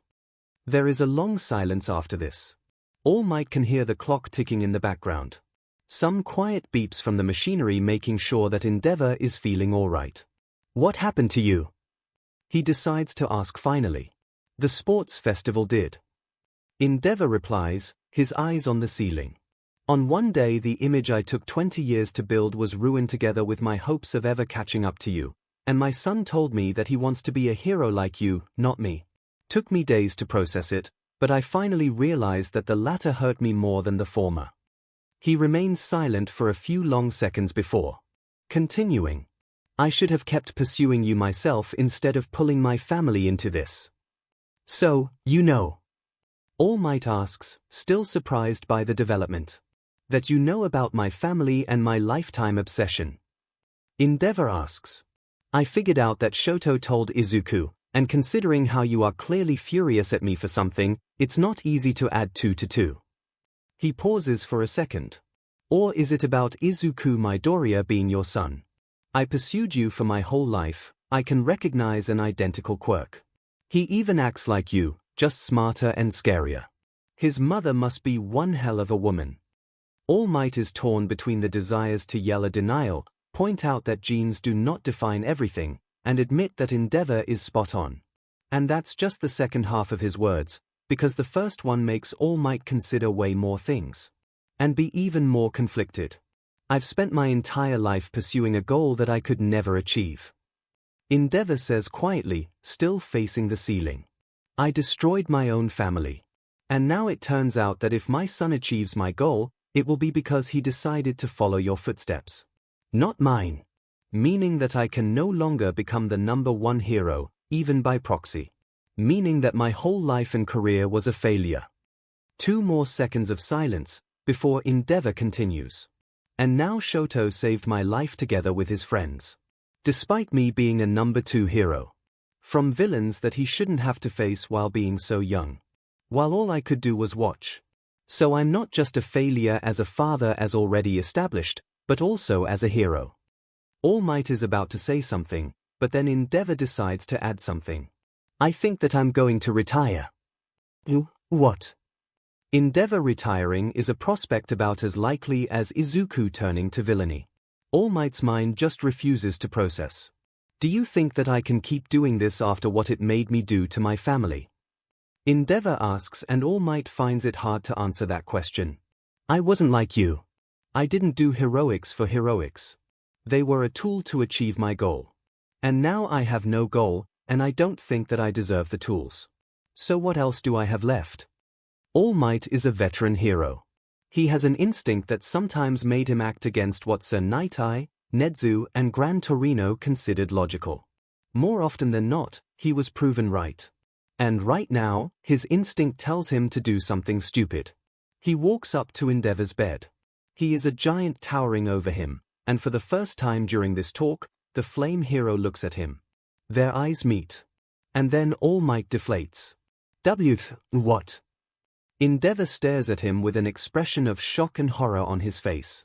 He probably considers the option that he is facing an imposter. Not the oddest reaction to the revelation, all things considered. All Might pulls up his shirt, just enough to expose the wound, eliciting a faint gasp of shock. A villain attack. 6 years ago. Yagi says calmly. He tore my stomach and lung out. My quirk is breaking up on me ever since. I can only maintain my strength for something close to 2 hours a day.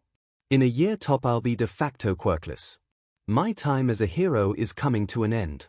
And you are old enough to remember the times before Japan got peaceful. The times before I came to be. There'll be chaos. 𝐿𝐴𝐵 is intelligent, despite all his faults. He understands immediately. Your son. You're training him into your successor. No. All Might shakes his head. All I'm doing is helping him become a hero like me. He wanted that even before we met and before we discovered that we were related. It was his own decision. One that makes me proud of him. Salting the wound is a bad thing to do. But this is the truth. And All Might refuses to lie when something this important is at stake. It always comes to bite you in the butt further down the line. He looks at 𝐿𝐴𝐵. His face, unlike the one he shows to the world as All Might, is sad and pained. He is doing his best to not make the world see it, but it's not like wounds of this magnitude ever stop hurting. You say you're missing a goal. All Might says. So I'll give you one. You ruined everything. Well, you survived Hosu. You can still fix what you broke. Both as a father and as a hero. So take your strength of will and determination and use it for something actually constructive for once. To hear the symbol of peace use words like that. 𝐿𝐴𝐵 looks mortified by it. Bring your wife out of the mental hospital or at least apologize on your knees for what you did. Try to actually not be a PP to your kids. More than that, go plus ultra on that and actually become a hero to them like you should have been as their father. And for heroics. He leans over the flame hero and actually jabs his chest with his bony index finger. My career will be over in a year. All Might says. 𝐿𝐴𝐵 remains quiet and shocked. Then you'll be the #1 hero. And like I do, you'll have to make the entire country feel safe. Not worried about collateral damage, not conflicted about your goddamn scary facial expression. Safe. In the wake of a tide of chaos and villainy. He takes a step back, his eyes still locked on 𝐿𝐴𝐵. You wanted to unseat me as a #1 hero. Well, prove to me that you deserve that title. Or at the very least hold the fort until my son grows strong enough. How's that for a redemption story, endeavor. How's that for a goal to pursue? He leaves the room, leaving the speechless endeavor behind. 3 days later he receives a text message from the number 2 hero. It's just a single word. Yes. But All Might understands that his instincts were spot on once again. Izuku, Bakugo, Tenya, and Shoto have a long and private talk about the offer. In the end, they come to an agreement. They are all right with Endeavor taking the heat for what happened, in exchange for him genuinely admitting who captured Eclipse. They all did, Endeavor included, and the kids are willing to admit that part once they graduate. They also demand to not have to hide the truth from their classmates. Frankly speaking, All Might and the rest of the faculty are slightly conflicted by that last part. Sure, the hero trainees aren't a very talkative group. The Denki's Conspiracy Theory channel is going to have its every installment reviewed by 𝐒𝐻𝐻 himself to ensure that nothing secret is accidentally revealed, and that was the students' idea. Sure, the kids deserve some actual recognition, even if just from their peers. But it's still a security threat. What makes the motion pass is the fact that Overhaul and thus the PLF already knows the truth. PLF is slowly shaping up to be the worst threat to the heroics world, and who else is going to take the words of some UA students over the number 2 hero? 1A Class Chatroom Class President, I regret to inform you that our internships with 𝐺𝐻𝐿 have been terminated indefinitely. 𝐺𝐬𝐽, did he die of old age? Vampire, was he arrested for being a meanie? Class President at Vampire, you already know the reason, so stop pretending. Vampire, my quirk is about impersonating others, how am I supposed to stop pretending? Creative Spirit, this is fair. Class President, UA. Class President, basically speaking, through a series of complete coincidences and some creative redefinition of orders, or that's how 𝐒𝐻𝐻 and All Might called it, we've ended up being involved in the Hosu attack. Creative Spirit, please define involved. 𝐺𝐬𝐽, is everyone alright? Class President, yes, the only one wounded was Bakugo, and that was because Shoto used his explosion super move from his fight with me at the sport festival Flash Freeze Heatwave if someone was curious on him, but it's alright because it was all part of the plan. 𝐺𝐬𝐽, what riot, what sort of plan makes you do that? Acid Party, Carrot Boom Boom, the thing best one riot, what Boom Boom, it was awesome, and it worked. Boom Boom, all I have to say on the matter. Boom Boom, 𝐼𝐶HOT has my respect because hitting me with that attack without hesitation was awesome. 𝐺𝐬𝐽, what happened to him? Class President, 𝐺𝐻𝐿 did. Riot, okay, this is officially manly. Boom Boom, yeah, spiky hair. Class President, basically speaking we had to improvise because Eclipse grabbed Bakugo hostage, and since he was much more immune to explosions than she was, Thermostat threw his thermal nuke at them. Creative Spirit, Eclipse. As in, the SS rank villain. Boom Boom, it was an improvisation for FS sake. Boom Boom, you literally told me to get close to that beach and then for the 𝐼𝐶HOT to blast us both to let me punch her lights out while she was distracted. Boom Boom, it was your plan and not a thing improvisation, nerd. 𝐺𝐬𝐽, wait, you attacked Eclipse. Boom Boom, attacked. I punched that beach out cold and dragged her into the warp gate with 4 eyes. Creative Spirit, you what? Class President, yes, basically, we ended up arresting Eclipse, but we've given the laurels to Endeavor because he weakened her to like 30 to 40% of her strength before we got around, and we don't want people to go after us for revenge while we are still studying. Class President, Endeavor will announce the truth about our involvement once we graduate. Creative Spirit, so let me reiterate. Creative Spirit, you attacked an SS rank villain that could engage half of our faculty at once and win. Creative Spirit, she took one of you hostage. Creative Spirit, so your answer to that was to blew up the hostage. Boom Boom, yeah. Class President, okay, so this does sound a bit bad when you put it like this, but it was all a calculated risk. Boom Boom at Thermostat, do it thing again. If someone takes me hostage, I can take it. Thermostat, very well. 𝐺𝐬𝐽, what sort of risk calculation makes you engage an SS rank villain in combat as a first-year hero trainee? Turboman, I'd like to specify that we engage 2 SS rank villains in combat, since Overhaul was also present at the scene. Me and Midoriya kept him occupied, while Todoroki and Bakugo defeated Eclipse. 𝐺𝐬𝐽, you did what? 𝐺𝐬𝐽, why, like, WHY zap zap, D, Gale Force, this is capital letters awesome froggy, just learn how to write them already, Yorashi. Thermostat, they were going to kill my father. And we were the only people who could stop that. Vampire, ah yes, Zuko saving people. Nothing new. Mindhack, carrot creative spirit. I'm now going to have a serious talk with you, Midoriya, about risking your life incessantly. Class president, I begin to regret certain decisions. Boom boom. Welcome to the Fing Club Izuku Midoriya support, fan club 𝐔𝐬𝐽. Oh my god. 𝐔𝐬𝐽, he did it again. Vampire, yes, he did. Mindhack, we all freaked out when they started popping up from Miyako's warp gate into our living room, right after half-dead Endeavor who was holding his severed arm in his other hand and bleeding on our carpet. Mindhack. Even Aizawa-sensei looked like he wanted to jump from the window or something out of pure exasperation. Mindhack. One hell of an evening. Vampire, yep. 𝐔𝐬𝐽, why is Izuku Midoriya like this? Vampire, I want to know myself. Mindhack. Yep. Vampire, wait, like this, as in heroic, chaotic, cute or hot? 𝐔𝐬𝐽, Himikan plus. Vampire, too bold. 𝐔𝐬𝐽, with the last word, a bit. Vampire, it's objective truth though. 𝐿eadsinger at 𝐔𝐬𝐽, do you agree or disagree with that statement? 𝐔𝐬𝐽, please don't tease me like that. 𝐔𝐬𝐽, you're all meanies. 𝐔𝐬𝐽, I meant both heroic and chaotic. Mindhack, he is like All Might, but with moral alignment changed from lawful good to chaotic good, somewhere near the border with neutral good. 𝐔𝐬𝐽, more game speak. Mindhack, I lived for half a year with Tenko Shimura, what did you expect? 𝐔𝐬𝐽, fair. Vampire, also I'm inviting another person. Warped Perception enters the chat. Warped Perception, Izuku Midoriya has a fan club. Yay. Warped Perception, do you have t-shirts or something? Vampire, we unfortunately don't, but this might change. Warped Perception, oh okay. Looking forward to that. 𝐔𝐬𝐽, okay, who that? Warped Perception, Miyako Ito of Class 1B. Warped Perception, Izuku just made me realize my life goal like 10 years ahead of my estimations, and he is officially the coolest person I ever met. 𝐔𝐬𝐽, oh. Creative spirit. Life goal. Warped Perception, putting Eclipse behind bars. We have a family history, so to speak.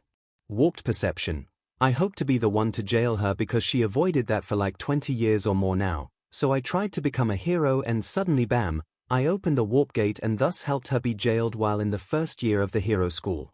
Warped Perception, I freaked out super hard when I recognized her.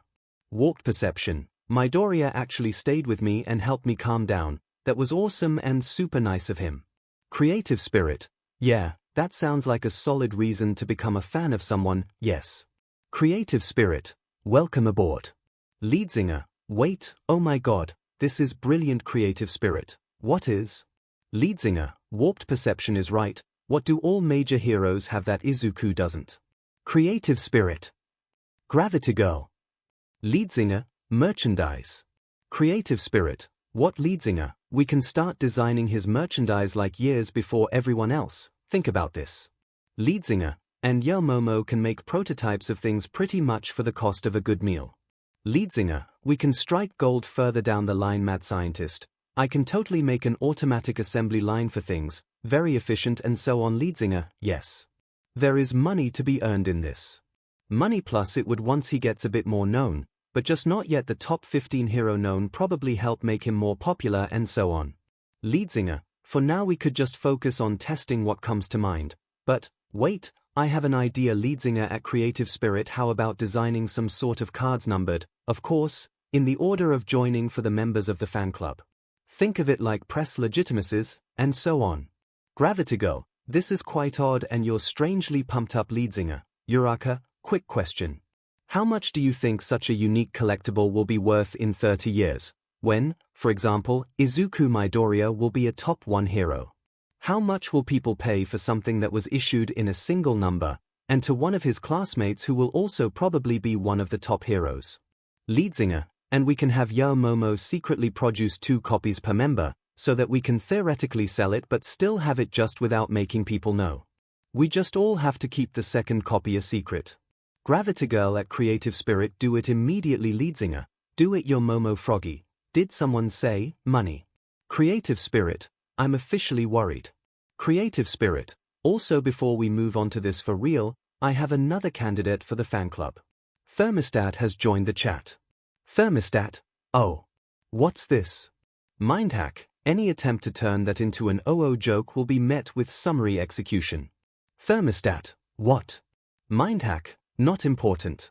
Mindhack, welcome to the fan club of Izuku Midoriya. Thermostat, fan club. Mindhack, basically speaking, we all think that he is a great person, and we want to support him but also talk about his newest exploits, but without him knowing, because he has some serious problems with people praising him. Mindhack, so knowing about this channel would make him feel weird. Thermostat, I understand. Thermostat, and I believe this to be a good place for me to be in. Mindhack, the Izuku's hidden army grows stronger. Creative spirit, stop making us sound like a cult. Mindhack, you mean that you aren't worshipping him as a deity?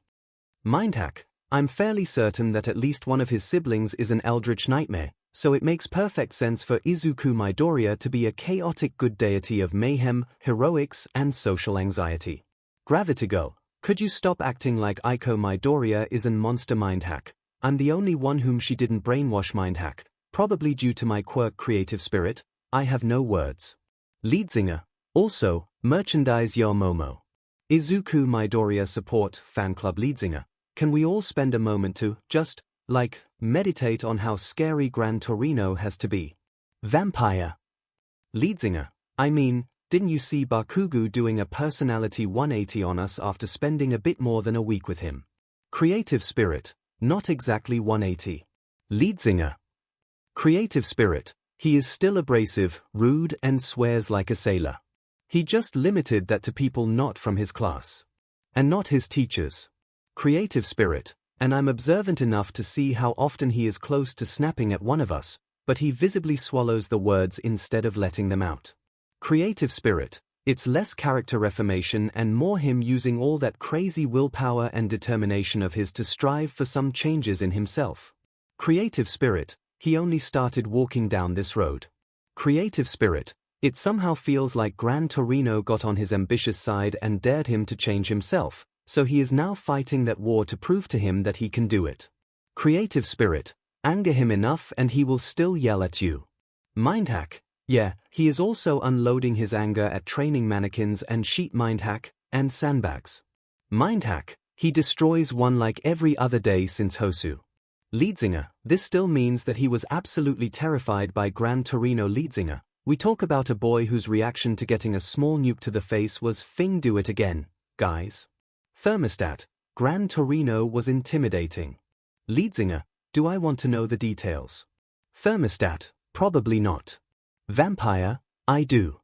Thermostat, my training was mostly composed of ejecting and controlling my flames with only minimal usage of my ice side. I could use it when he wasn't there. If he was standing there with a garden hose and dosing me in freezing cold water. Thermostat, 416 a day.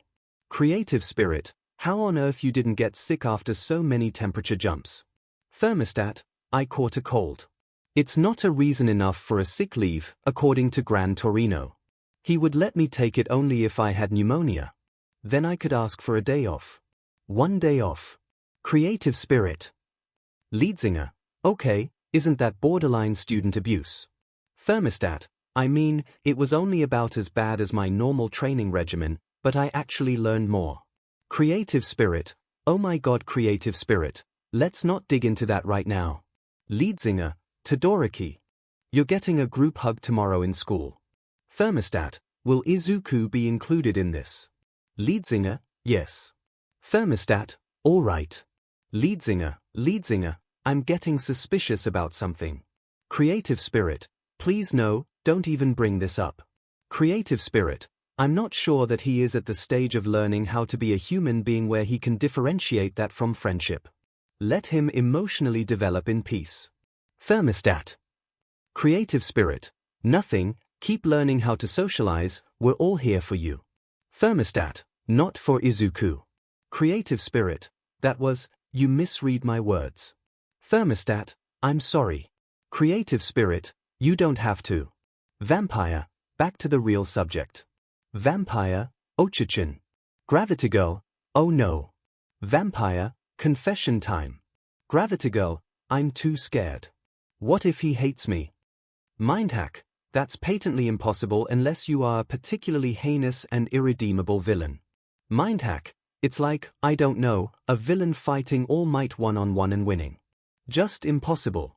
Vampire, if you give me some of your BLD I'll do it for you. 𝐔𝐬𝐽, 𝐒𝐭𝐚𝐲 𝐔𝐠𝐻, you know that he can somehow tell that it's you at a glance, vampire, and I'm super curious how he's doing it. 𝐒𝐭𝐚𝐲 froggy, body language, no doubt. You copy the appearance and voice but not all mannerisms. When he knows someone well enough, he can tell that they aren't walking in the right way. Froggy, you should be able to sneak up on him while pretending to be someone he doesn't know, but you'll have to work on hiding your own body language or he'll tell that's you regardless. Vampire, Froggy-chan, thank you. Froggy, you're welcome. Mind hack, Froggy-chan. Where is my cute nickname, A? Vampire, Toshi is Toshi. Mind hack, fair enough. Mind hack, also at 𝐔𝐬𝐽, confess or I'll make you. 𝐔𝐬𝐽, your quirk can't make me talk. Mind hack, yes, but I happen to just got those cool artificial vocal cords that allow me to mimic the voice of other people, so I'll just have you stand there quietly and speak for yourself. Mind hack, and I'm going to do that in a humiliating way. And record the whole thing. Mind hack, unless you go and do it yourself. 𝐔𝐬𝐽, this is blackmail. Mind hack, I prefer the term plus ultra persuasion. 𝐒𝐿singer, 𝐵50 warped perception. Okay, I'm positively in love with that line. 𝐒𝐿singer at Creative Spirit, do a t-shirt with the blackmail. I prefer the term plus ultra persuasion. Writing over it in Hitoshi's size. Warped perception, I want one too. 𝐒𝐿singer, I low-key want to see Aizawa-sensei's face when he sees you wearing it after school. 𝐔𝐬𝐽, 𝐵50 𝐒𝐿singer, also confess, Uravity, or I'm going to start prattling about all your secrets. 𝐔𝐬𝐽, what secrets? 𝐒𝐿singer, I know what you did yesterday during the lunch break. 𝐔𝐬𝐽, OMG 𝐔𝐬𝐽, I'm going to confess today, folks. Mind hack, wait, I want to know what she did. 𝐒𝐿singer, then I would no longer have plus ultra persuasion material and she wouldn't confess. Mind hack, fair. Then don't tell me. Urarako Ochako had absolutely zero experience in matters of love. What she did know is that trying to make it too weird would just freak them both out, especially Izuku, because he was, well, Izuku. So it has to be something absolutely simple. And private. Especially private. So she took advantage of them sitting together during the lunch break and asked Izuku to wait for her after school, because she has something to talk with him about and she would prefer it to be private. She ignored the knowing looks from Tsuyu, Himiko, and Hitoshi. She ignored the smirk on Kyoka's face one table away and how she elbowed Momo to whisper something to her. She ignored everything because she is going to confess to a boy today, damn it, and nothing is going to stop her. She was in her warlike mood and that was probably the only reason why it would work. Why it could work. DMN it. Also, she is never again watching newest Mr. Compress video on her phone in private while cooing about how cool he is, because clearly Kyoka is a gosh darn stalker who knows more about things happening in school than Nedzu with his microphones and cameras. The remaining classes are a bit of a haze. When they end, her classmates vacate the room, the ones who know give her some thumb ups and reassuring looks, and she remains alone in the class. Well, alone with him. He looks at her over a few abandoned seats, clearly worried. About her. Because of course he is worried about her. He is probably thinking that something happened to her and she needs his help, because of course he does. This is one of the most admirable and precious traits of the already admirable and precious boy, that she has a crush on the size of Mount Everest. She finds herself floating a bit. He is now even more startled, even after she returns to the floor. Izuku. She is going there, she has to. She has her warlike spirit, her ironclad determination and the willpower honed during hours of combat training with Gunhead. She can do it. How was your day, DMN Uraraka? It was quite nice. Izuku is clearly lost by how utterly pointless thing she started with, but he plays along. Does he think that it's some sort of introductory moment to something? Or that she is trying to communicate with him in a code to make Nedzu not notice it? And, oh god, is Kyoka listening to this? Uraraka is going to jump through the window if she does, if her absolutely atrocious attempts at first confession, hopefully the last, like, in a good way. Unknown to someone other than tight-lipped Izuku, her social life will be over. We had some nice lessons and I had a talk with Mineta during one of the breaks. Izuku continues, unaware of how internally messed up she is. I think he is doing much better. The meds are clearly working and he is putting in an effort with Hound Dog to fix his, personality flaws. Or at least soften them up a bit. So I don't think that he will be expelled, and I like you. She stammers out, immediately going red. This is pretty great, because I was really worried about his reaction to the. Izuku stops answering her accidental question. And she can almost see the gears turning in his head for a few seconds. Finally they arrive at their destination. I like you too, Uraraka. He replies and she briefly goes to a cloud 9. I didn't have many friends before going to UA, almost none at all if you exclude Hitoshi and Himiko, but those were pretty much internet acquaintances while preparing for the rehab course, and Bakugu was being Bakugu, so, he starts mumbling and Uraraka realizes that the dummy train arrived at the wrong destination and now she has to fix the railway chaos like some sort of train conductor. DMN it, how do you call the people who are above them and oversee all the try? Uraraka, stop. Not like that, Izuku. She is trying to contain the red, but she fails and she can feel her face slowly turning into a strawberry. He pauses his increasingly mumbling narration of his really sad life prior to UA, and looks at her strangely. So she promptly freaks out. I mean, I like you as a friend, yes, you are a great friend. She quickly stammers out. Just, not only that. Come on, take a hint. Don't make her use any love-related words or she will float out of the room through the window and enter a geostationary orbit. So, like, friends but also rivals. Why is the first thing that comes to his mind? She absolutely freaks out internally because he is so innocent that it almost hurts, but part of her suspects that he just never imagined himself being confessed to and that actually hurts. No, not like that, it's just, she doesn't know how to react to what's happening. He is clearly not taking a hint and it's just. Himiko Toga comes to the rescue. She almost kicks the door of the class open. Uraraka has never been as startled in her life before and then walks inside. This is a love confession, you super dummy broccoli-colored menace to society. She yells and Izuku goes slack-jawed. You guys are the absolute worst and I can't believe I stayed behind just to hear this sad excuse of a romantic moment. This isn't some 2-bit romance manga when you need like 500 pages of adorable shenanigans for someone to say the L word, damn it. What? Now Izuku is trying to say something but she isn't letting him. Now give her a proper answer or I swear to every supernatural entity out there that I'm going to go full murder vampire on you. She shouts at Izuku, before baring her teeth at him and hissing loudly. Then she looks at Uraraka. Her expression of anger changes to a reassuring smile. Good luck, Ochichin. Then she leaves the room. Izuku Midoriya promptly faints. Uraraka gets her confession answered in the recovery girl's office where Izuku was moved to give him time to return to the world of the living. Of course, it's not an instantaneous process. First of all, he has to wake up and she is waiting for this on the edge of her seat. Then with recovery girl out of the earshot, she still has to drill through the wall. With her head. Izuku Midoriya is complicated. And is blushing super hard while still resting on the bed. Then again, she is blushing super hard while sitting on the chair next to it. The silence is extremely awkward. Eventually it's Izuku that breaks it. Sorry, I don't know how to process what just happened. He says, doing his utmost best not to look at her direction. What you said? The stuttery moment is kinda adorable. Sad, when you consider the probable reason for it, but also adorable. This just makes her want to hug him. Uraraka at this point has a pretty reasonable degree of understanding of Izuku Midoriya's character. Being part of his fan club did wonders, although in all honesty she gave more to it than she got. Is it, because you don't know why a girl would be interested in you? She asks, trying to not look at him while also trying to see his reaction. It seems to her that she hit the nail on the head, which is awesome, because the other possible reason is about SXL orientation and the option A is much more optimistic to her long-term plans for him. Maybe a bit. He goes even more red, somehow.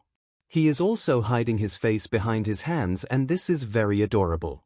The chances of eye contact are absolutely minimal, especially as Uraraka is hiding behind hers as well. Then you shouldn't. Uraraka manages to reignite her fighting spirit a bit because damn it, she has to. Especially when it's something like that. You are brave. You are kind. You are smart. You are hardworking. You are, cute. Keep fighting, Uraraka. And don't mention the hot part by accident. After the USJ, you saved 13's life and helped me get out of it, so you kinda make me feel safe. And that whatever happens to us, whatever villains would be in front of us, we can win. You also have that drive for heroics that's super inspiring to me, and you gave me very good advice on how to be a better hero, and... She takes a few deep breaths. She is speaking her mind, she can do it. It's all going great. Right. It's hard to say because she finds herself absolutely unable to read anything from the steamed broccoli in front of her. And I guess that I want to support you like you support me. She adds. And become great heroes together. Is it exactly a manipulation if you know that something is likely to persuade someone but you actually kinda mean it? Because she wants to be a hero with him, but she also knows how much of a berserk button for him those words are. Oh. He manages to utter, but it's quite clear to her that the Izuku.exe process crashed hard. It's okay to say no though. Uraraka's attempt to bulldoze through the remaining resistance crashes hard and she ends up taking a massive step back. At least partially in panic because she doesn't want him to feel like she is pushing him into this. With how much he doesn't want to hurt anyone near him, he would probably agree just to not make her sad. And she wants love, not this. I'm not going to be angry with you. It's alright, I know your family situation is a bit complicated, and she certainly isn't going to say it loud. Nezu might be listening in. Or, worse. Kyoka. It's a bit more complicated than you think. He still looks away from her, blushing hard and clearly not being sure what to do with his hands. I mean, I want to accept, but it's like... I don't want to drag you into anything weird. You have enough on your plate as it is. That's no reason not to share your plate. She says a bit too intensively, because the I want to accept kinda pumped fuel into her engine. You are clearly having a lot to deal with, and having a 𝐔𝐬𝐸 friend to help you with that is great. I guess. Izuku seems to be kinda reinvigorated. Less freaked out. He probably has things that he wants to share but doesn't really have anyone to do that among the friends of his age. She and Tsuyu discovered the Mr. Compress part by absolute accident. Give me a second. He lunges for his backpack, pulls out a notebook, and quickly writes something on the page. Probably to avoid Nezu. Or Jiru. Does he even know about Jiru? Or did Nezu wiretap the recovery girl's office? If you are still willing to be my 𝐔𝐸𝐸 friend, he stammers in the identical way as she did, and Uraraka finds it adorable. After reading that, then I'm alright with that. No wait, I'm happy with that. He is clearly struggling and that's low-key cute. If not then, don't mention that to anyone, please. He turns the page of the notebook towards her, and she reads the words he wrote.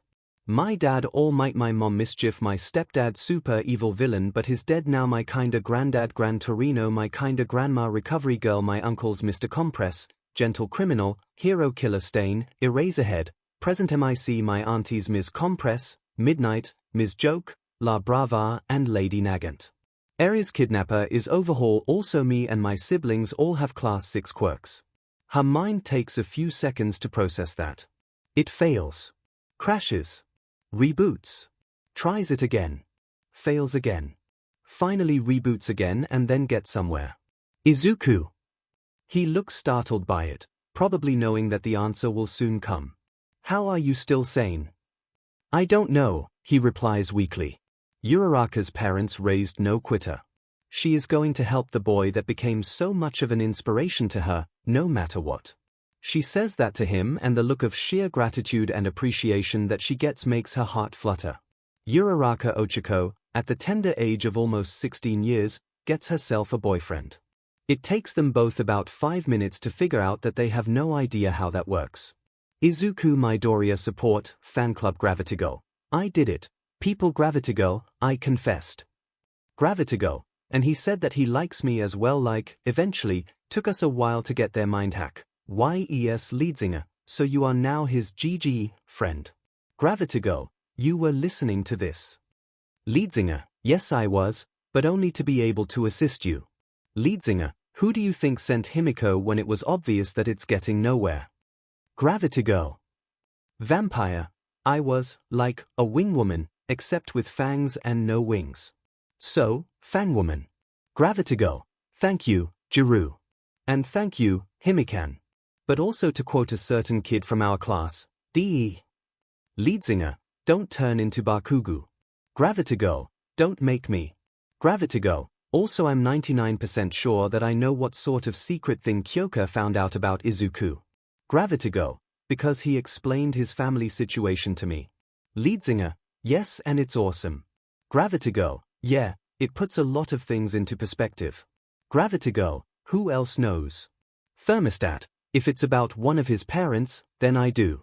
But I believe that he made it clear that he doesn't know the world to know until the day he graduates and becomes a pro hero. He doesn't want to lie to his classmates though, and if you come to directly ask him about it, he will say the truth. He prefers omission to lies.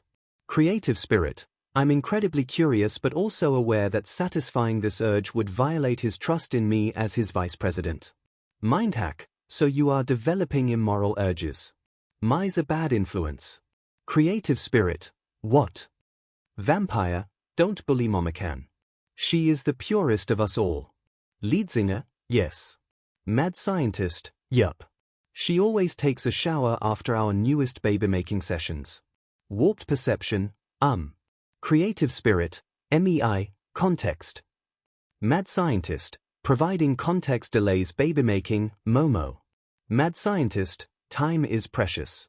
Unless I manage to build the time machine. Creative spirit, she calls her inventions babies, she is from the support course. Warped perception, yeah, that makes perfect sense. 𝐔𝐬𝐽, I believe that he is almost ready to admit the truth about it, and I'm going to push him towards that because I understand his longing to keep things silent, but I also believe that Aiko's comment was spot on. Froggy, hair full of secrets. 𝐔𝐬𝐽, yes, and I think that it's crushing him. 𝐔𝐬𝐽, me hearing out the truth and not freaking out made him look at me like. I mean. 𝐔𝐬𝐽, his face was overflowing with appreciation and pure, concentrated happiness.